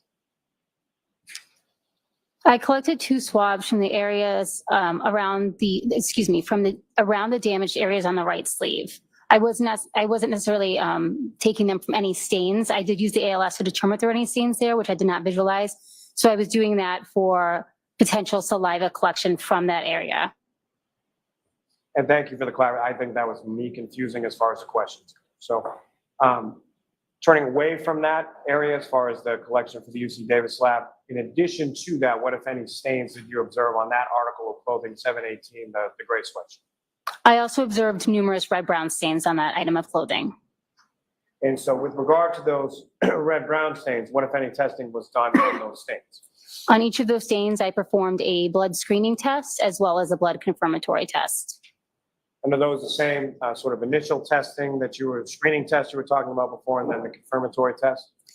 Yes, that's correct. A different screening test was used in the lab than was used at the scene due to a protocol change, but essentially it's the same mechanism. And was that with respect just to the gray sweatshirt, or were there other items of clothing of Mr. O'Keefe's that you tested with the screening test in the lab and a confirmatory test in the lab as well? I examined other items of clothing as well. Now, if I could bring your attention back to what's now been marked as exhibits 222 through 230. Your Honor, with the court's permission, if I could publish some of those photographs for the jury. Okay. And Ms. Gilman, if I could first have photograph 9841. And what's been marked as exhibit 222. Again, you recognize what's depicted up on the screen? Yes, I do. And with reference to your observations of the red-brown stains on that clothing or any other item of clothing, similar to the tears or cuts or the damaged areas that you observed, were those areas similarly marked with some sort of sticker? Yes, that's correct.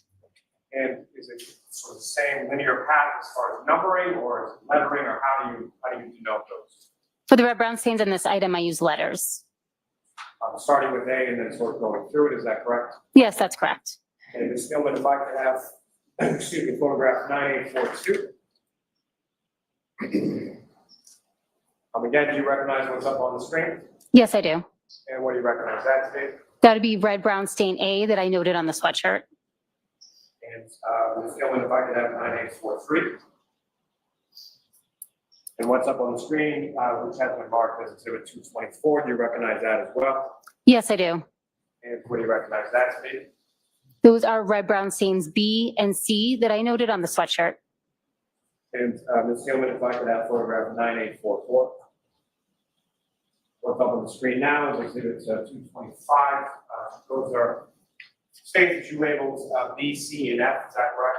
Yes, that's correct. That's just sort of a pulled out version of that to denote where B and C were located on the sweatshirt, is that fair to say? Yes, that's correct. And Ms. Gilman, if I could have photograph 9846. And what's now up on the screen is exhibit 227. And again, Ms. Gilman, if you could zoom in a little bit on those stickers. And Ms. Harden, if you recognize what's up there on the screen as exhibit 227. Yes, I do. And these are two other stains that you noted as far as D and E on the same item. Yes, that's correct. Thank you. Now, ma'am, with reference to the other photographs that I think you still have before you that I gave you when the stenographer was marking the last batch, do you recognize generally what's depicted in those photographs? Yes, I do. And what do you recognize those to be? These are photographs of item 7-17, the orange T-shirt that was told was belonging to John O'Keefe. And what's depicted in those photographs, is that a fair and accurate portrayal of what you observed as far as the orange T-shirt was concerned in your lab that day?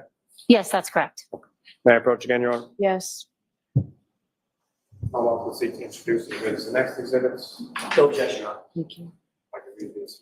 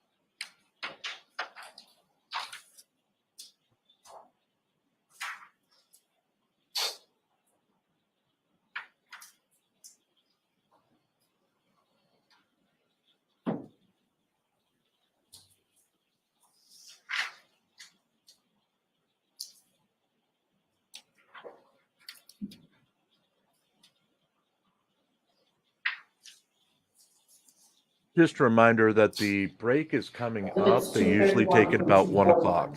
Thank you. Mm-hmm. And Phil, check Discord. Mr. Lally, we have a few minutes before lunch. Do you intend to display some? I think maybe. If you do it quickly, do it now. Um, If you're not, we'll take a break. Jurors, we're going to take the luncheon break. I'm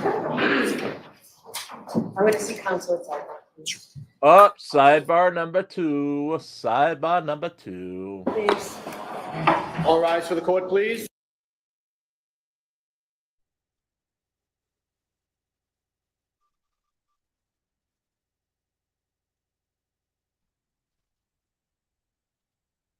Okay, so what's going to go on is as soon as this sidebar is over.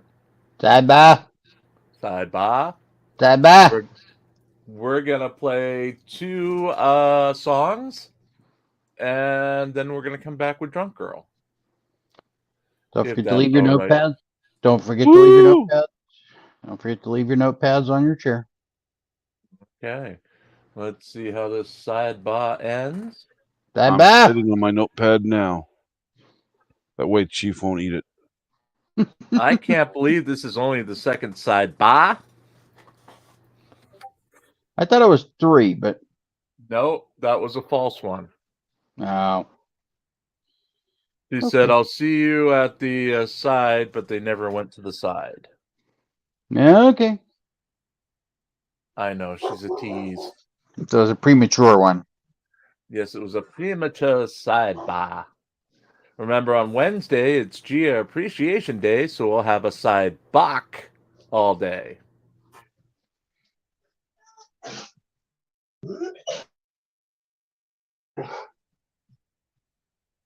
And once we go to break,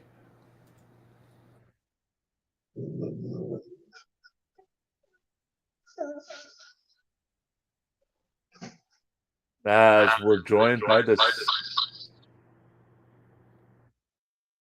second Popeville.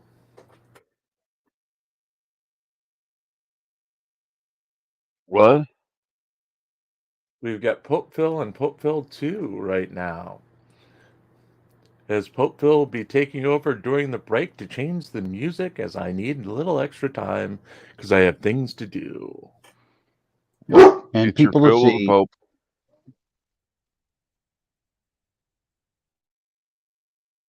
So we're going to have 2 pieces of music coming up by 15th Bend. Here's the link. 30 for everybody. bends. Yes, 30 bends. Well, 45 if you count the early one. I'm just talking this break. 15th Bend is a great artist who has allowed us to use his music during these breaks. Once we come back from the 2 music videos, that'll be approximately 8 to 10 minutes. We will be pulling up some Drunk Girl. And it looks like Court stands in recess to 1:30. Oh, even 1:30. It's a short one today, folks. It's a short Yeah, I was one. about to say an hour and a half, then I realized they're not in my time zone.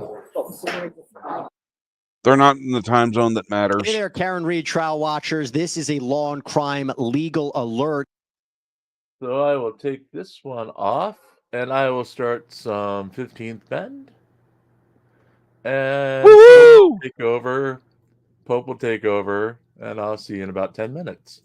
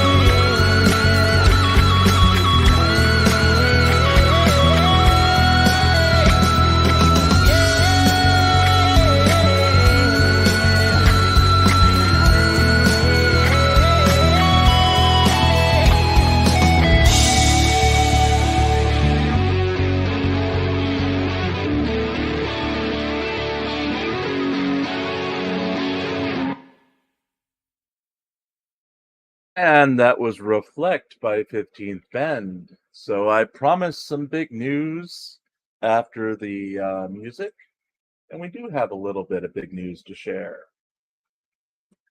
If you can look here, and I can't turn off my air conditioner. There we go. We just hit 4,000 viewing hours. Literally during this broadcast, we hit 4,000 viewing hours. That means we are, at least viewing hours wise, will be eligible for stage 2 monetization. But we still have to get to 500 subscribers for stage 1 monetization. This is where you guys can help. If you can pass this, pass the link to the channel around. Let them know, let people know about us, please. Let's get some more subscribers in here because we are growing and it's great news. And I thank everybody involved in this news. That's what wonderful. do you think, guys? Yeah. That is wonderful. That is awesome. Yeah. Good job. Good job, everybody. Yeah, good job to all of us. We've all put in some hard work here. And Jim, yeah. Are you saying you're a grower? You're a grower, not a shower? That's right. Grower, not a shower. That's right. Sorry, fans. Grower, not a shower. But yes, it's some big news for us and very glad to share it with you. And let's see how long this drunk girl is. This drunk girl is too long. That's what she said.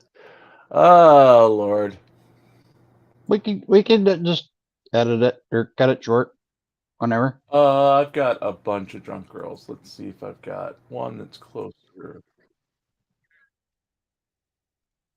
Yeah, this one's a little bit closer. Let's go to that one instead. If I can share the right screen. If we watch it sped up, will they seem to be sober? Maybe. Just maybe. Let's see, present, share screen.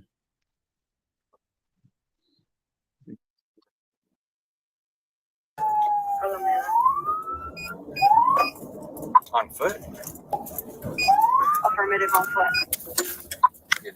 We're going to watch it a little bit sped up. 49 by the passenger car that they have the suspect detained down the road.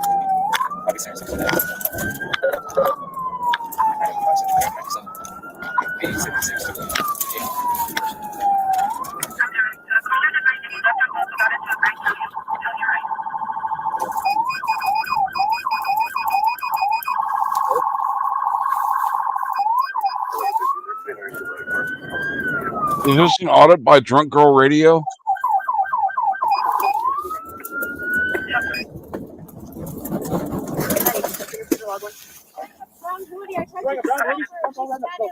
Brown hoodie? The dude or a girl? Brown hoodie? They said that she's running north. Brown hoodie, face tattoos, be a female.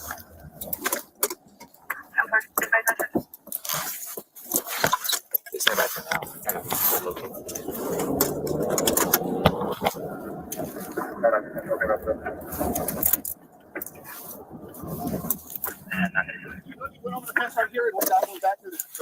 Okay. I'll go here.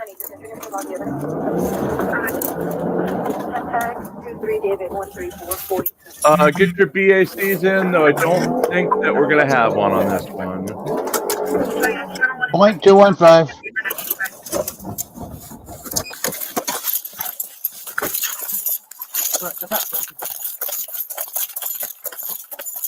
There's up. I'm gonna tase you. I'm gonna tase you, bro.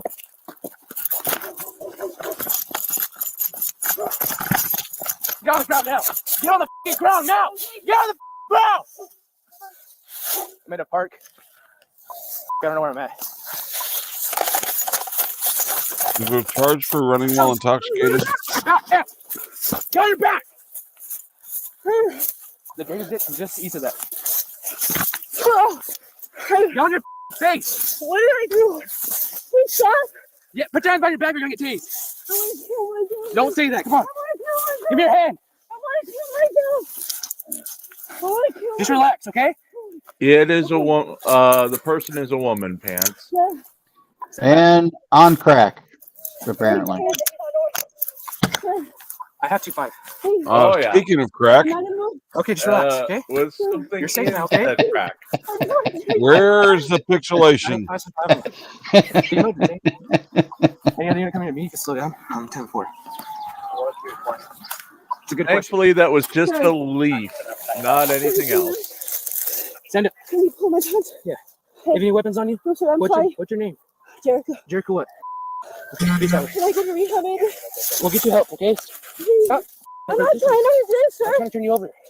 I thought maybe she had a little bit too much bran in her diet. Sir, Turn back that around. hurts more No, it was Turn back just a around. leaf. Yeah. You just hurt somebody, man. Are they dead? Okay. Here, I'll get up. So, where the house Look at, at- where my unit's at? Sir, I'm just west of that. I'm in this like little park. can I get some water? Can I get some water? Yes, I'll get you water. Relax, dude. Okay. You're making me upset. You made me chase you all dumb. Yes, sir. Hey, You're not fast, are you? sir. You're not fast, are you? I need to go back to my unit. Sir. Come on. Okay. Stop asking questions. Yeah, you're gonna get water and all that. Just relax right now. I want to kill myself, dude. Huh? I want to kill myself. Hey, come on. I want to kill myself. I want to kill myself. I want to kill myself. I want to kill myself, sir. Okay. Come on. Yes, sir. How do we even get over? Sir, What? I'm your life. Huh? I'm ruining my life.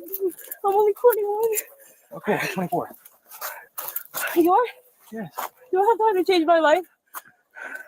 Sir? What? Do I have time to change Yes, yeah, trying to change your life. Your life's not ruined. Okay. You're only 21 years old. Yes, sir. I need a unit to come pick us up. We have no way to get back over to my unit. Kind of, yeah. Can you? Can I kill myself? Come on, let's go this way. Here, come on. Okay. Can you walk? You know you can walk because you're running.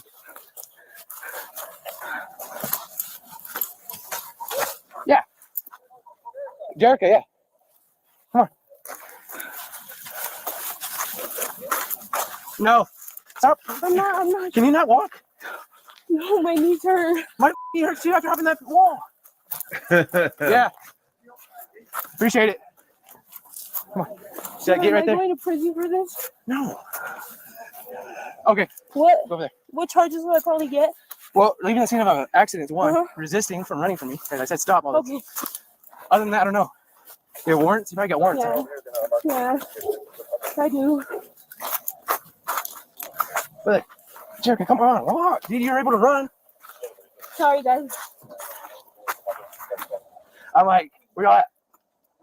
I don't know. That's scary, dude. Damn it. Do you have the red from my mom? The dude down on her. That's all good. She did, after I, she's like, oh.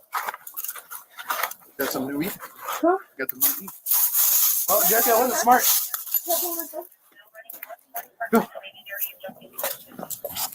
Yeah, that's who we have to take. Thank you, Bill. Appreciate you, man. She heard me say, I don't know where I'm at. She started getting back up and try running again, so I went like that. Threw her down, huh? Yeah. Can't run from me. No, dude, you know my life, huh? Well, you just make dumb decisions. Okay, I get it. But you need, I mean, you need to fix your life, Jericho. Were you alone, Erica? Jericho. Jerica? I want to kill myself. Huh? I want to kill myself. Oh, sure. You get the here. And if you start 555 for use force. Can we all go take pictures over there? I'll, or Casia, or we'll go over there. I need to go back to my unit whenever we're done.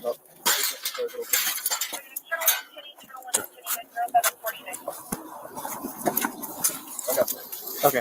I'll take you to where the use of force happened. Cassie, can you search? Yeah, my unit right here. Jericho, come on. You're all running, and now we can't walk fast enough, or what? Face it. Right behind the head. Yeah. I saw a chestnut deer on my street on my arm though right now. I cut something right here. Do you hear me? I don't know. I don't know.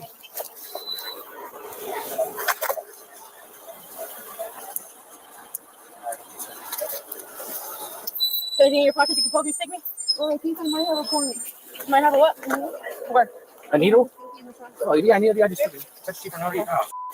But it's brand new. I don't think I have it though. You didn't use it? No. Nobody else used it? No. Okay. Yeah, I have it. I might not have one too. How old are you? Old enough. Who's this? Nancy Staples? You're not Nancy Staples, Jared. No, I found it when I was walking though. You can't have that. Gotta run it, bro. Yeah. You run that one? I'm like, where you at? I don't know. That's a good question. You good though? Yeah, I got her detained. I'm good. Like, it didn't sound like it. Huh? Well, it's because I think you're down on this. That's why I was like, I yelled at her. Like, your distance. I'm like, I'm not. Yeah. Just because of past events, I'm not trying. How'd you run?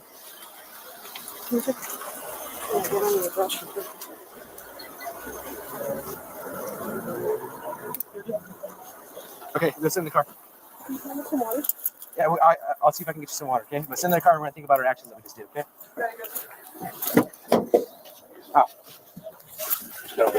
Sit down. Yeah, here, we're going to get pictures of you, okay? So Is this show off force? That's a use force. I yanked her down. And I'll walk you to where we. This way.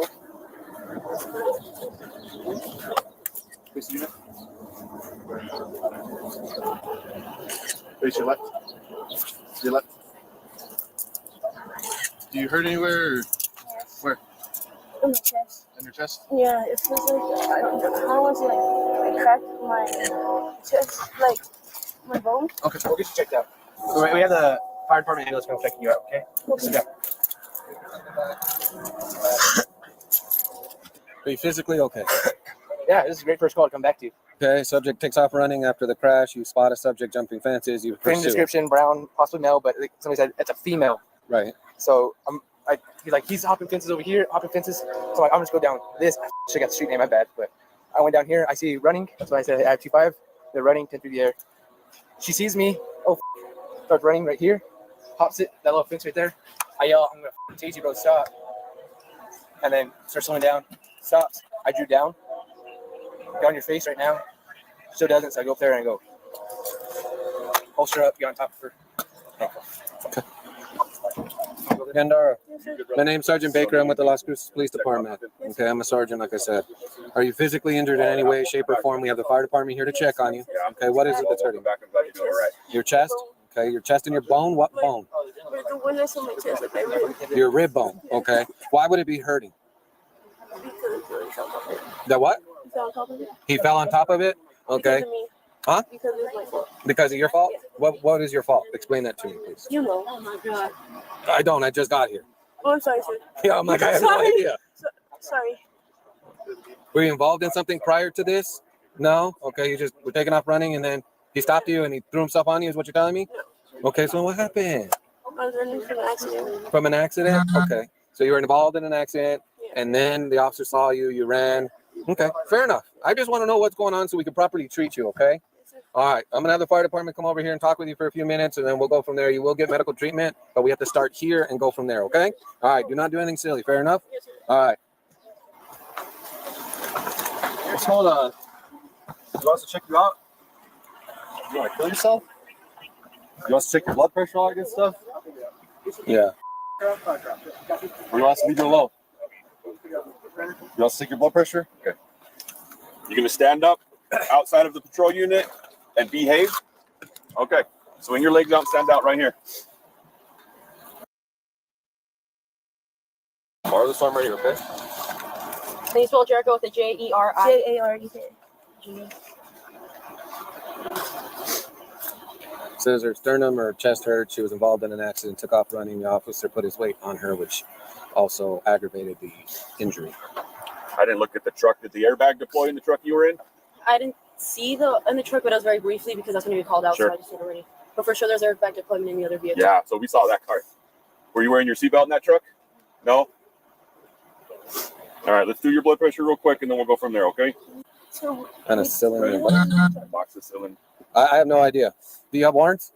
Yeah. So y'all have the warrants. Y'all have the resisting, leaving the scene of an accident. Do you have a valid driver's license? You'll get a citation for that. That vehicle, is it yours? No? Is it somebody you know? Oh, it's my friend, but I think he stole it. Okay. Well, I don't know then. I don't want to ask any more questions, okay? Because I want to read you your rights here in just a How to freak out a cop in 3 words. I think he stole it. So, yeah. minute because of what you just said. My concern right now is your physical condition, okay? All right, I'm gonna start right up here on your neck. Just look straight at me, okay? Any of this hurt? Before any other question here, A little bit. I just want to feel. I just want to feel collarbones, okay? Make sure that they're still in place. It doesn't mean that they're not going to hurt. I just want to make sure they're not broken. Got her right there.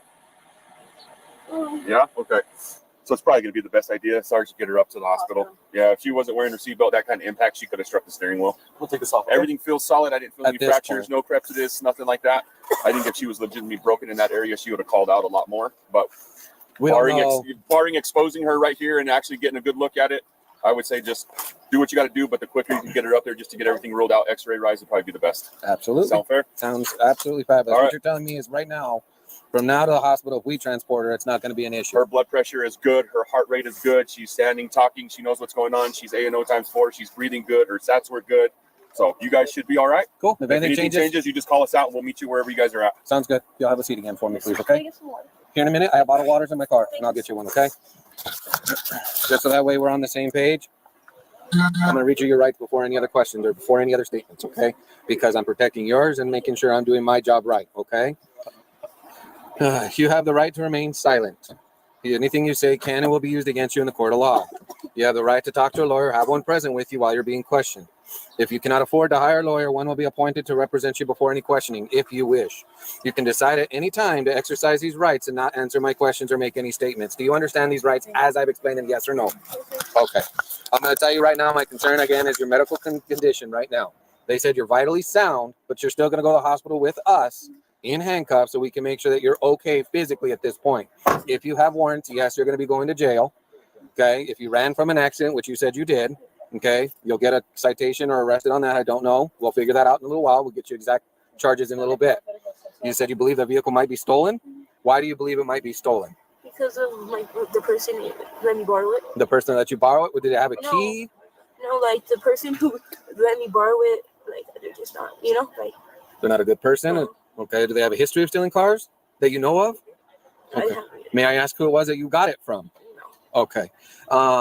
Did it have keys to the car that you were driving? Or did it have, was it the ignition tampered with? Did anything indicate to you or think maybe this is a stolen car and I shouldn't drive it? Yeah. Yeah? Okay. We'll figure all that part out. We'll figure all that other stuff out here in a few minutes. Do we have all proper identifying information? Yeah. If you're able to scoot your feet in for me, please, okay? And I'll get you that bottle of water. Just hang tight. No more silliness, okay? What's done is done. All right. Watch your knee. You have any weapons on you or any drugs on you? All right. No drugs? Okay.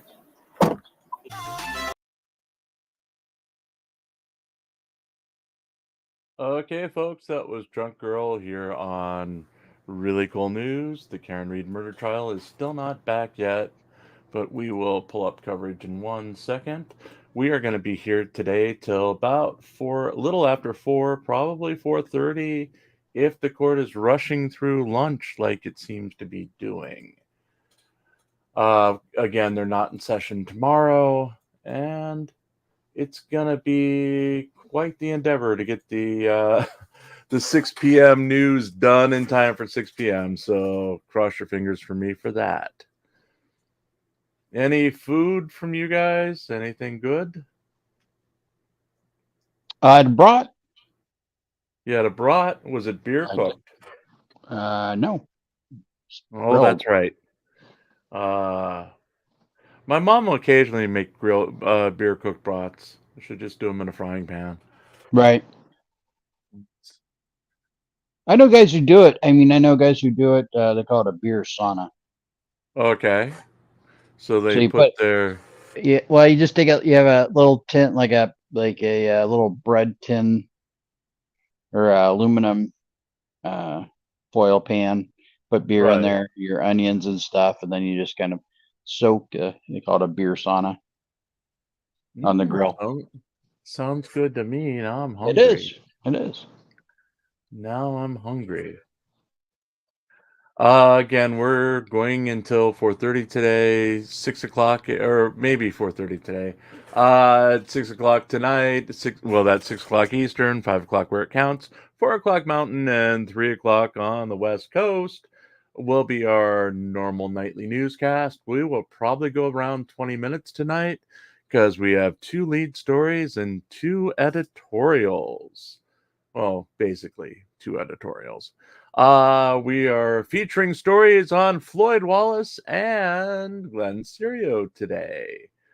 While we've been broadcasting, Floyd's already gone live begging for money one more time today. Is Of anyone course out he there? does. Because he's now back in Houston. He doesn't have a car, and he's decided he's not going to date anyone in the state of Texas because he's afraid that they'll learn his true identity and know where he lives. Oh. So, yes. So he doesn't let him know he's okay. Yeah, his alias, I believe, is Terry Edwards. So if you meet a guy who looks like Floyd, acts squirrely like Floyd, and occasionally answers to Floyd, but he calls himself Terry Edwards, well, there you go. Run! Well, if you see him, you should walk up to him and go, Floyd, how are you? Especially if he's with a woman. Yes. Yes, he is saying that he's going to be dating soon in Nebraska. He's in Okay. search of loose women in Nebraska. In Nebraska. Okay. Yes, because that's where he's from. He's going to be visiting in Nebraska for about a month, where he's in search of loose women. But first, he needs a car. So we can provide a car for him for sitting on a live stream for 5 minutes and then turning his camera off, saying that the people didn't deserve to see him because they didn't donate money. Here at the at Really Cool News, we keep our cameras off so you're not tormented by the sight of us. So send money. Lord. Anywho, Glenn Serio. Well, what was Glenn doing in that video you sent me, Hank? He was standing approximately 50 feet away from the cops so he can insult them and talk shit to them without them hearing. Breathing very heavy when he's not moving very much. You know, typical Glenn. And then he came close to pooping his pants when the one police officer came up the hill towards him, but then turned to go to his car. Glenn was screaming, "If you put hands on me, I'm suing you." Yeah, To which the right officer, before he announced that he's suing Ball and Rodriguez for $50 million. yes, $50 million. So we'll see if that happens with Glenn's pending whatever lawsuit. But I just thought it was funny that the officer, when Glenn was screaming, "I'll sue you," just turned, smiled, and waved at him and just kept walking to his car. Meanwhile, Pants has agreed to get the haircut and a tattoo on his face, just like the person in that last video. Except he's getting a corgi on his face instead of the writing. What do you think, guys? Is that a new look for Pants? Oh, I would go with the Roddy, but okay. Well, it's you can't fit a Roddy right there above your eyebrow like that. Well, that's We'll true. split it down the That's middle. Well, he can get a tattoo over karate.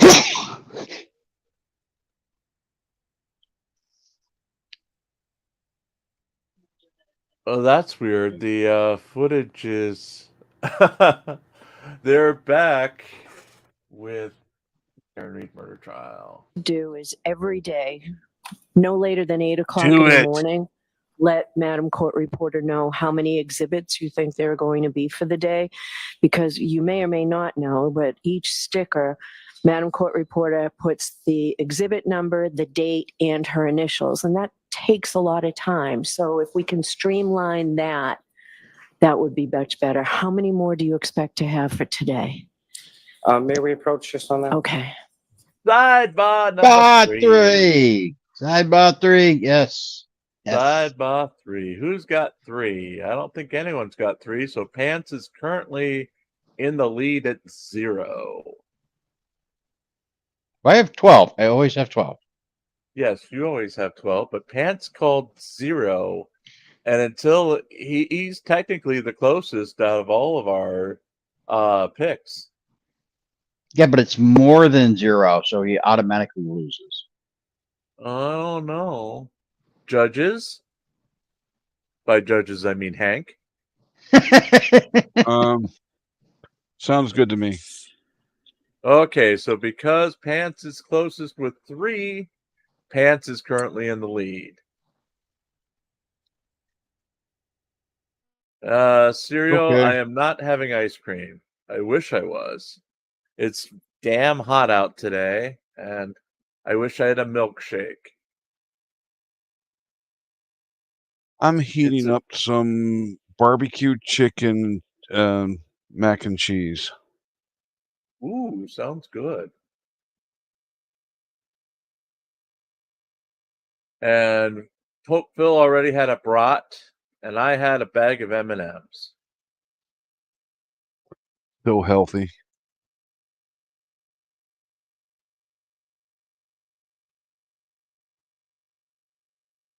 Hey, it was the caramel kind. Caramel has natural vitamins. I did not see Keep Turtle telling Boy. yourself that. Let's see if they pan over, but I don't see Turtle Boy in the press area. He might have forgotten his step stool, so he's not visible. He might be there on the left.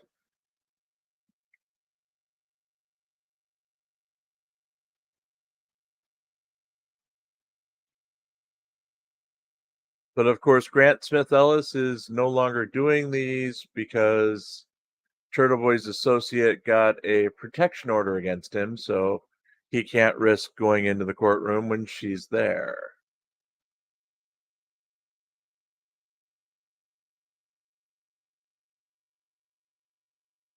They're apparently summoning the jury to come back from lunch. Do you think they get nice lunch in the jury, or do they have to provide their own?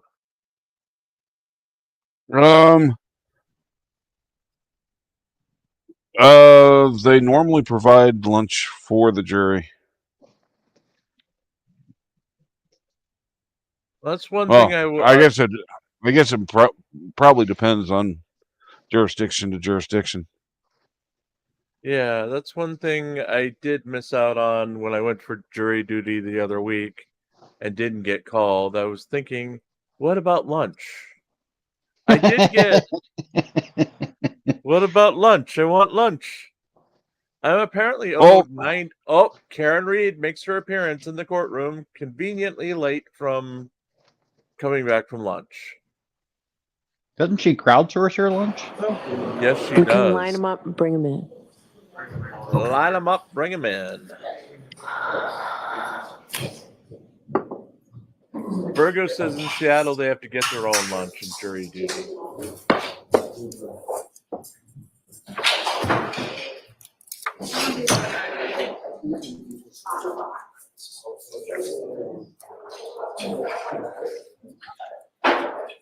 Some of these are already marked. Courthouses here, they don't want the people going out, leaving the courthouse for lunch. Yeah. So they have menus available and they order. I believe the court picks up the tab. Well, what do you think Karen Reed had for lunch?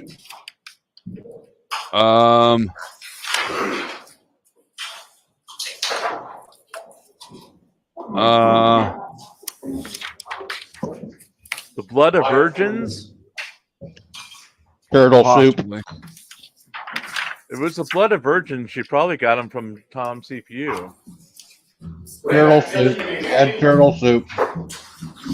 Protein shake. All right, could we have the witness, please?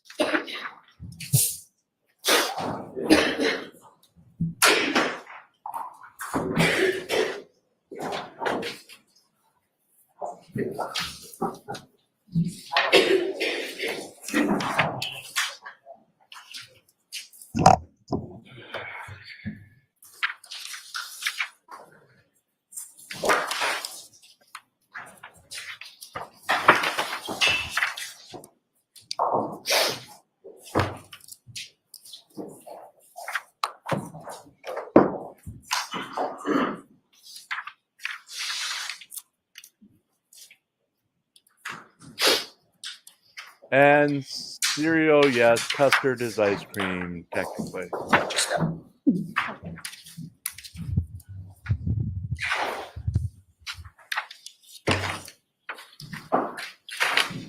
All right, Mr. Lally. I thought custard was pudding. Well, it counts. Frozen custard counts in the ban. Ah, I didn't hear the frozen.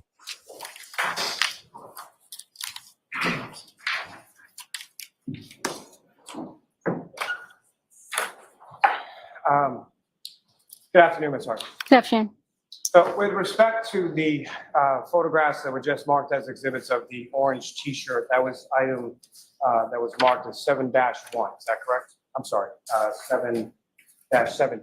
Yes, that's correct. So similar to how you had marked off areas of either damage or red-brown stains, was that similar to what you did with the gray hooded sweatshirt? Is that similar to what you did with the orange T-shirt as well? Yes, that's correct. And then there were two other clothing items that you examined, being a pair of jeans and a set of sneakers, correct? Yes, that's correct. And with reference to the jeans, that was marked as item 7-1, is that correct? Yes, that's correct. And with respect to the sneakers, that was marked as item 7-4, is that correct? Each sneaker had its own item number. One was 7-3 and one was 7-4. And with respect to the evidence as far as the stickers and sort of the denotations that you had made in regard to either damage or red-brown stains, was that similarly done with respect to each of those remaining clothing items as well? Yes, that's correct. You know what I may approach? Yes. So we'll start with respect to the jeans, showing you a series of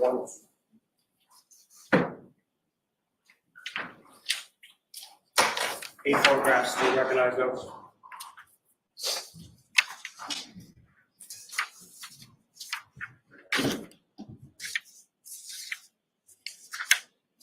Yes, I do. And what do you recognize those to be? Those are photographs that I took of the pair of jeans.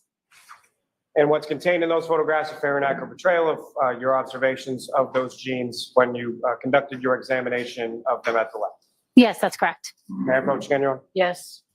Almost the seat to introduce and admit exhibits. All right, and there's no objection, you said, Mr. Jackson, correct? Thank you.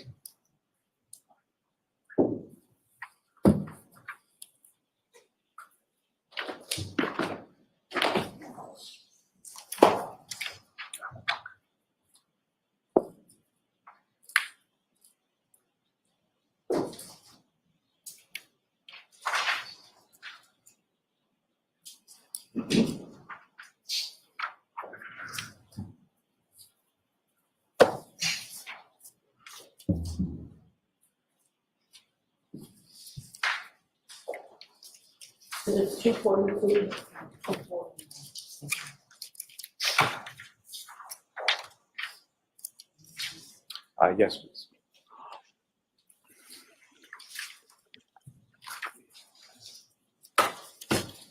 Your Honor, if I may, with the court's permission, publish some of the photographs in the packet from 232 to 241. Okay.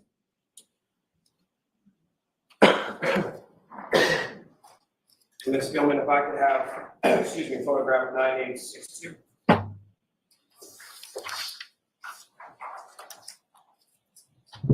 Ms. Harnian, do you recognize what's up on the screen that's now been marked as exhibit 231? Yes, I do. What do you recognize that to be? That's a photograph I took of item 7-17, the orange T-shirt, and it's the exterior front. And Ms. Gilman, 9863. And again, Ms. Harnian, if you recognize what's up on the screen as exhibit 232. Yes, I do. What do you recognize that to be? That's the exterior back of item 7-17.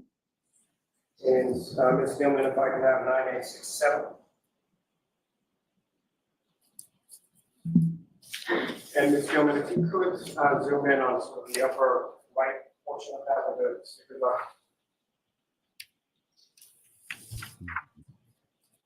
Now, Ms. Hardy, do you recognize what's up on the screen as Exhibit 233? Yes, I do. And again, using the laser pointer, if you could draw the jury's attention to any items that any areas of this shirt that you marked on. I marked 3 specific red-brown stains using these stickers and letters A, B, and C. And Ms. Gilman, if I could ask you to keep the zoom in, but go to the bottom left of the photograph.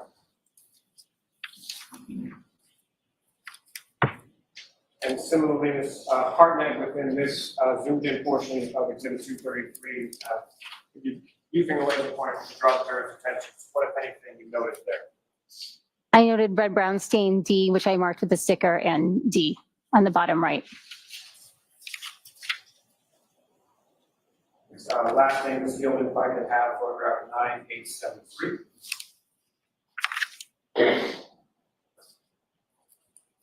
And Ms. Hartnett, what's up on the screen is now marked as Exhibit 239. Do you recognize that? Yes, I do.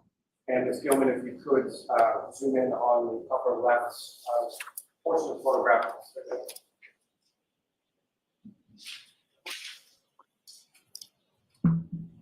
And again, Ms. Hartnett, if you could, using the laser pointer, just draw the jury's attention to what, if anything, you noted there.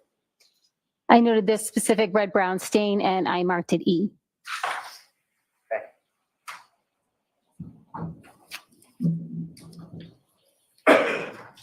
And Your Honor, similarly, with the court's permission, if I could publish what's been marked now as Exhibit 242 through 249. Okay.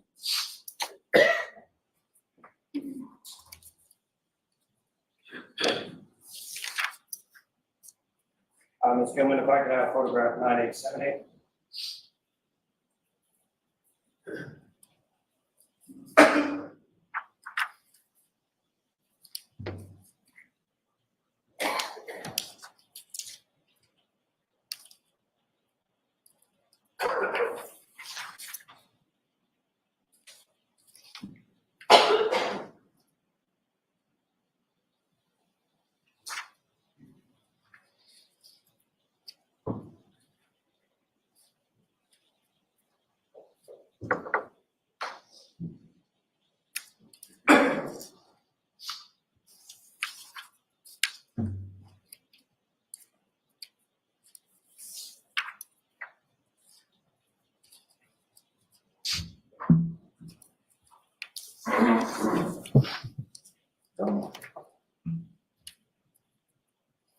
Ms. Hartnett, direct your attention of the screen with now the mark as Exhibit 242. Do you recognize that?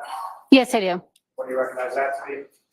That's a photograph of the exterior front of the jeans with the belt, item 7-1. And Ms. Gilman, if I could have 9887.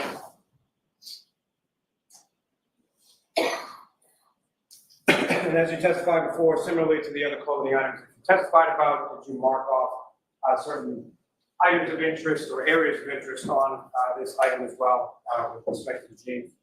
Yes, I did. And that's depicted in this photograph. Yes. And Ms. Gilman, if I could have 9888.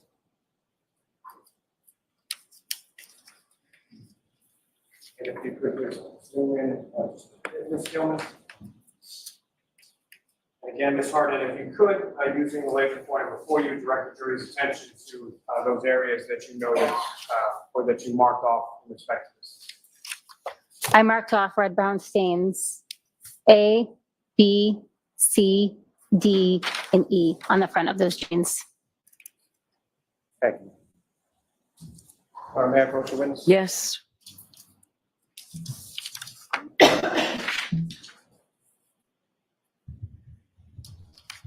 I'm going to show you another series of 5 photographs.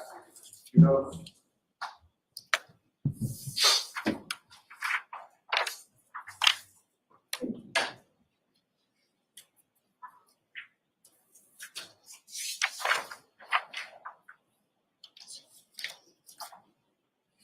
do you recognize what's depicted in those photographs?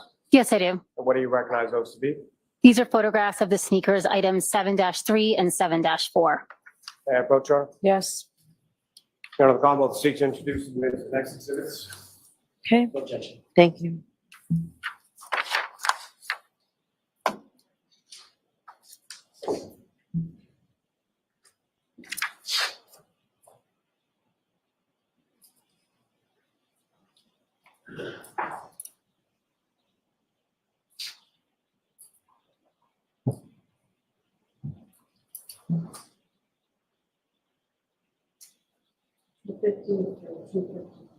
Thank you.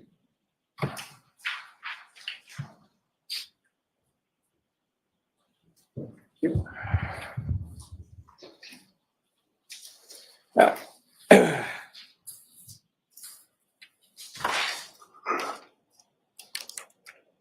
Ms. Hartnett, with reference to the sneakers and sort of the other clothing items that you received, do you recall how or where or when it was that you received each of those respective clothing items? Or how the lab did, you know? They were received by the lab from the Norfolk Detective Unit. And as far as the sneakers being labeled with two different stickers, do you know why that was? One of the sneakers was recovered from 34 Fairview Road, and one of the sneakers was recovered from the hospital. Now, with reference to the photographs that I've just placed before you, have you had a chance to look at those? These ones here? Yes, No. if you could.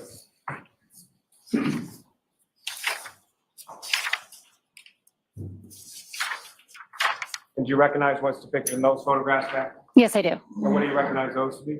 Those are the fingernail clippings that were submitted for John O'Keefe And do you know where they were submitted from? by the Norfolk County Detective Unit. May I approach you? Yes. I would assume they were from John O'Keefe's fingers.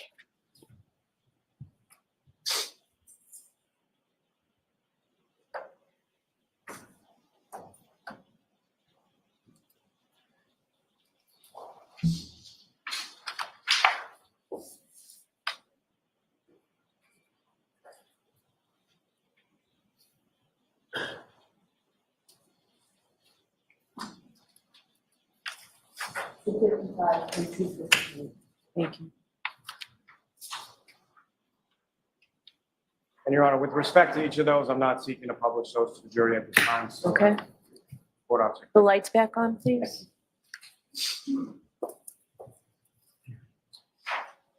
Now, Ms. Hartnett, with respect to those stains on the gray sweatshirt, the orange t-shirt, and the jeans, what, if any, testing was done with respect to those stains?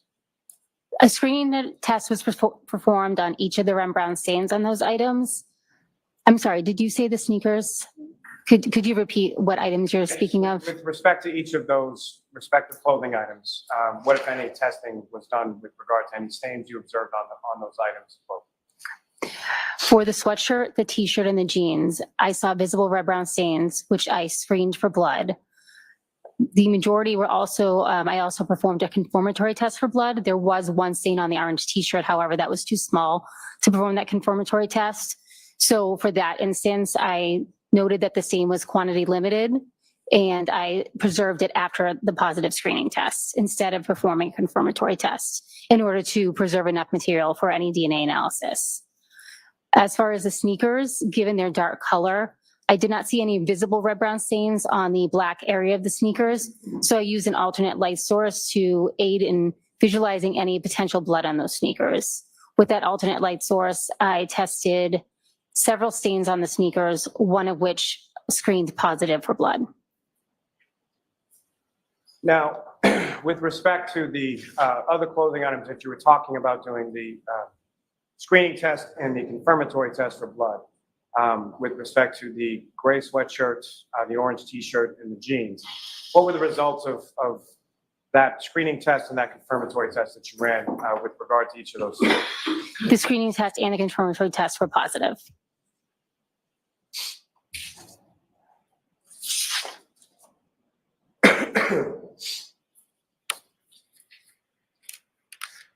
Now, beyond the stains, did you take any additional samples from those items? Yes, I did. And what were those and how was that done? For the, for each of the items, I picked up any loose trace material, which would be hairs and fibers or apparent hairs and fibers that were adhering to the item. I also did a scraping and swabbing for skin cell collection of the unstained areas.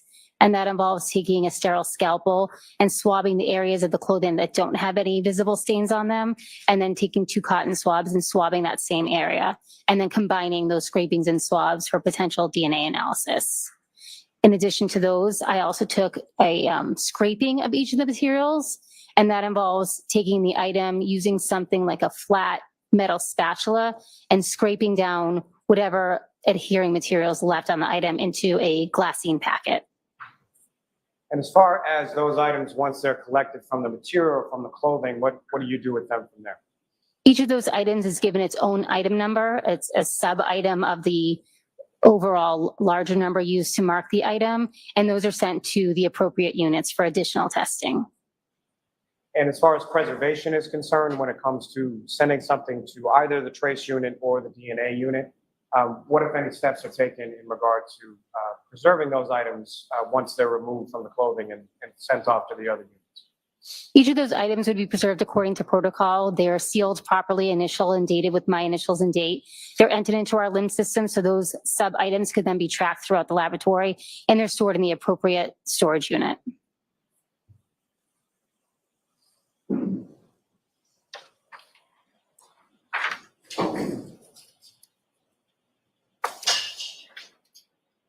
Now, at some point, did you also receive items that were labeled as 3-2 and 3-3? I submitted those when I returned from the original scene. And what were those now? Those are pieces of glass from the bumper and a drinking glass from the crime scene. Now, did you examine those items? Yes, I did. And what, if any, examination did you do, and what is it that you were looking for in your examination? I did a visual examination, and I took photographs, and then I also took a collection from each of the items. And did you do any testing on those items? No, I did not. And what kind of samples did you collect from those items? I took potential skin cell collection using a swab moistened with sterile water. And as far as the samples that you took from, as well as the items themselves, what, if anything, did you do with reference to those once you were done with your examination? The swabs were preserved for testing in the DNA unit, and the original items, the apparent pieces of glass and the drinking glass, were preserved for the trace unit. As far as those preservations were concerned, is that similar to the preservation process you were describing earlier with regard to the clothing items? Yes, that's correct.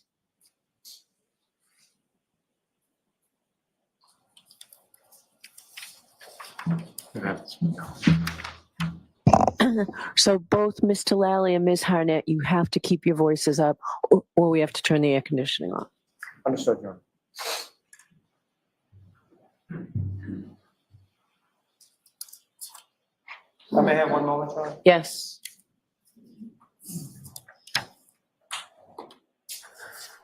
So in other words, don't make the jury pass out. Yes, again.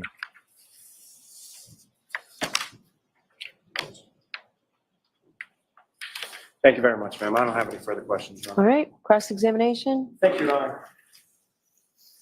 Here we go.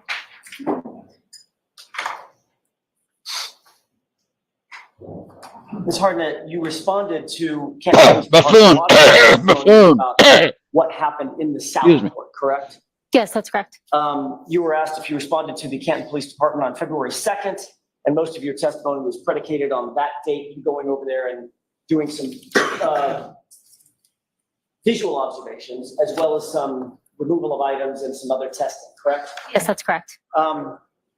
Was it February 2nd or was it February 1st? May I check my notes? I'd appreciate it if you did this.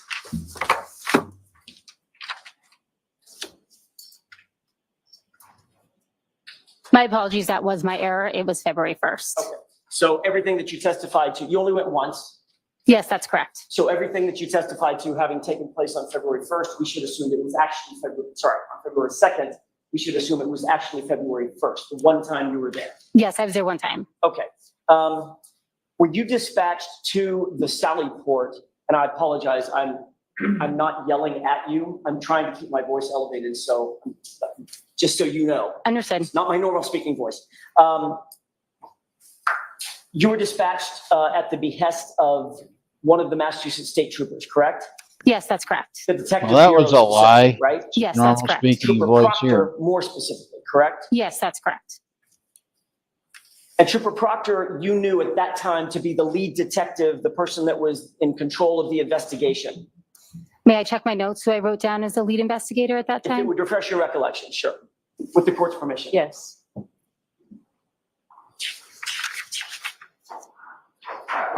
Yes, I was told on scene that Trooper Proctor was in charge of the investigation.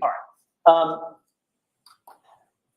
while you were there, one of the things that you did initially was to just do an overview of the vehicle, correct? Yes, that's correct. Obviously, that was important given the limited information that you had at that time about a potential motor vehicle pedestrian incident, correct? Correct. So you were looking for anything that would rise to a level of investigative concern regarding that vehicle, right? Yes, that's correct. Hence your review and notation of certain scratches on the vehicle. Is that right? Yes. Which may or may not have anything to do with the incident, but you noted it anyway, correct? I did not draw any conclusions as to where those scratches came from. Okay, you just took the words right out of my mouth. My next question, the dent that you noted and photographed, you made no conclusion that that occurred as a result of a motor vehicle pedestrian incident, correct? That's correct. The scratches, and I'm just going to go through a couple of them. The scratches that you denoted and had photographed, you made no conclusions about that having anything to do with a motor vehicle pedestrian incident, correct? That's correct. Even the broken taillight, at that point, you made no conclusions or drew no scientific conclusions about that having anything at all to do with a motor vehicle pedestrian incident, correct? That's correct. You did, however, look for tissue, human tissue, blood, biological material, and things of that nature on the car itself. Did you not? Yes, I did.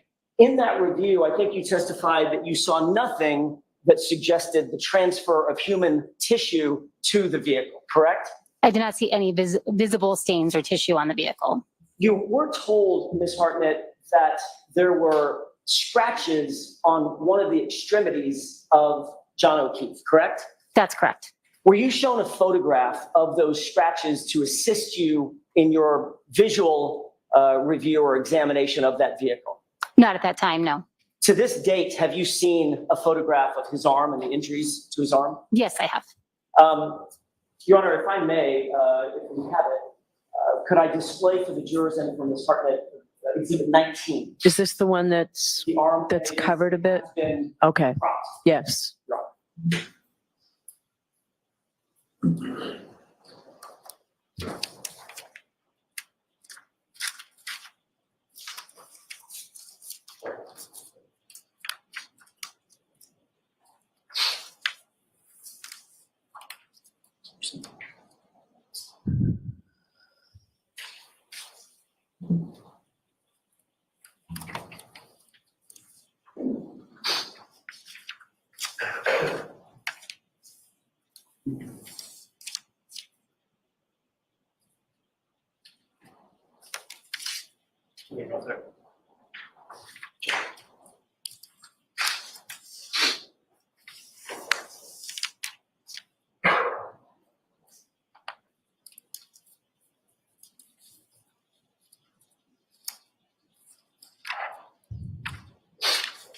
Ms. Hartnett, do you recognize what's depicted in Exhibit 19?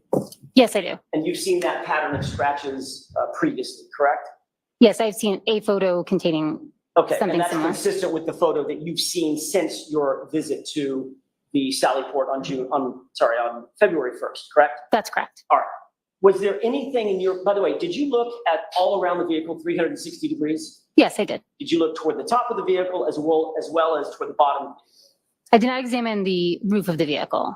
Say I did not examine the roof of the vehicle. Understood. Did you examine the undercarriage of the vehicle? I did look at the undercarriage of the vehicle. And you know what I mean when I say undercarriage? Yes. Could you explain for the jurors what you mean when you use the word undercarriage?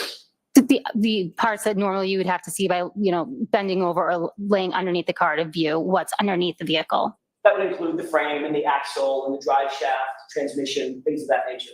Yes, I'm not confident in all the terminology of the undercarriage, but yes. Did you see anything that was suggestive of or consistent with the pattern of injury that you see to Mr. O'Keefe's right arm? I wouldn't say I'm qualified to make any kind of pattern determination and what would match the injuries on his arm. So the answer to my question is, as you sit here, you made no observation of anything on the SUV that matched these injuries, correct? I wouldn't be. Sorry. Go ahead and answer that. I wouldn't be able to testify from memory. I don't have a photograph of the undercarriage, nor did I make any kind of conclusions about that at the time. Okay, understood. And you didn't take any, I'm sorry, the swabs and samples that you did take variously on the car all came back negative for human tissue, et cetera. The testing that I did on scene from the various areas of the undercarriage, which I had mentioned before, the tire flaps, the edge of the bumper, and the exhaust pipe screened negative for blood. Okay, Mr. Jackson, can we take this down? I'm just going to suggest that. Thank you, Your Honor. On February 1st, 2002, in addition to taking some swabs from the vehicle itself, you also mentioned that you took swabs of what you believe to be blood evidence contained in 6 solo cups, correct? Yes, I noted those as frozen red-brown stains in red cups. Were those solo cups in any way labeled among themselves? In other words, solo cup 1, 2, 3, 4. I don't believe they were, but I don't have a photograph of that, so I'm not 100% sure. You did not thereafter label those solo cups. If they hadn't been done beforehand, you did not undertake that to label those solo cups, correct? No, I did not label them. Did you, how did you take those swabs? Was the swab done in one solo cup, or did you take a swab from all 6, or how did you take those swabs that you ultimately did take? I took those swabs from one solo cup. How did you choose which of the 6 solo cups you were going to take a swab from? I don't recall exactly how I chose which cup. It was reported to me that those cups came from the same area of red-brown staining, so I assume, you make an assumption that they're all related. It came from what I was told, it came from one area of red-brown stain at the scene. And you, of course, know as a forensic criminalist that blood stains can contain multiple contributors, correct? Yes, that's correct. You don't know, as you sit here, which blood stain found at the scene related to which solo cup in the bag, correct? Objection. I'll allow it. No, it was my understanding they were all taken from the same stain, but I was not there. From the same scene or stain? Excuse me. It was my understanding they were all taken from the same stain. Okay. If they in fact were taken from multiple stains, you would have no way of knowing that as you sit here. That's correct. And ultimately, once you did take that swab from that single solo cup, what did you do with the rest of that blood evidence? I left that with the Canton Police Department.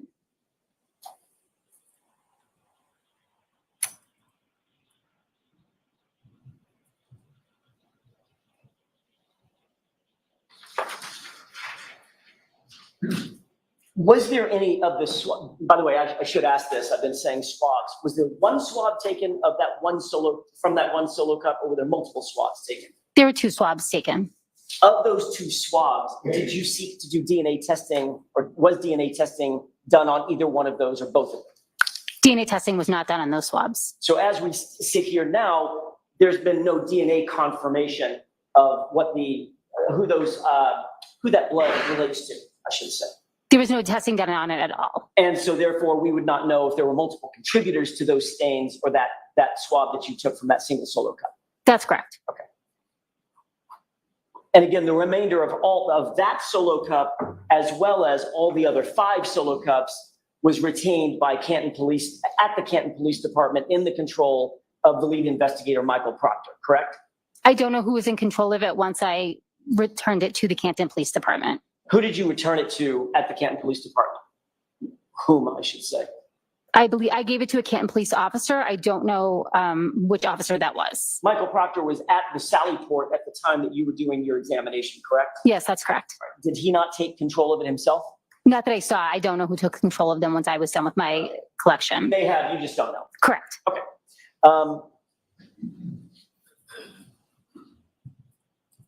Going back to some of the damage that you did note on the vehicle, that vehicle looked like it had been driven to a certain degree, right? Objection.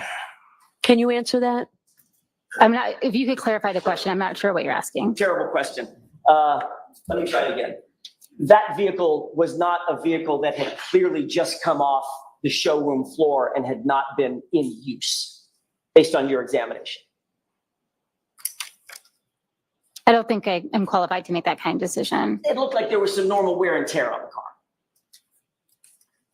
Other than the specific items that I pointed out earlier, the dent and the scratches, the exterior was in overall good condition. So I can't say specifically if it was driven other. I don't think I can make that conclusion unless you want to rephrase the question. You didn't have any reason to believe that car was in any other condition than it had been owned and driven by somebody, right? Or could you make that conclusion? I don't think I can make that conclusion. So it could have been an absolutely brand new, right off the showroom floor car? I guess I don't have any understanding of what could have happened to it in the showroom. I'm not sure I understand the line of questioning. Why don't we move along? Fair enough. I guess what I'm asking is, did you've done some damage analysis in the past? Obviously, this was not your first rodeo, right? I don't do damage analysis on vehicles. Okay. Did this car look like it had reasonably normal wear and tear on it? That's my question. I don't feel comfortable answering that question. Okay.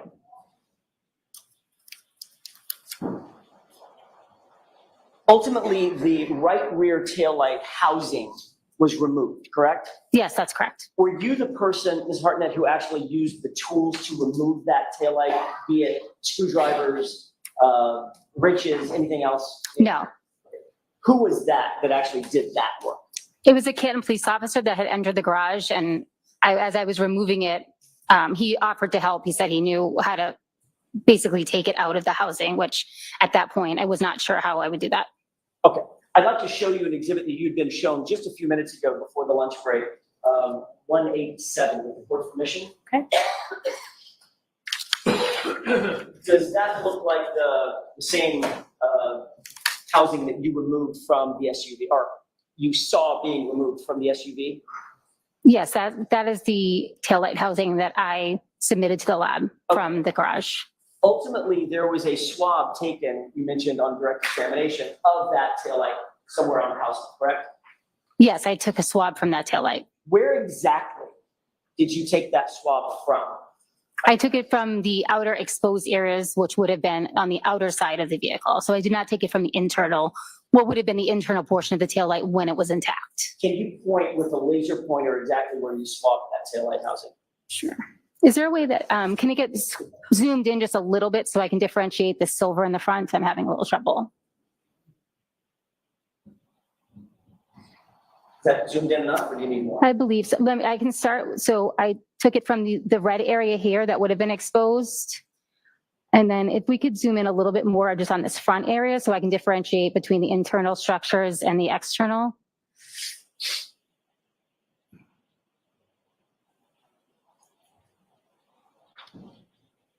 Was it one swab? Yes, that's correct. Okay, so you swabbed multiple areas with one swab and then submitted that? Yes. So you don't know, as you sit here, where, if any DNA was detected, where that DNA may have come from? No, that's correct. Other than the general housing altogether? Yes. So then just to finish your previous question, I did. That's okay. It's just I couldn't see it. So this area here, which would have been the external portion of the taillight. So the areas I did not swab were any areas that would have, when the taillight was intact, been protected by the outer plastic housing of the taillight. Is your testimony, Ms. Hartnett, that what you just pointed to was the exterior portion of the taillight, bottom left? No, just this piece of plastic here is the exterior, the exterior piece of plastic. And you swabbed that area as well as other areas on the exterior, like the red upper right? Yes, that's correct. Okay. as you swab that, the DNA test does not differentiate where you swab, just that you swab, correct?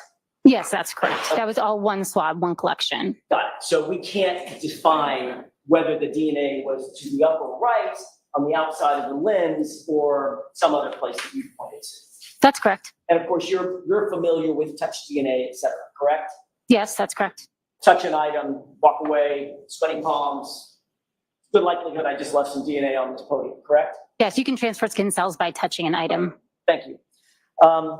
We can take that down with the court's permission. Sure. You also indicated that you collected glass from the rear bumper of Miss Reed's Lexus, correct? Yes, I have it as a parent glass, but yes. As a parent glass, fair enough.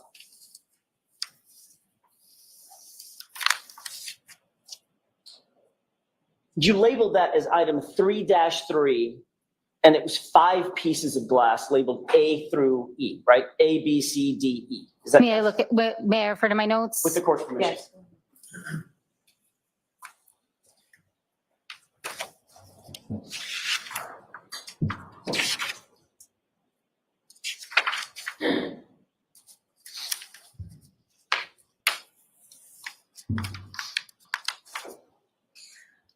I'm just unfamiliar with the lettering A through E. I don't believe I have that in my notes. If you could refer to the document that you have. Is it possible that, and this is just ignorance on my part, is it possible that once you submitted that for further testing, somebody else may have labeled those individual pieces A through E? You did not? That's possible. I do not label them A through E. Okay, got it. Understood.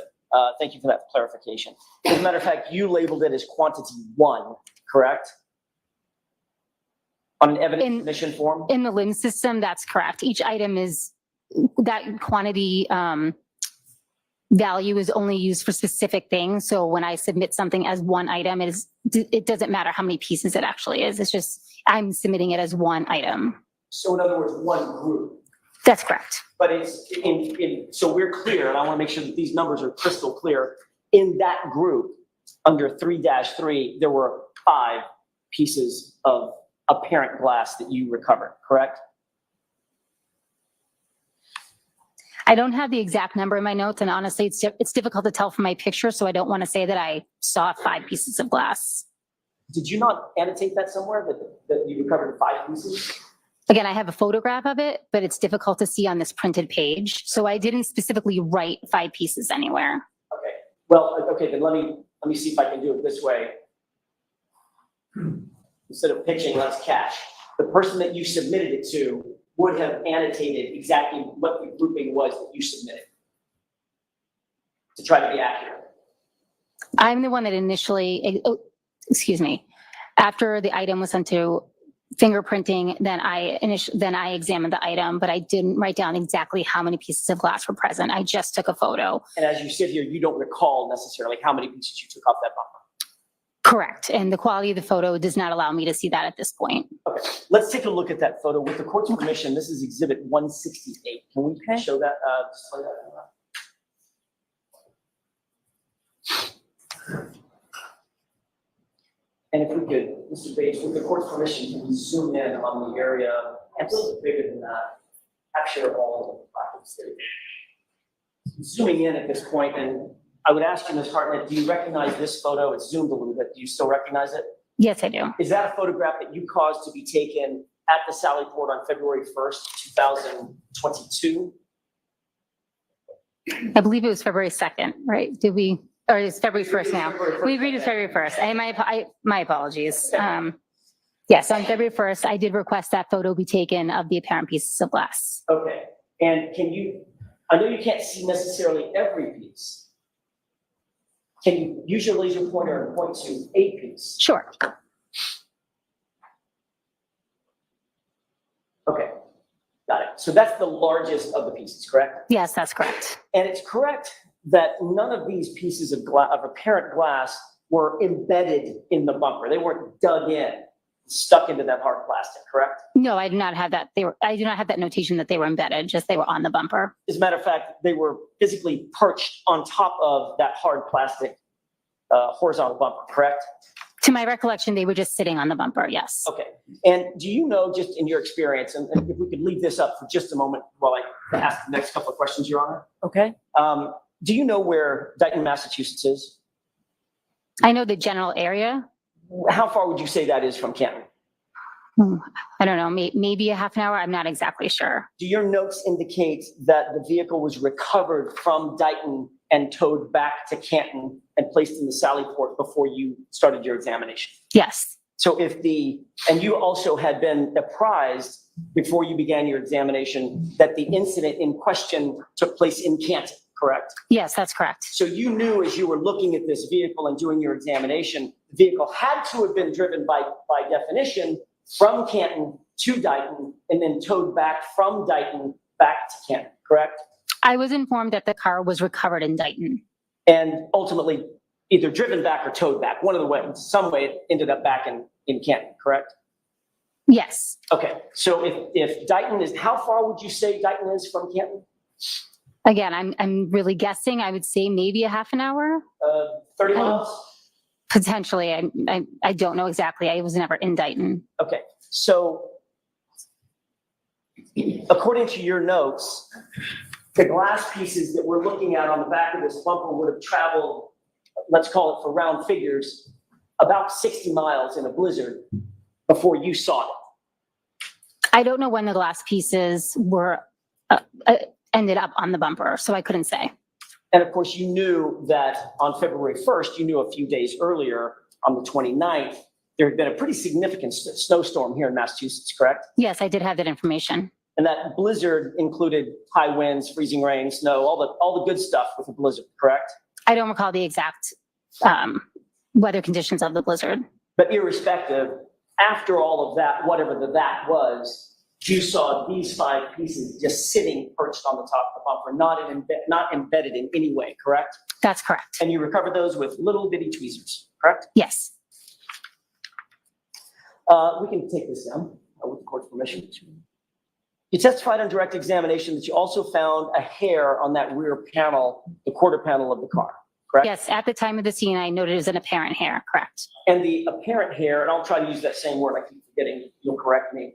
That apparent hair was not sitting on the horizontal bumper, but on a vertical portion of the quarter panel, correct? That's correct. Did you find the hair, or was that hair pointed out to you by somebody else? I believe I located the hair. How exactly was that hair secured to?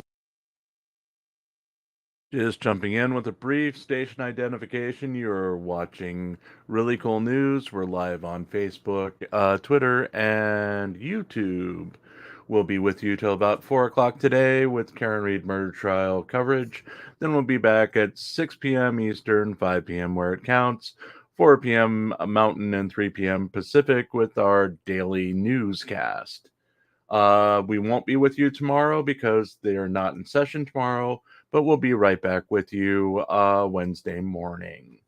Just a reminder that, yes, we are alive. We're just a little quiet with the testimony today. That vertical panel, if you can explain that. It didn't appear to be secured in any way. It was just on that quarter panel. Okay, so it wasn't taped? No. It wasn't glued? No. Wasn't stapled? No. It was not affixed in any way whatsoever. It was just perched on that vertical panel of the SUV, correct? That's correct. And for you to remove it, and by the way, you found this at the same time that you found the general time, that you found the glass pieces as well. That's correct. So that hair potentially would have had to make that same 60-mile round trip in the same blizzard. At the time, I don't know when that hair was deposited on the vehicle. Right. And it didn't take you much to remove that hair, correct? I picked it up with a pair of tweezers. Didn't give you any resistance? Not that I recall. Okay.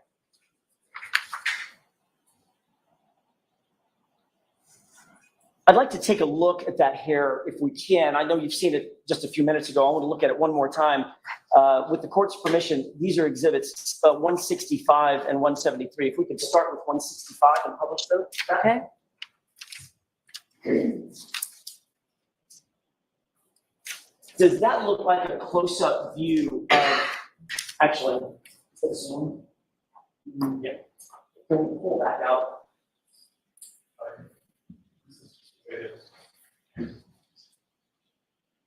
Your Honor, may I do this a different way? All right. This is actually, with the court's permission,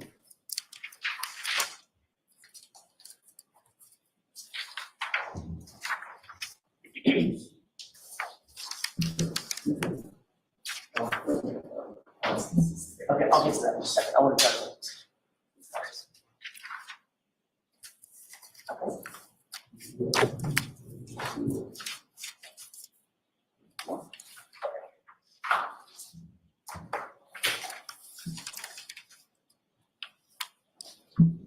Your Honor, may I approach briefly? Yes. Thank you.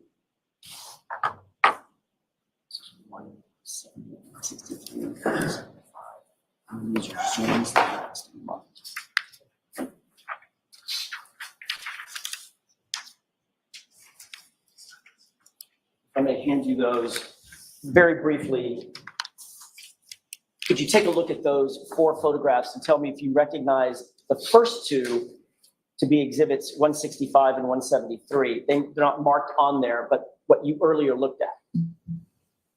Okay. Do those appear to be those 2 exhibits that you earlier saw? Yes, I don't know what numbers they were, but I do remember seeing these photos earlier. Fair enough. And then the second 2 photos, do those appear to be zoomed photos of the same 2 photographs? Yes, they do. With the court's permission, I would ask that the zoomed photos be marked as next in order. Is there any objections to Ally? No, Your Honor. May I approach? Yes.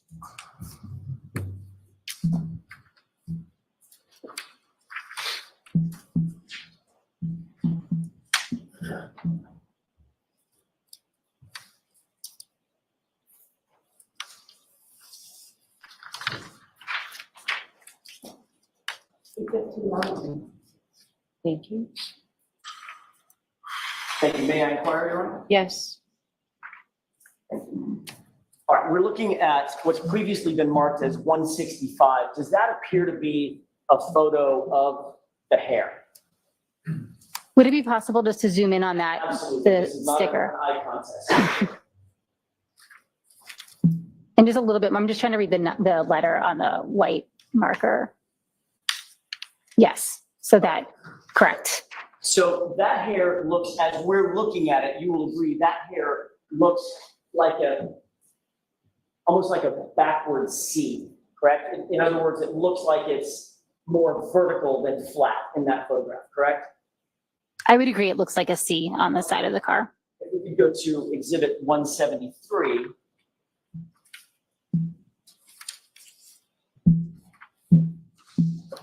And this is the same hair photographed a second time, correct? If we could, again, just zoom in on that sticker. Yes, that's correct. Ms. Hartnett, does it look to you like between the first and the second photographs, that hair has moved? It's no longer an inverted C, but a C.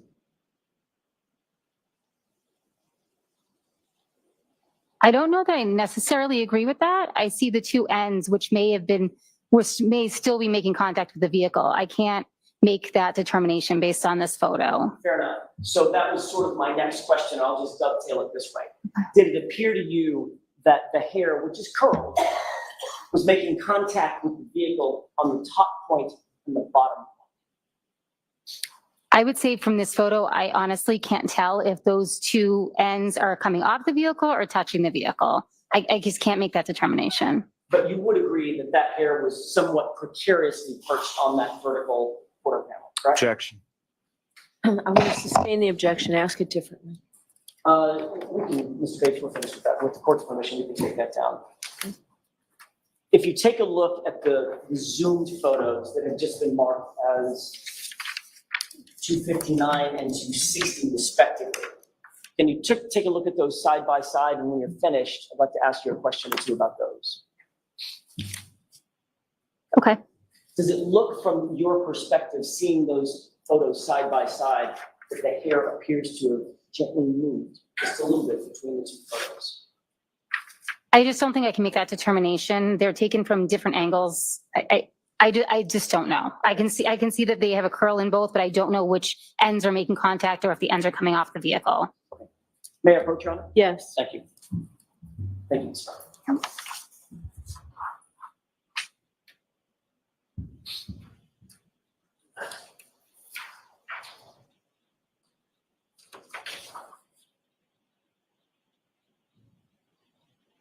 There's one more exhibit I'd like to take a quick look at and ask you a couple of questions about. With the court's permission, exhibit 195, which is a shirt.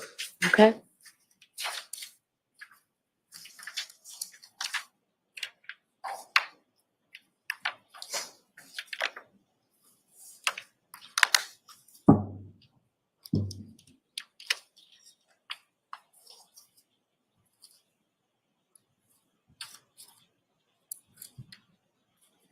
Do you recognize what's depicted in this photograph? Yes, I do.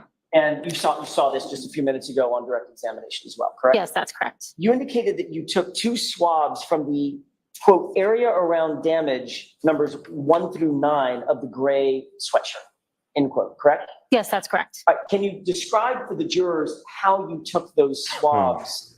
And were they of all 9 or a select number of the 9? How did you do that? I moistened 2 cotton swabs with sterile water, and then I took those 2 swabs. May I use the pointer to just show? Of course. And I vigorously swabbed around. I don't know if it's working. There we go. This entire area. So every area of damage, I swabbed around all of it using the same 2 swabs. So it was one collection from all those areas.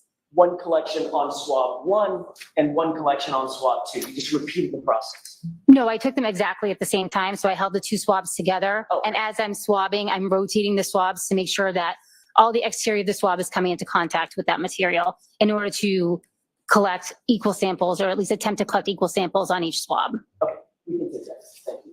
And you indicated that this was the first time that you had done swabbing specifically for the purpose of trying to find either canine DNA or animal. That's correct.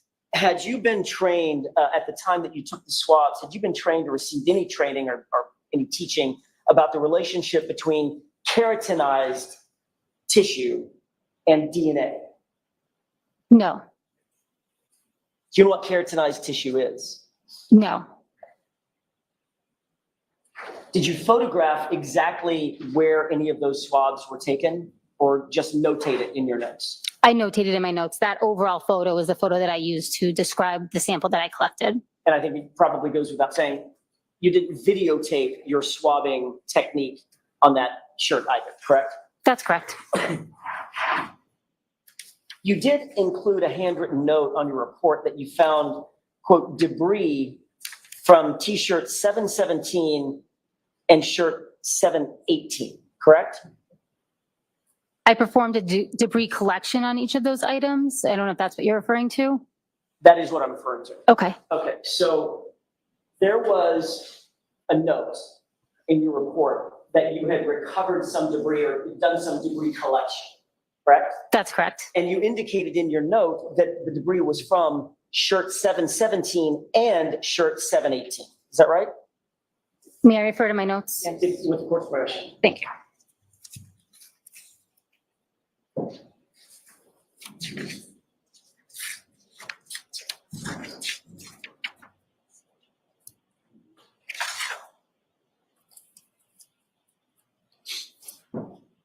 Yes, that's correct. Okay, and shirt 717 is which shirt?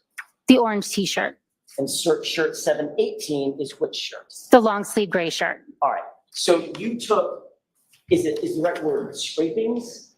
Yes, that's correct. Okay, you took scrapings from both shirts, is that right? Yes, correct. And then combined those together and submitted that as the quote unquote debris that was assigned a new item number 7-18.18, correct? Yes, that's correct. So as you sit here, you don't know where the debris came from specifically, other than the two shirts? Could be one, could be the other, could have been a combination of both. Yes, that's correct.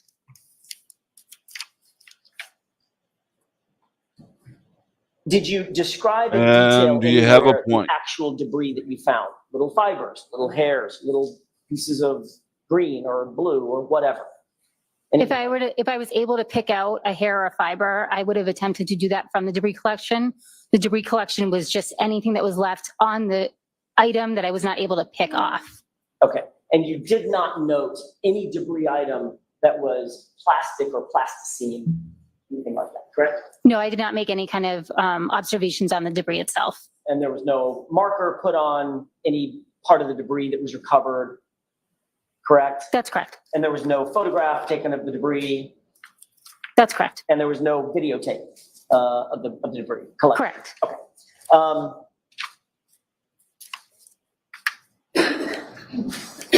When you received item 717 and item 718, that came in one evidence bag, did it not? Yes, it did. Your Honor, may I approach briefly? Yes.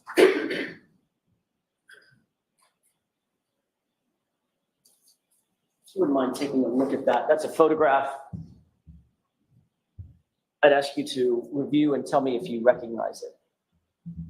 Not the photograph, but what's depicted in the photograph. Yes, I do. How do you recognize that? This is the container that contained it's a photo of the brown paper bag that contained the long sleeve gray shirt as well as the orange t-shirt. May I approach, Your Honor? Yes. I could ask that be marked as next in order. Any objections, Lally? No, Your Honor.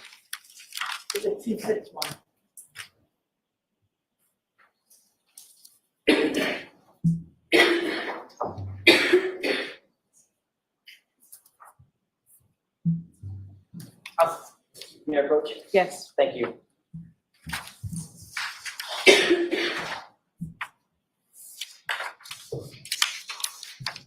This evidence bag notes, let me start over.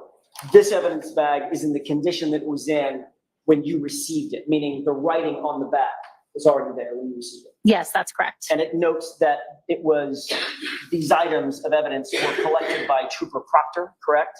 Yes, correct. And the date of collection was January 29, 2022, is that right? I'd have to relook at that Of course. for the date.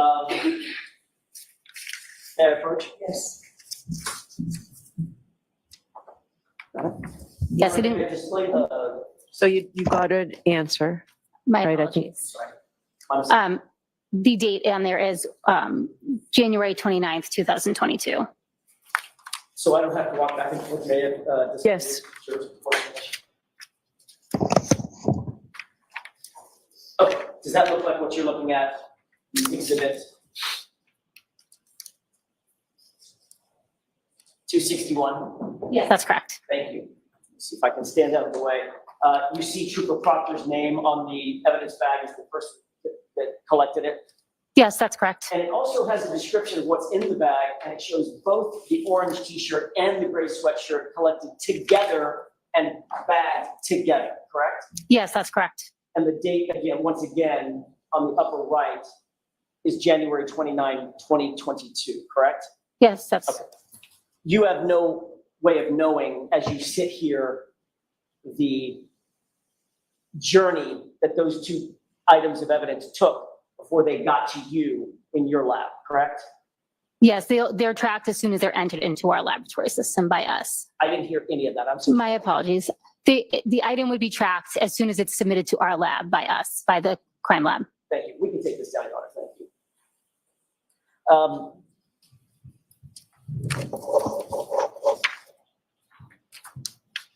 The debris that you ultimately got from the shirt or shirts, you don't know if that debris may have been in the bag and the shirts picked up the debris in the bag or otherwise, correct?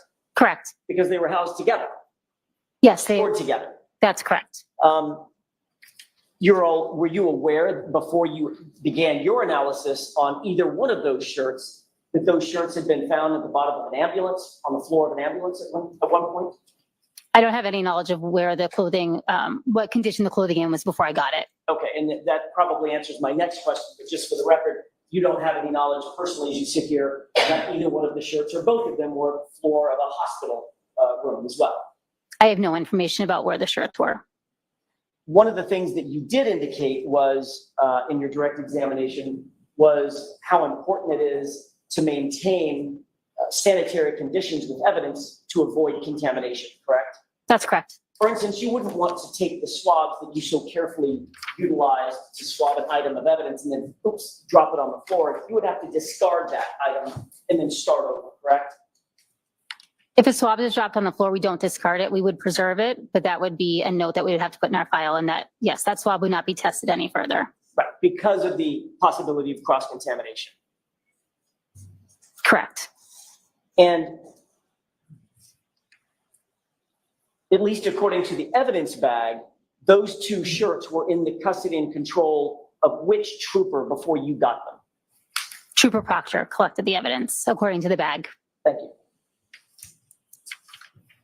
Ultimately, Ms. Hartnett, every single piece of taillight material and clothing that you've described in your testimony today on direct and cross-examination, all of that evidence was presented to you or to the lab at one time in one bundle on March 14th, 2022, correct? No, that's incorrect. Which portion was in the lab before March 14th? The tail light that I collected from the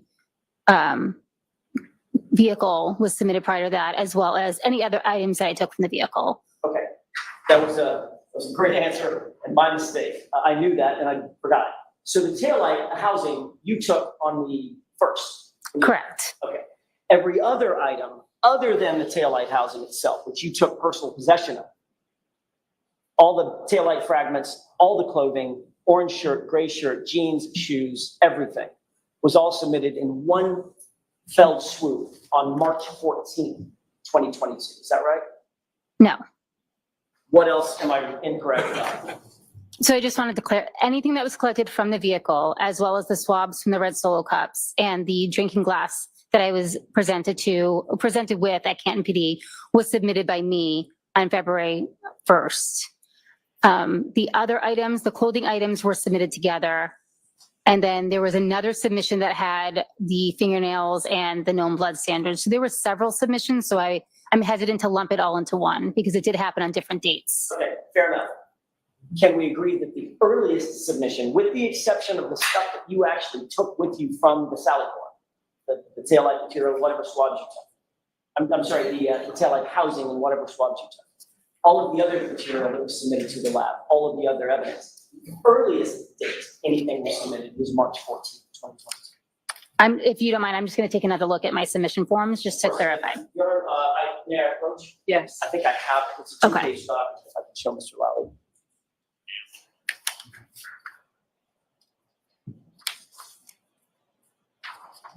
Is that a copy of your submission form? Yes, it is. Okay. If you could familiarize yourself with that for just a quick second. Yes.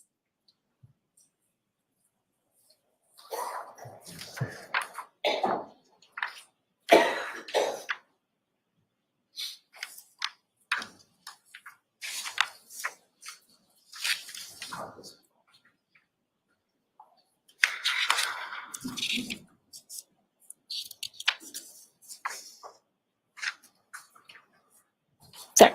Okay. May I approach one more time, Your Honor?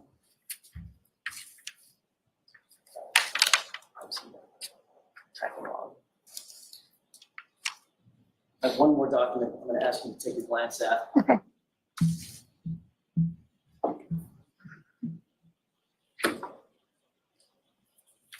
Do you recognize that document? Yes. What is that document? The second document that I just handed? This is a printed chain of custody report from our laboratory information management system. Your Honor, with court permission, I'd like to mark the first document's name again. I want to get it right. It's the evidence submission form for submission 7. Evidence submission form for submission 7, two-page document, if I could have that next in order. And then the Chain of custody, my apologies. Is there an objection, Mr. Lally? Yes, to both. So the objection sustained unless you want to convince me otherwise. I'll have a mark for ID for the time being. That's fine. If that's okay with the court. Yes.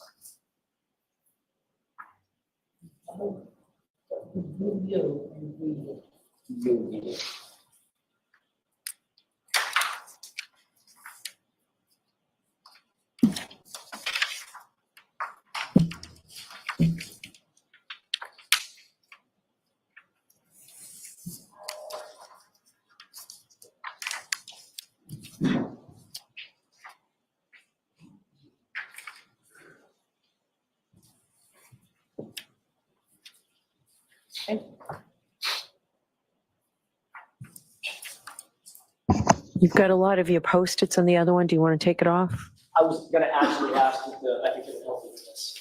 Okay. Go a lot faster with those Post-its The on. witness, I guess. Go back to the witness with those. If you could take a look at what's been marked as VV, that's the log. I just want to go through this relatively quickly. With regard to plastic pieces that were submitted, if you look on page, for instance, page 11, where a tab is. Yep. That shows that that piece was submitted on March 14th, correct? Yes, that's correct. And there was a piece submitted on March 14th on page, notated on page 12.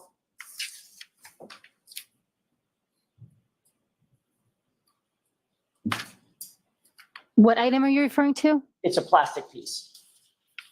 Yes, correct. Page 13, another plastic piece. Yes, submitted on March 14th. And page 14, another plastic piece. Yes, that's correct. Page 15, another plastic piece.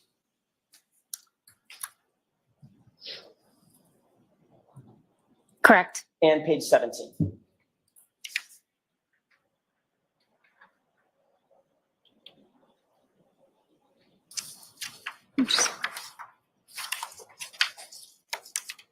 Sorry. Yes, that's correct. And then if you turn to the next page, page 18, that's the orange t-shirt. It shows its submission date, correct? Yes, that's correct. And what's that date? March 14th. And then on the bottom, very bottom of page 20, going into page 21, there's another item, a gray t-shirt or gray sweatshirt. Yes, that was also submitted on March 14th. Okay, thank you. I may approach? Yes. Thank you.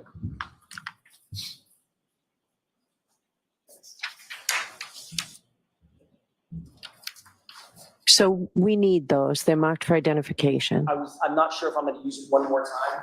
Put them up on the bench and you can grab them. Of course, ma'am. Yes.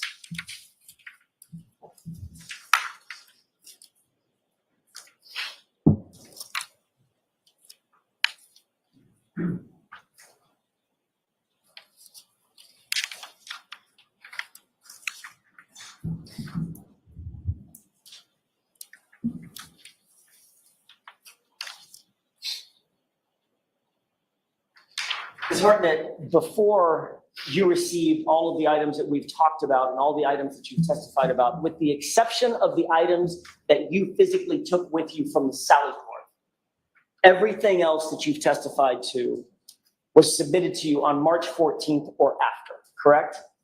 That's correct. And all submitted by Trooper Proctor, correct? I know they were all submitted by the Norfolk County Detective Unit. I don't know the specific officer that necessarily dropped them off at the lab. Can you answer the question based on the log information that you have and the chain of custody that's in front of you? Can you answer the question whether Trooper Proctor or anybody else stored the taillight lens material and the clothing in the same place or in the same bag before you received it? I'm sorry, can you just repeat that question one more time? Based on the log information that you have, in other words, the chain of custody that's in front of you, that you can absolutely look at and determine where things were and who had them, can you tell us whether or not Trooper Proctor or anybody else stored any of the taillight material and the clothing in the same place or even in the same bag? No, I don't have any information to how the evidence was treated before it was received in the lab. In fact, that's because there is no chain of custody for that data. I'm sorry, for those items. There's no data for those items predating March 14th, correct? Objection. Sustained.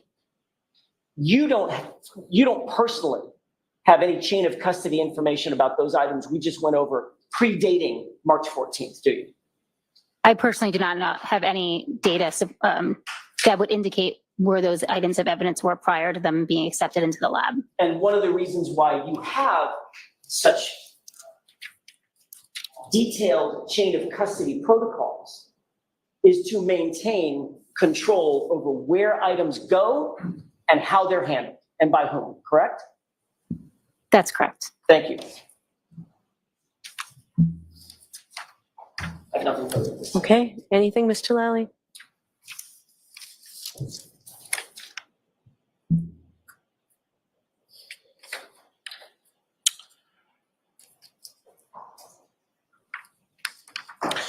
Just a couple.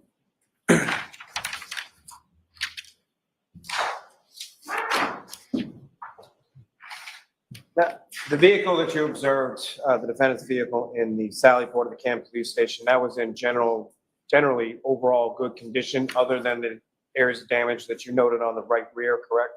Yes, that's correct. And when you were swabbing, the swabs that you took from the taillight housing that you then later submitted to DNA, that was a taillight housing that you took from the Camden Police Station, correct? Yes, that's correct. You logged that into the lab? Yes, I did. You took those swabbings and then you packaged them and you sent them to the DNA, correct? Yes, that's correct. And all of those swabbings were taken from the exterior area of that taillight assembly, is that correct? Yes. The objection sustained is to the form. With regard to those swabbings that you took from the taillight housing, where on the taillight housing did you take them?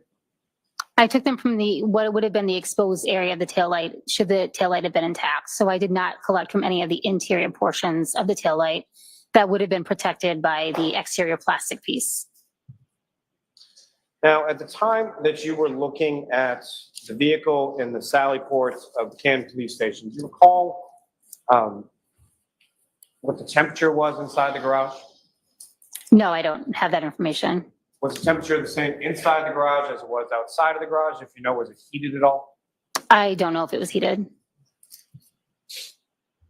As far as the vehicle itself was concerned, when you saw it in the garage, did you see any sort of frozen snow or ice or anything like that on the exterior of the vehicle? Not to my recollection, no.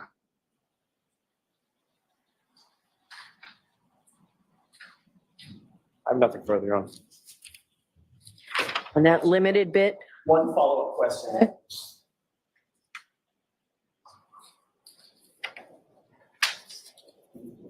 May I approach? yes.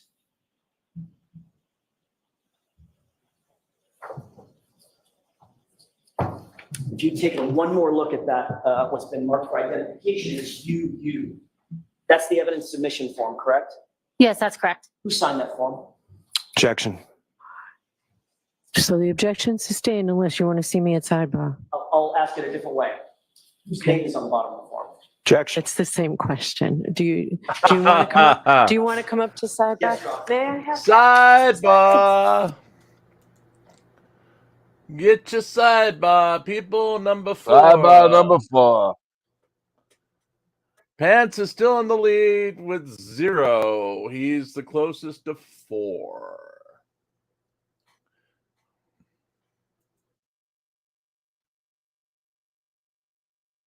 Sidebar, and the judge does not seem happy. Karen Reed had been smiling and making faces earlier and had to be told not to do that. So she's apparently happy with the testimony.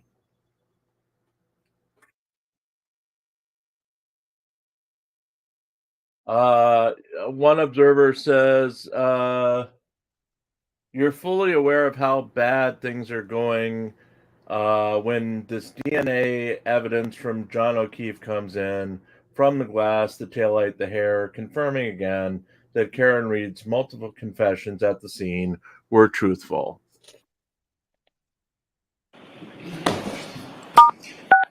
You are unmuted. Unmuted. Thank you. With that, I have no further questions. All right, Ms. Hartnett, you are all set. Thank you. All right, your next witness, Mr. Lally. Yes, Your Honor, the Commonwealth call Ms. Ashley Valere to the stand.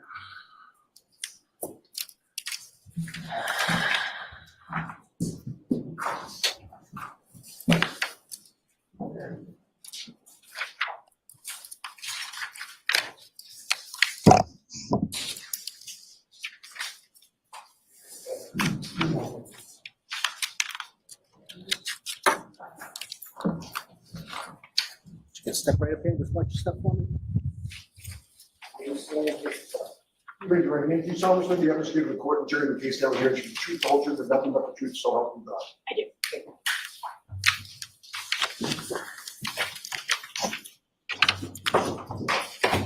So, Mr. Lally, would you remove the, good afternoon, would you remove the exhibit that's on the witness stand, Yes, sure. please? Trying to taint the witness again. That's right.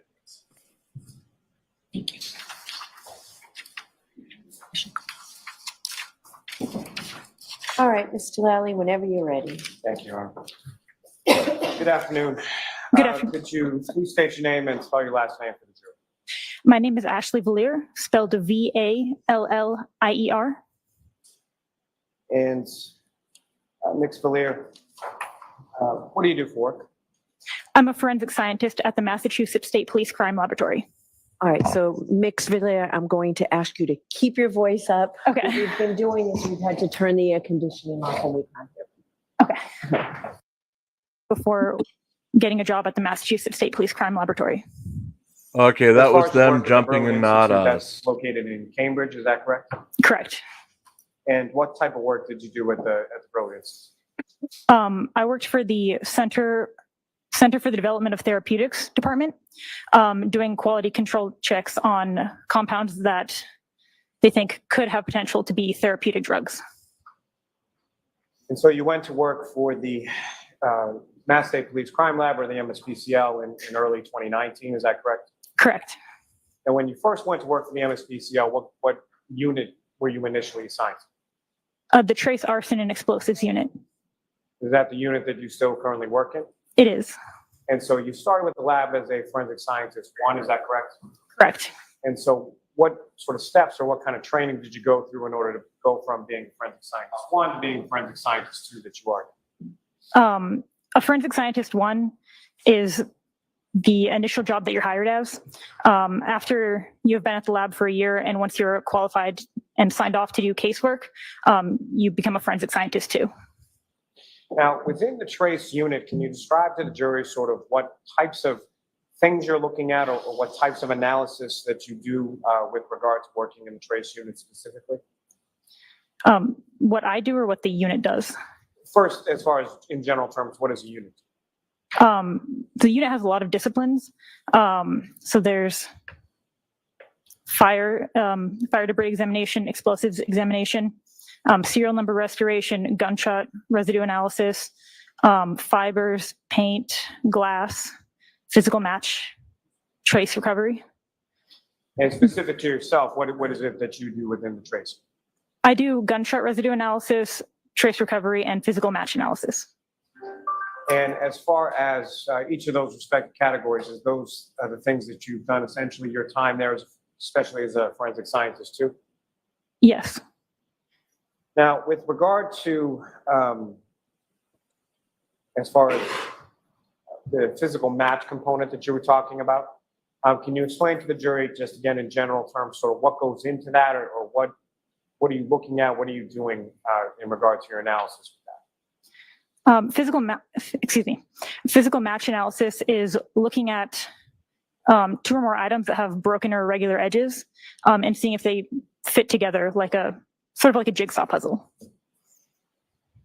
And when you're doing those examination of various items with respect to that, what types of instruments are you using, or what types of ways are you looking at these from an instrumental perspective?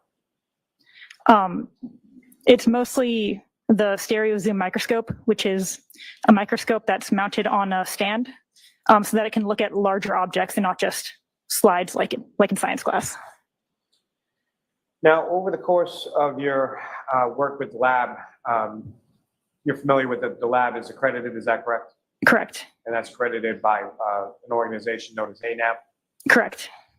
And with respect to that accreditation, what if any testing or what if any examinations or continuing education do you have to undergo in order for that accreditation, either for yourself or for the lab itself? As part of the accreditation, analysts that are signed up to do casework do proficiency tests every year. And have you done proficiency testing over the course of your 5 years with the lab? I have. And specifically, what types of areas have you taken proficiency testing in? I've taken proficiency tests in gunshot residue analysis and physical match cases. So with respect to sort of each of the various areas of work that you do within the lab, is that correct? Except for trace recovery, but yes. And with respect to each of those, as far as the proficiency testing was concerned, you've successfully completed each of those? I have. Now, if I could turn your attention to, at some point over the course of your work within the trace unit in the lab, did you become involved with the lab case number 22-02184? I did. And there's a name that's associated with that lab number as well, is that correct? A name? A name as far as a suspect or a defendant or something like that? Yes. And whose name is that? Karen Reed. And as far as your work within the trace unit, how is it that you came to be involved, or what piece of analysis did you become initially involved in with respect to Ms. Reed's case? I was assigned to do physical match analysis on, well, many different items. Before we get to the physical match, was there something, what if anything were you asked to do with regard to some clothing items associated with the John Oates? I believe I later received debris that was collected from those clothing items. And so debris specifically, do you recall which clothing items you received debris from? I do not without looking at my notes. Your Honor, with the court's permission, may the witness look at her notes? Yes, go right ahead.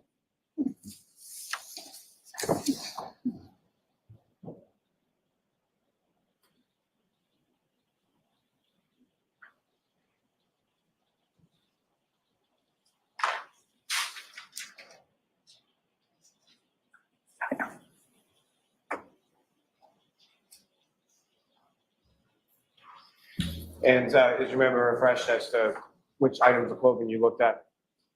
Yes, so it was, well, I didn't look at clothing. I just received the debris that was already packaged. So it was labeled as coming from jeans, boxer shorts, sneakers, a gray long sleeve shirt, and an orange t-shirt. Now, with respect to each of those items had a lab sort of label number associated with it, is that correct? Correct. Is it your understanding that the larger piece of clothing would have been labeled 7- something, and then the debris from that clothing would have been labeled 7- same thing, point, whatever? Does that sound familiar? It does, yes. And so with the specific reference to item 7-18.18, that was debris from an orange t-shirt, is that correct? Yes. And specifically, I'm sorry, debris from an orange t-shirt and a gray long sleeve shirt, correct? Correct. And from your analysis of that debris, what if any examination did you do of that debris that was provided to you within the trace? So each of these items was packaged in a fold. And so I opened up the fold and looked at the items under the stereo zoom microscope and documented it with photos. And as far as that item 7-18.18, what if anything did you observe as far as contained within the debris from that item specifically? May I look at my notes? Yes. Okay, thank you.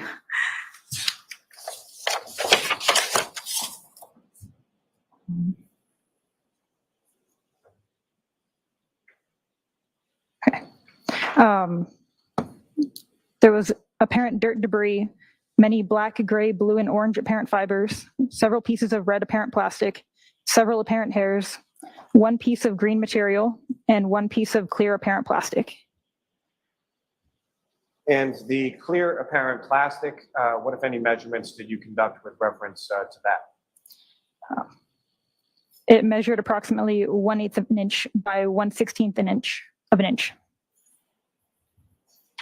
Now, from your analysis of those items, what if anything, do you know where within the lab they went following your analysis there? I believe another analyst in the trace unit then looked at those items. And that would be are you familiar with another person who works in the trace unit named Christina Hanley? I am. And so what, if any, training does Ms. Hanley have that you do not have in order to conduct that sort of further analysis? So Christina Hanley is the trace supervisor, and she is signed off to do casework in fibers, miscellaneous paint, glass. You see the other trace disciplines that I'm not. So essentially, those items contained within that debris were something that you examined microscopically, made observations of, took measurements, and then they went to Ms. Hanley? Correct. Now, with respect to, you mentioned a variety of plastic items that you examined, correct? Of the initial items that I looked at? Yes. Yes. And what were those, generally speaking, what were those initial items that you looked at? There were many different items containing that I believe were recovered from an address, but I would have to look at my notes to. Go ahead. So they were all labeled as recovered from 34 Fairview Road. And what types of items were they specifically that you had? So it was many pieces of apparent plastic and apparent glass and one drinking straw.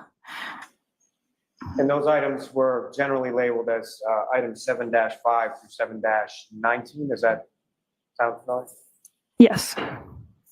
And with reference to the process in general terms of when you receive these items, can you explain to the jury sort of your process and what you did and what you looked at as you went through each of these respective items? Sure. So for beginning a physical match case, you always look at the questioned items first, which are the ones that you don't know where it came from. Like here, they're labeled as coming from the road, so you don't know where their actual source of origin is. And so what we'll do is we'll scan that item into my custody. And then I will document the packaging with photographs. And then I'll open that item and then document that item as it is. And if there are multiple pieces, each piece will get a designator like piece A, piece B, piece C. All this gets documented, written down in my notes and in photographs. If any of those pieces look like they could possibly fit together, then I will look under the stereo zoom and see if they do in fact fit together, and document it if they do. And then once I've finished documenting that, I'll repackage it in the original packaging. And then if there are multiple items, like in this case there were, then once that first item is sealed up, then I'll clean my bench and then I'll open the second item and do the same thing until all of the items have been documented. And again, if you could describe to the jury sort of the physical process of what you did in this case with respect to these items, as far as how were you looking at them sort of physically, what did you do with those items? So like I said, I opened up each of these items individually, took photos, took notes, looked at them under the stereo zoom microscope, and then looked at my photos after I had looked at all of them. They'd all been packaged in their original packaging. And then I looked at the photograph to see if any of those pieces could possibly fit together.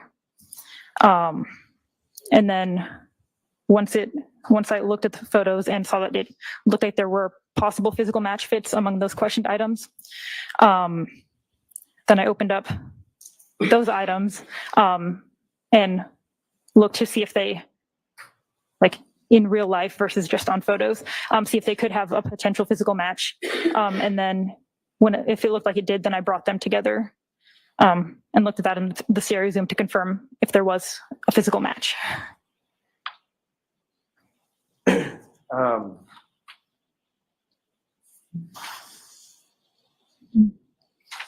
May I approach? Yes.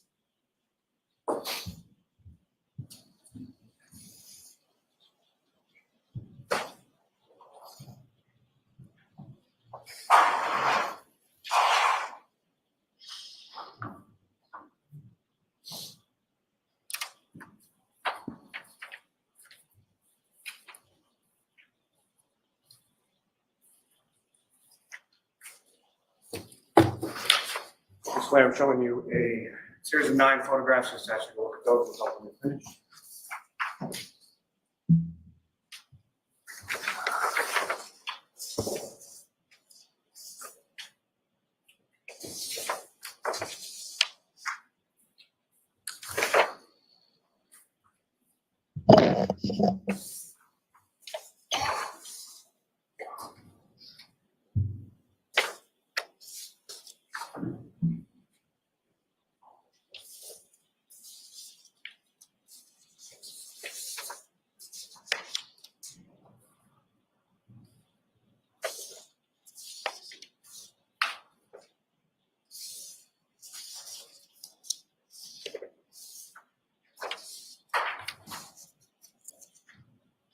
Do you recognize those? Yes. And what do you recognize those to be? Item 7-5. And is that how it was presented to you or shown to you as far as the evidence bag that you opened and the items that were contained within? I mean, this is just a picture of the seal, not the entire bag, but yes. Now, Nicole will seek to introduce the minutes next exhibits. No objection.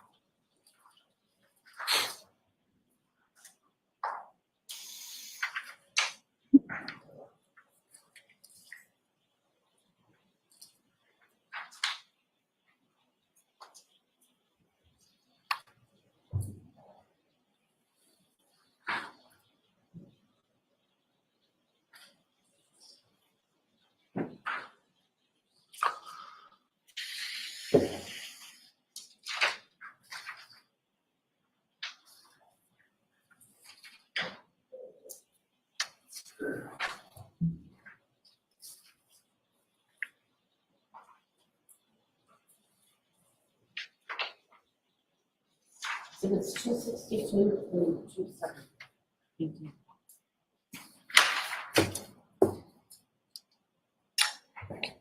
Your Honor, with the court's permission, may I publish some of these photographs to the jury, please?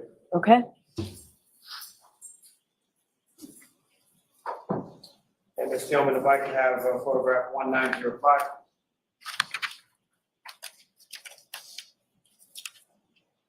What's up on the screen is photograph 1905, which has now been marked as exhibit 262. Do you recognize that? I do. And is that the evidence back that you were presented with regard to items labeled as 7-5? That's the seal on it, yes.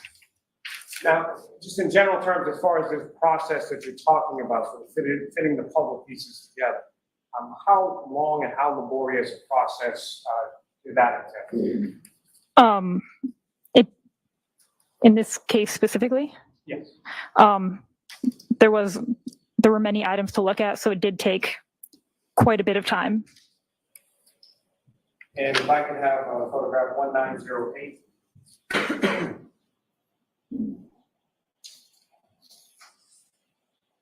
And do you recognize what's up on the screen, which has now been marked as Exhibit 263? I do. Is that one of the pieces that you have from item 7-5? Those are the 3 pieces in item 7-5. So 3 pieces from that were all red, apparent plastic pieces from that same item. Is that correct? May I approach the witness, Your Honor? Yes.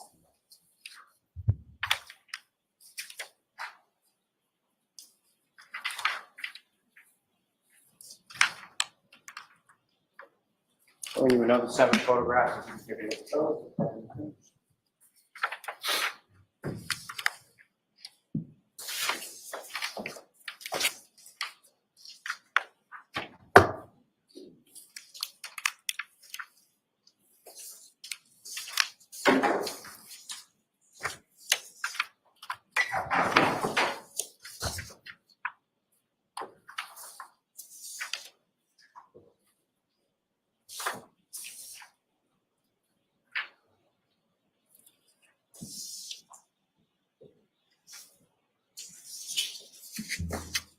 And do you recognize what's depicted in those photographs? I do. And what do you recognize those to be? The seal and then the items from item 7-6. And what's contained in those photographs, is that a fair and accurate portrayal of what you observed when you were doing your analysis in the lab? Yes. Your Honor, how will seek to introduce the minutes of this exhibits? Okay.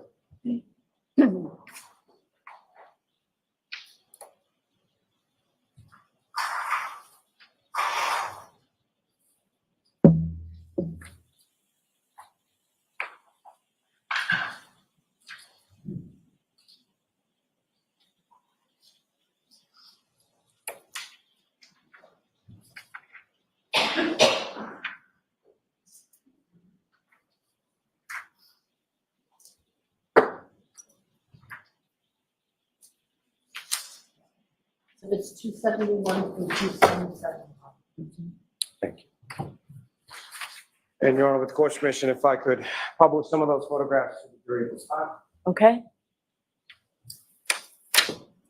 Gentlemen, if I can have photograph 1921.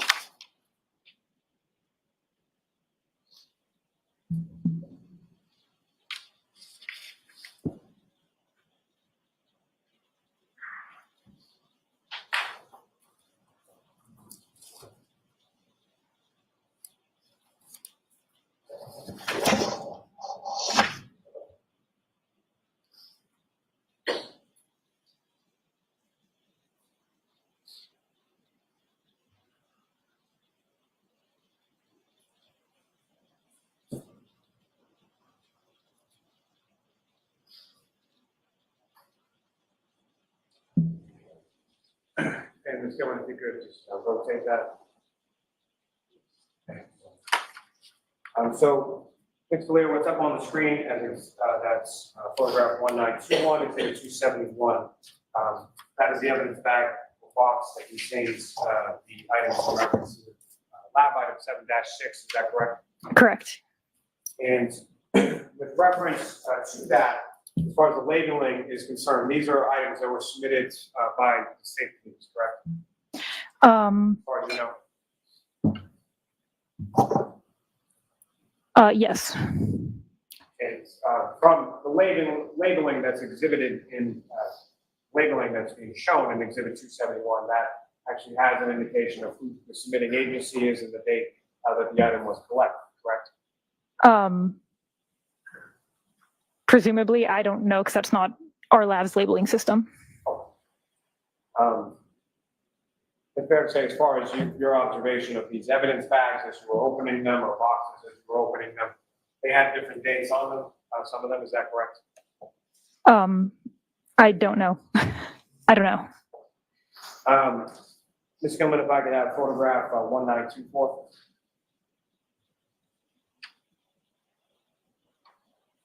And again, what's up?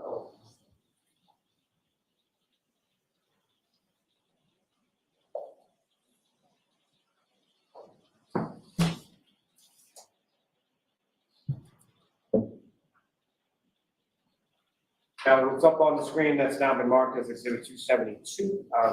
These were the items that were marked within that box or that bag of item 7-6. Is that correct? Correct. It appears two pieces of clear plastic, correct? Apparent plastic, yes. May I approach the witness room? Yes.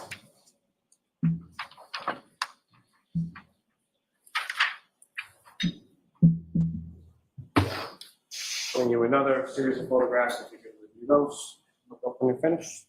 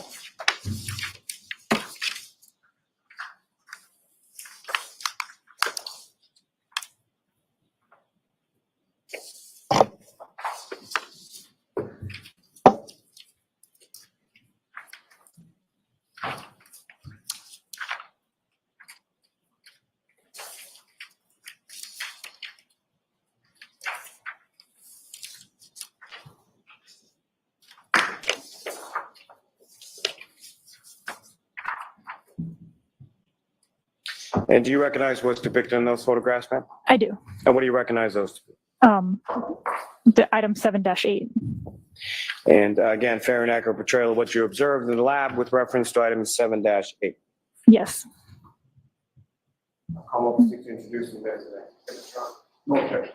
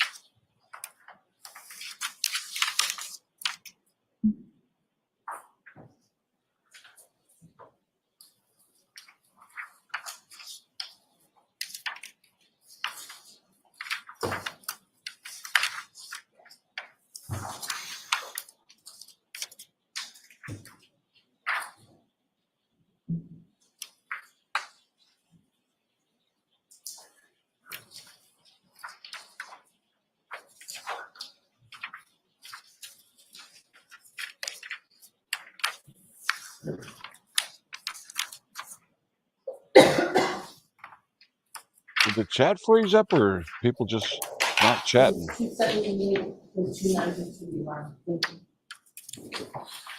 And Your Honor, with the court's permission, may I publish some of these What's photos to that, the jury Hank? as well? Did Mr. chat Lawyer, with- freeze or did people just stop chatting? I think everyone's exhausted, but let me take a look. Last chat was almost 20 minutes ago. Let's see.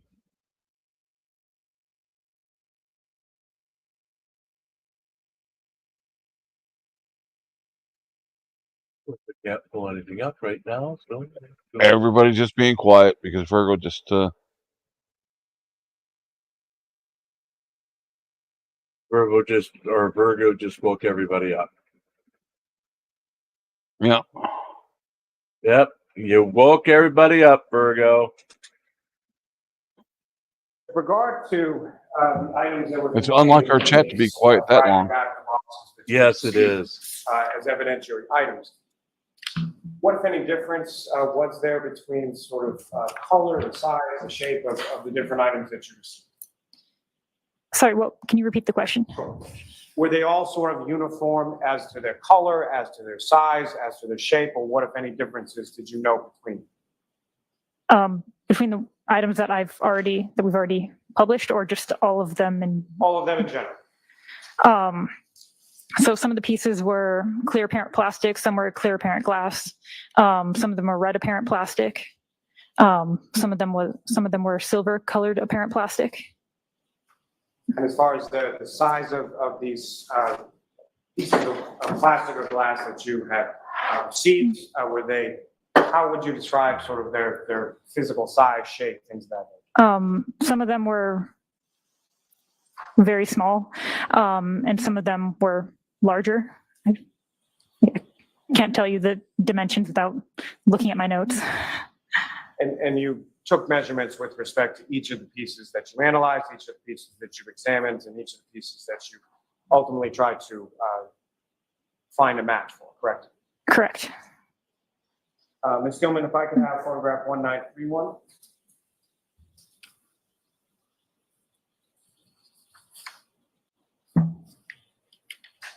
And what's up on the screen is now the line exhibit 278. Do you recognize as the bag of box that contains item 7-8?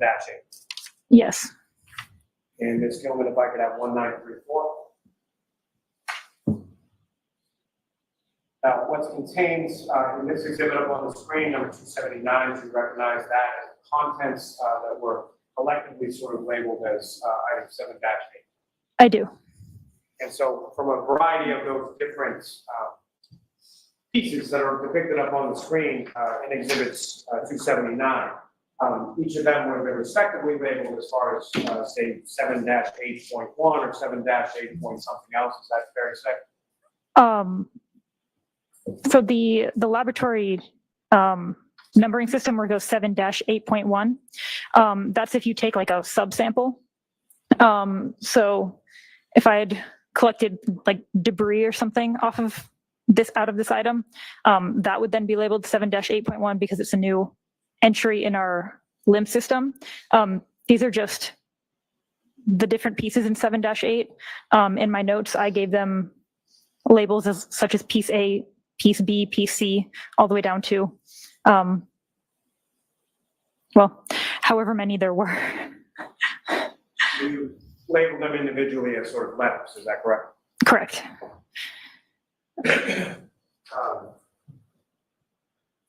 Ms. Gilman, if I could have photograph 1928. And if you could zoom just a little bit in on that.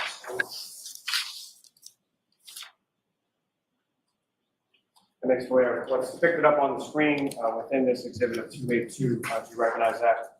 I do.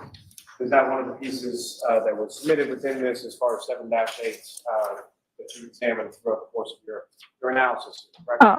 It was. There's actually two pieces in that. There's the large one in the middle, and there's a very small one up in the corner. Okay.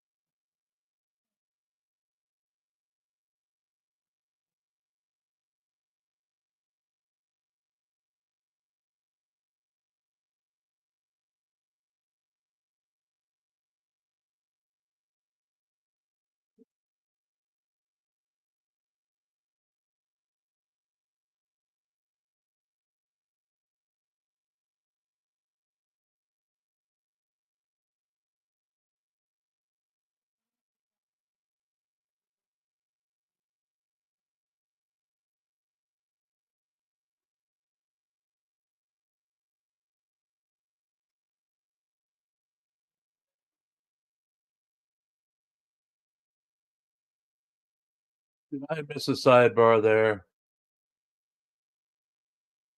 I didn't hear him call a sidebar unless they skipped a bit. Something, the jury's leaving the room. Pieces of plastic or glass that you had received, were they? So if I had collected like debris or something out of this item, that would then be labeled 7-8.1 because it's a new entry in our limb system. These are just the different pieces in 7-8. In my notes, I gave them labels such as piece A, piece B, piece C, all the way down to, well, however many there were. You labeled them individually as sort of letters, is that correct? Correct.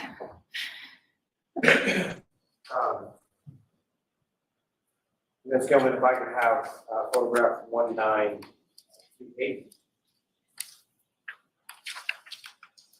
If you could zoom just a little bit in on that.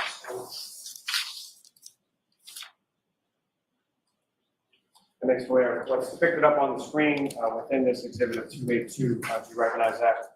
I do. Is that one of the pieces that was submitted within this as far as 7-8 that you examined throughout the course of your analysis? Right?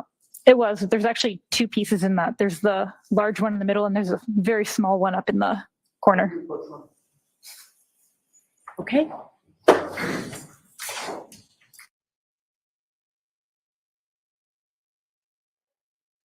So yeah, it was a sidebar. So pants is officially lost because it's closer to the 9, someone said.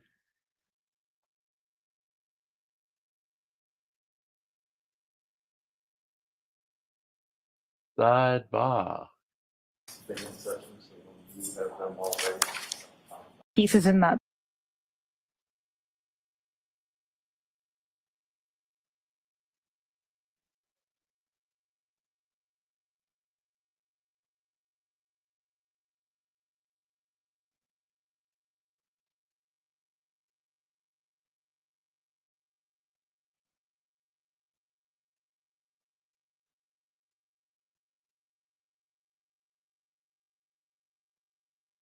Now she doesn't look very happy. Nope, not at all.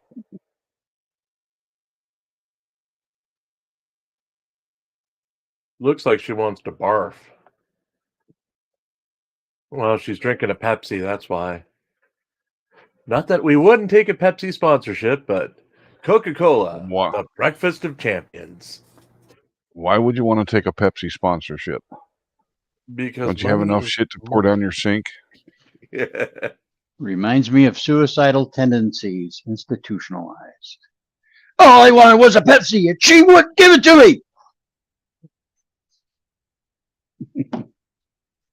Poor Uncle Mr. Pokeville.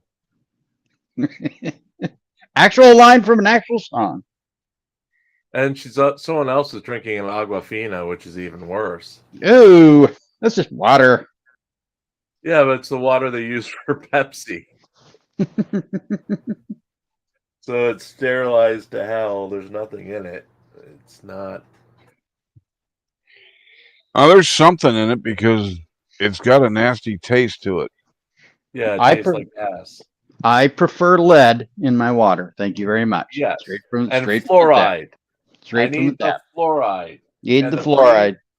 The brain controlling microbes. Yes. I need And all of that. And the microchips so they can track you. So I guess they're just doing documents right now. Jury is out of the room.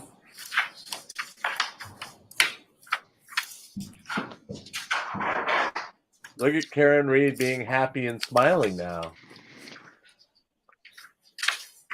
They're laughing and giggling. Me and Alan Jackson. It's the old defense strategy. Pretend to be human. Pretend to be human. Yeah, but the jury's not in the room to see it.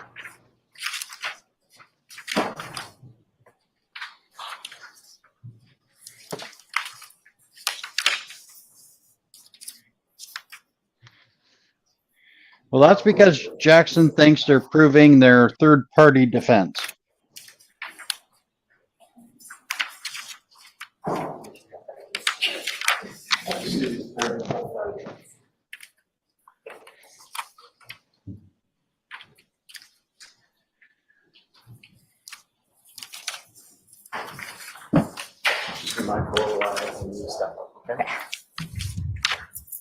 Okay, looks like jury's coming back. You are unmuted.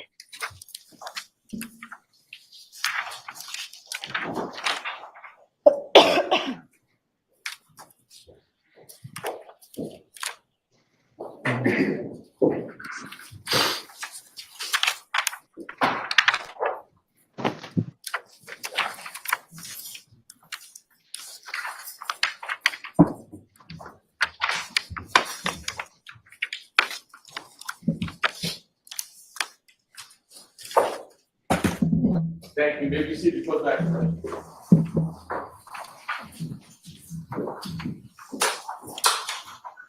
May I approach the witness again, Your Honor? Yes.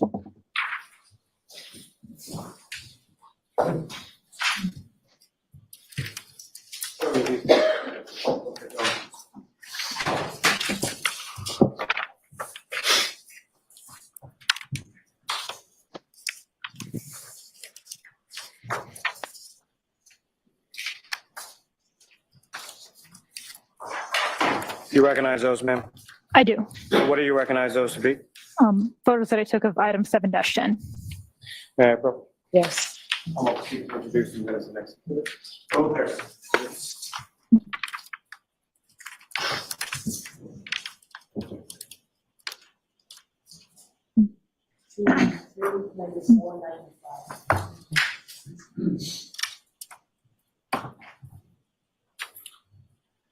And again, Your Honor, with court's permission, if I could publish that to the jury. Okay. Gentlemen, if I could have photo 1952.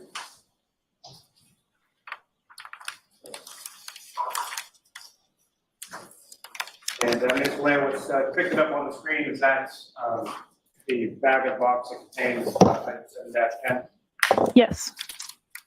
And Ms. Gilman, if I could have 1955. And again, what's up on the screen is that the item that was contained within that evidence. Yes. Can I approach the witness again, Your Honor? Yes.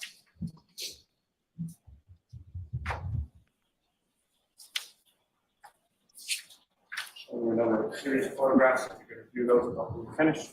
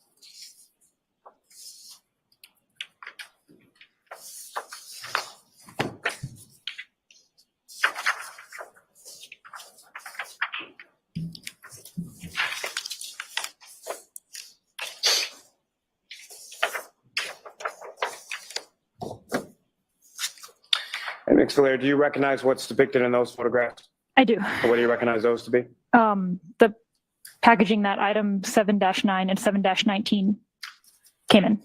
And what's contained within those photographs, is that a fair and accurate portrayal of those items when you receive them at your station and within the trace unit? It is. Honor, may I approach? Yes. I'm going to seek to introduce and admit as the next. Okay. Verify the stenographer's marking.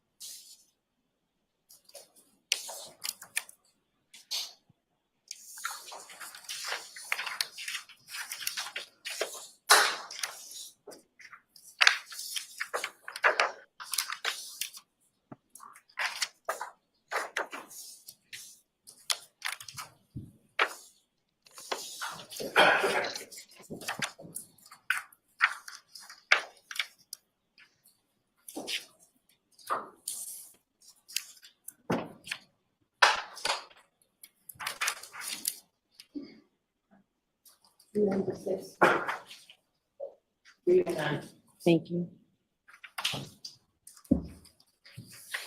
And And Your Honor, with the court's permission, may I publish what's now been marked as 296 through 309 for the jury? Yes. Gilman, if I can have photograph 1958. And again, Ms. Blair, what's up on the screen is that's the evidence bag or box that contains those items that she's testifying about, 7-9 and 7-19. Yes. Now, with regard to Ms. Gilman, if I could have photograph 1962. Ms. Blair, now what's been depicted up on the screen and been marked as exhibit 297. Ms. Gilman, if you could zoom in just a little bit on items of evidence.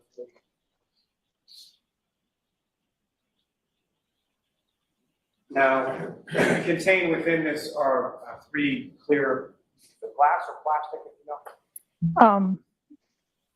I have to look at my notes to see what I wrote them as. My other question, Your Honor, with the court's permission, may. Yes, go ahead, look at your notes.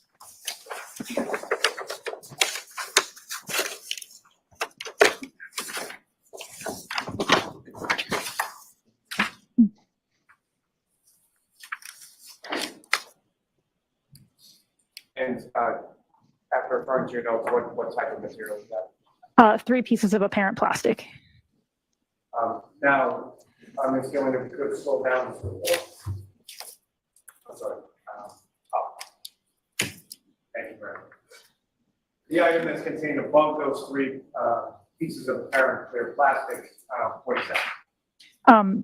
That is item 7-19. That is a black straw. And Ms. Gilman, if I could have photograph 1964. And what's up on the screen, Ms. Blair, now, and has been marked as exhibit 299. Is that essentially the straw next to a ruler with its measurements? Is that correct? Yes.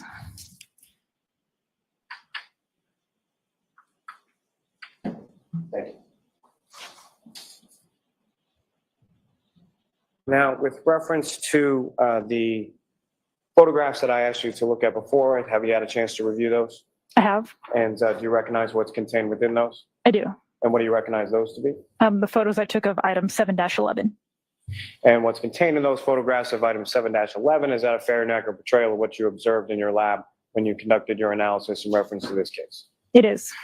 You're on the phone to seek to introduce and admit as the next exhibit. Okay. Okay.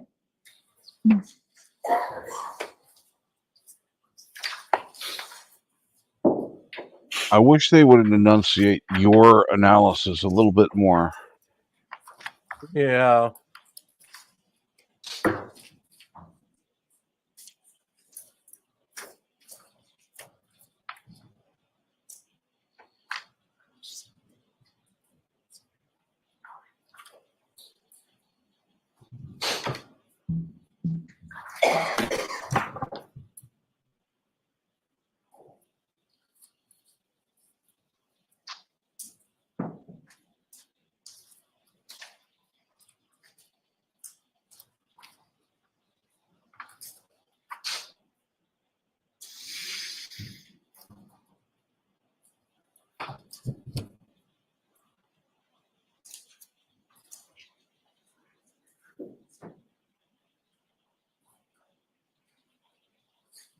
It is 310-324.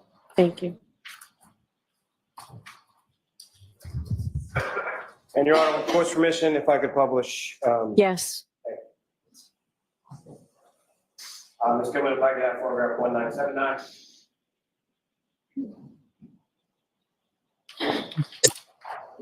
Again, Ms. Blair, what's up on the screen is that the bag, evidence bag that contains item 7-11. Yes. And for the record, that's the mark as exhibit 10. Ms. Gilman, if I could have 1982.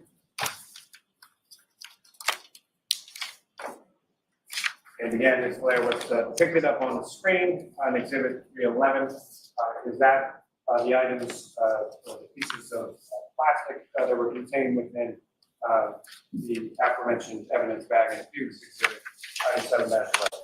Yes.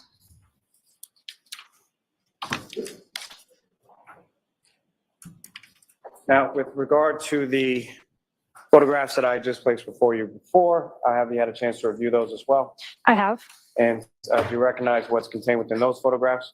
photos of item 7-14. And what's contained in those photographs of item 7-14, is that a fair and accurate portrayal of what you observed in your lab when you conducted your examination in this case? It is. Thank you. Your Honor, I'll almost seek to introduce in minutes. Exhibit. Okay.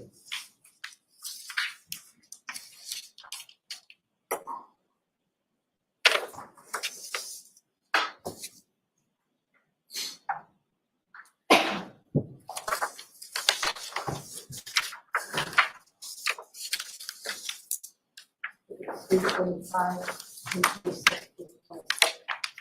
you.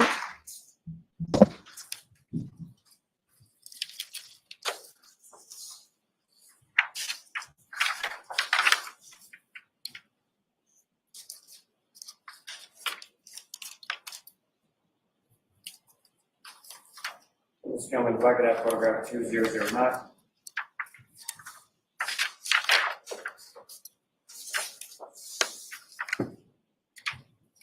Mr. Laird, if I could draw your attention up to the screen just for a moment, what's now been marked as exhibit 325. Do you recognize what that is? I do. That's a bag that contains item 7-14, is that correct? Yes. And Ms. Gilman, if I could have photograph 2012. Again, Ms. Blair, what's up on the screen is that the item that was contained, labeled as item 7-14 in that. I'm sorry, I need all of it, please. What's depicted on the screen is that a fair and accurate portrayal of what was contained in the exhibit bag from the previous exhibits, labeled as item 7-14. Yes. Thank you. I'm sorry, I interrupted. Were you able to review the bulk of those photographs that I just placed before you? Yes. And do you recognize those? Yes. And what do you recognize those to be? The photos of item 7-12. If I could have, excuse me, ask those to be marked as the next. Okay.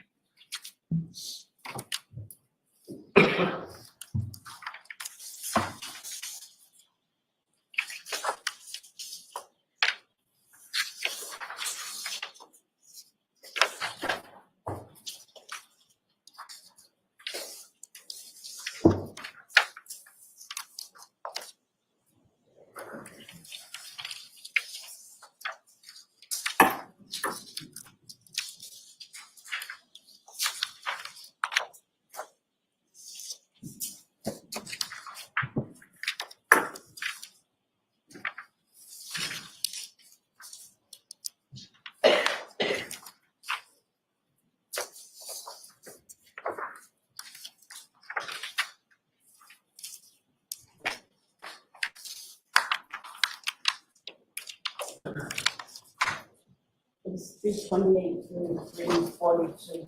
Thank you. Ms. Gilman, if I could have a photograph 2015.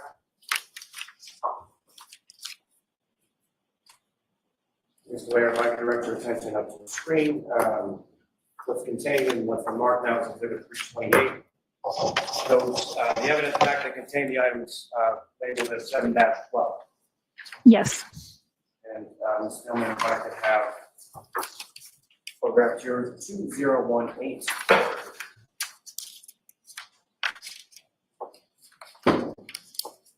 Mr. Laird, directing your attention up to the screen and what's now been marked as exhibit 329. Those are the items that were labeled collectively as 7-12 that were contained within that evidence back from the prior exhibit. Yes. As far as those photographs that I presented to you a moment ago, have you had a chance to review those as well? I have. And do you recognize what's contained within those photographs? I do. And what do you recognize those to be? The photos of item 7-13. And what's contained within those photographs, is that a fair and accurate portrayal of what was contained or labeled as item 7-13? It is. Your Honor, almost may I approach? Yes. Almost seems to introduce the minutes and next exhibit. Okay.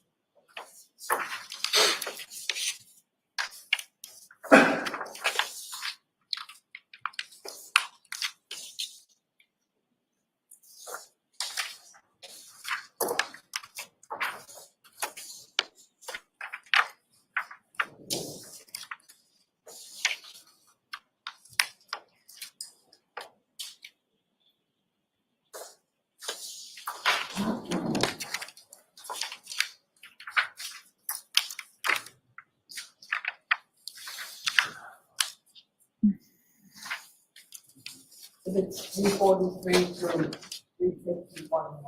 Thank you. Thank you very much.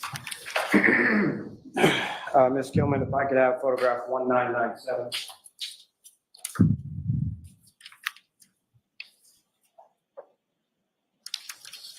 And Ms. Blair, what's depicted on the screen in that photograph, which now been marked as Exhibit 343, is that the evidence bag that contained the items labeled as 7-13?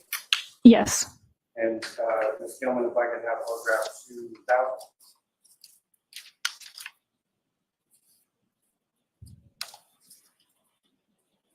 And Ms. Blair, directing your attention to the screen, those are the items contained within that exhibit bag from prior exhibits, collectively labeled by the lab as 7-13. Yes. As far as the photographs that I had placed before you, have you had a chance to review those? I have. And do you recognize what's depicted in those photographs? I do. What do you recognize those to be? Photos of item 7-15. And what's contained in those photographs, is that a fair and accurate portrayal of what was contained in items, item 7-15? It is. Okay, hold on one second, Madam Court Reporter.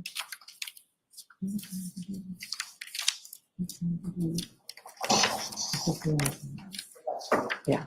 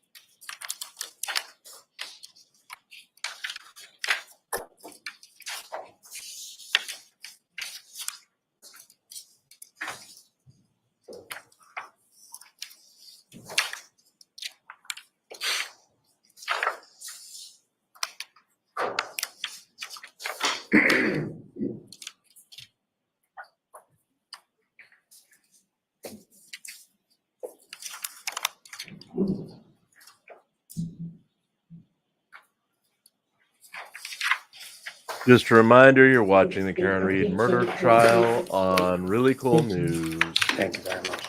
We'll be here till at least Mr. Lally, 4 or those are the last 4:30. exhibits we'll be doing today. Okay, understood, thank you. This is quickly approaching.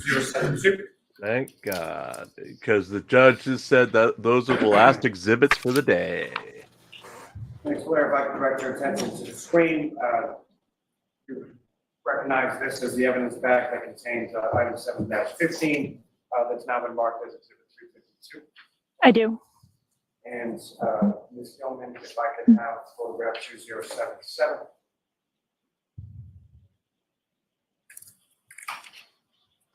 Again, Ms. Blair, what's up on the screen are those the items that were collectively identified by the lab as item 7-15 from that evidence bag contained in the prior. Yes. Thank you.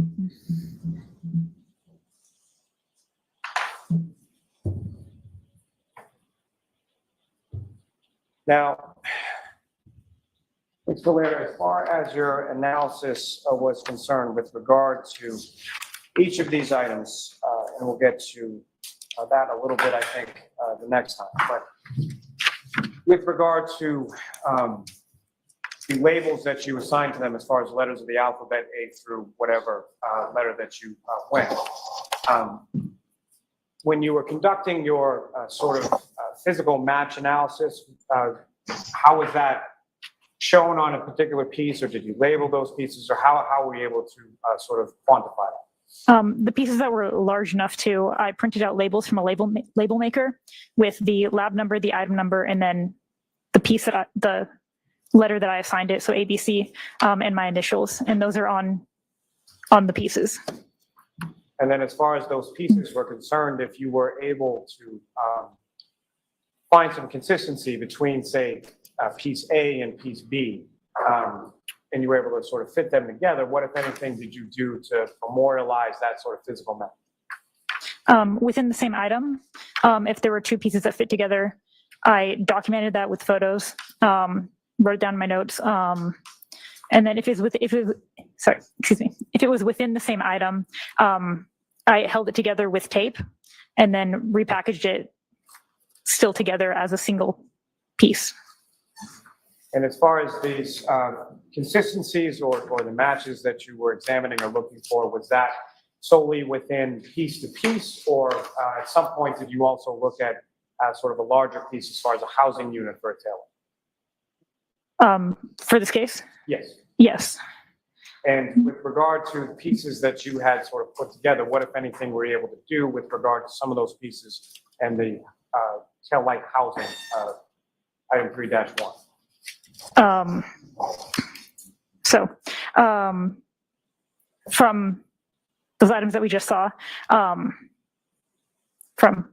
was able to piece one larger piece with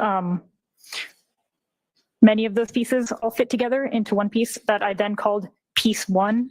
There were some other pieces that also fit together among those question ones that I called pieces 2, piece 3, piece 4, and piece 5. Piece 1 was a physical match with item 3-1, the taillight. Your Honor, I think that may. Okay. All right, so, Ms. Philia, we're going to have you back on Wednesday. Very good. I'm going to ask you to wait jurors, so we don't meet tomorrow, we'll meet Wednesday, and we'll go a full day Wednesday with an abbreviated lunch and sometime between 4 and 4:30. So please do not discuss this case with anyone. Don't do any independent research or investigation into the case. If you happen to see, hear, or read anything about the case, please disregard it.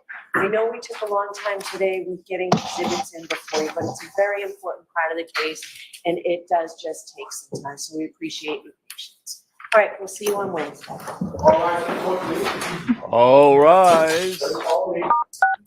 You are muted. Let's see if they have a sidebar, then let's get the heck out of here. Oh, they didn't have a sidebar, so. Oh, darn. Dang it. So, 5 sidebars for the day. So, who won?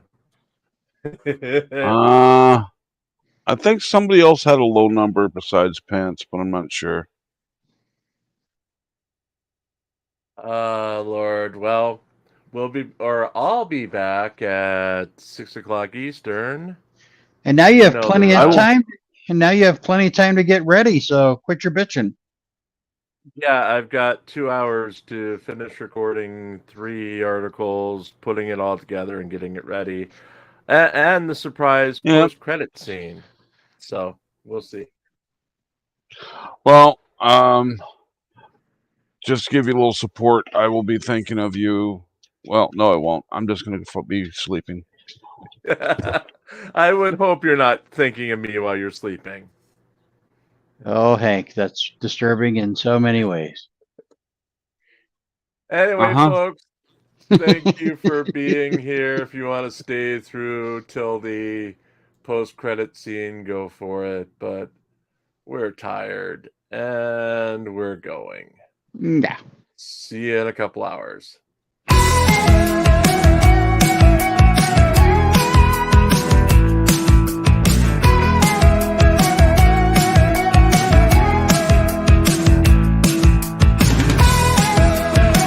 Hit like, share, and subscribe on your way out.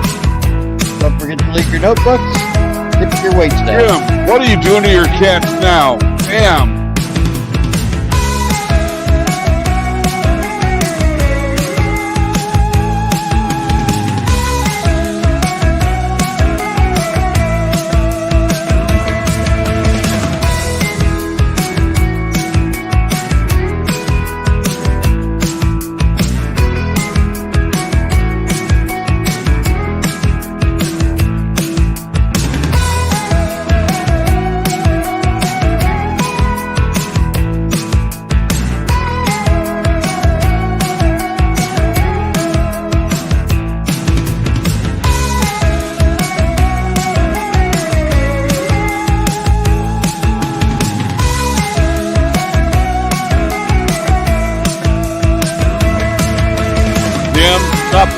go blind.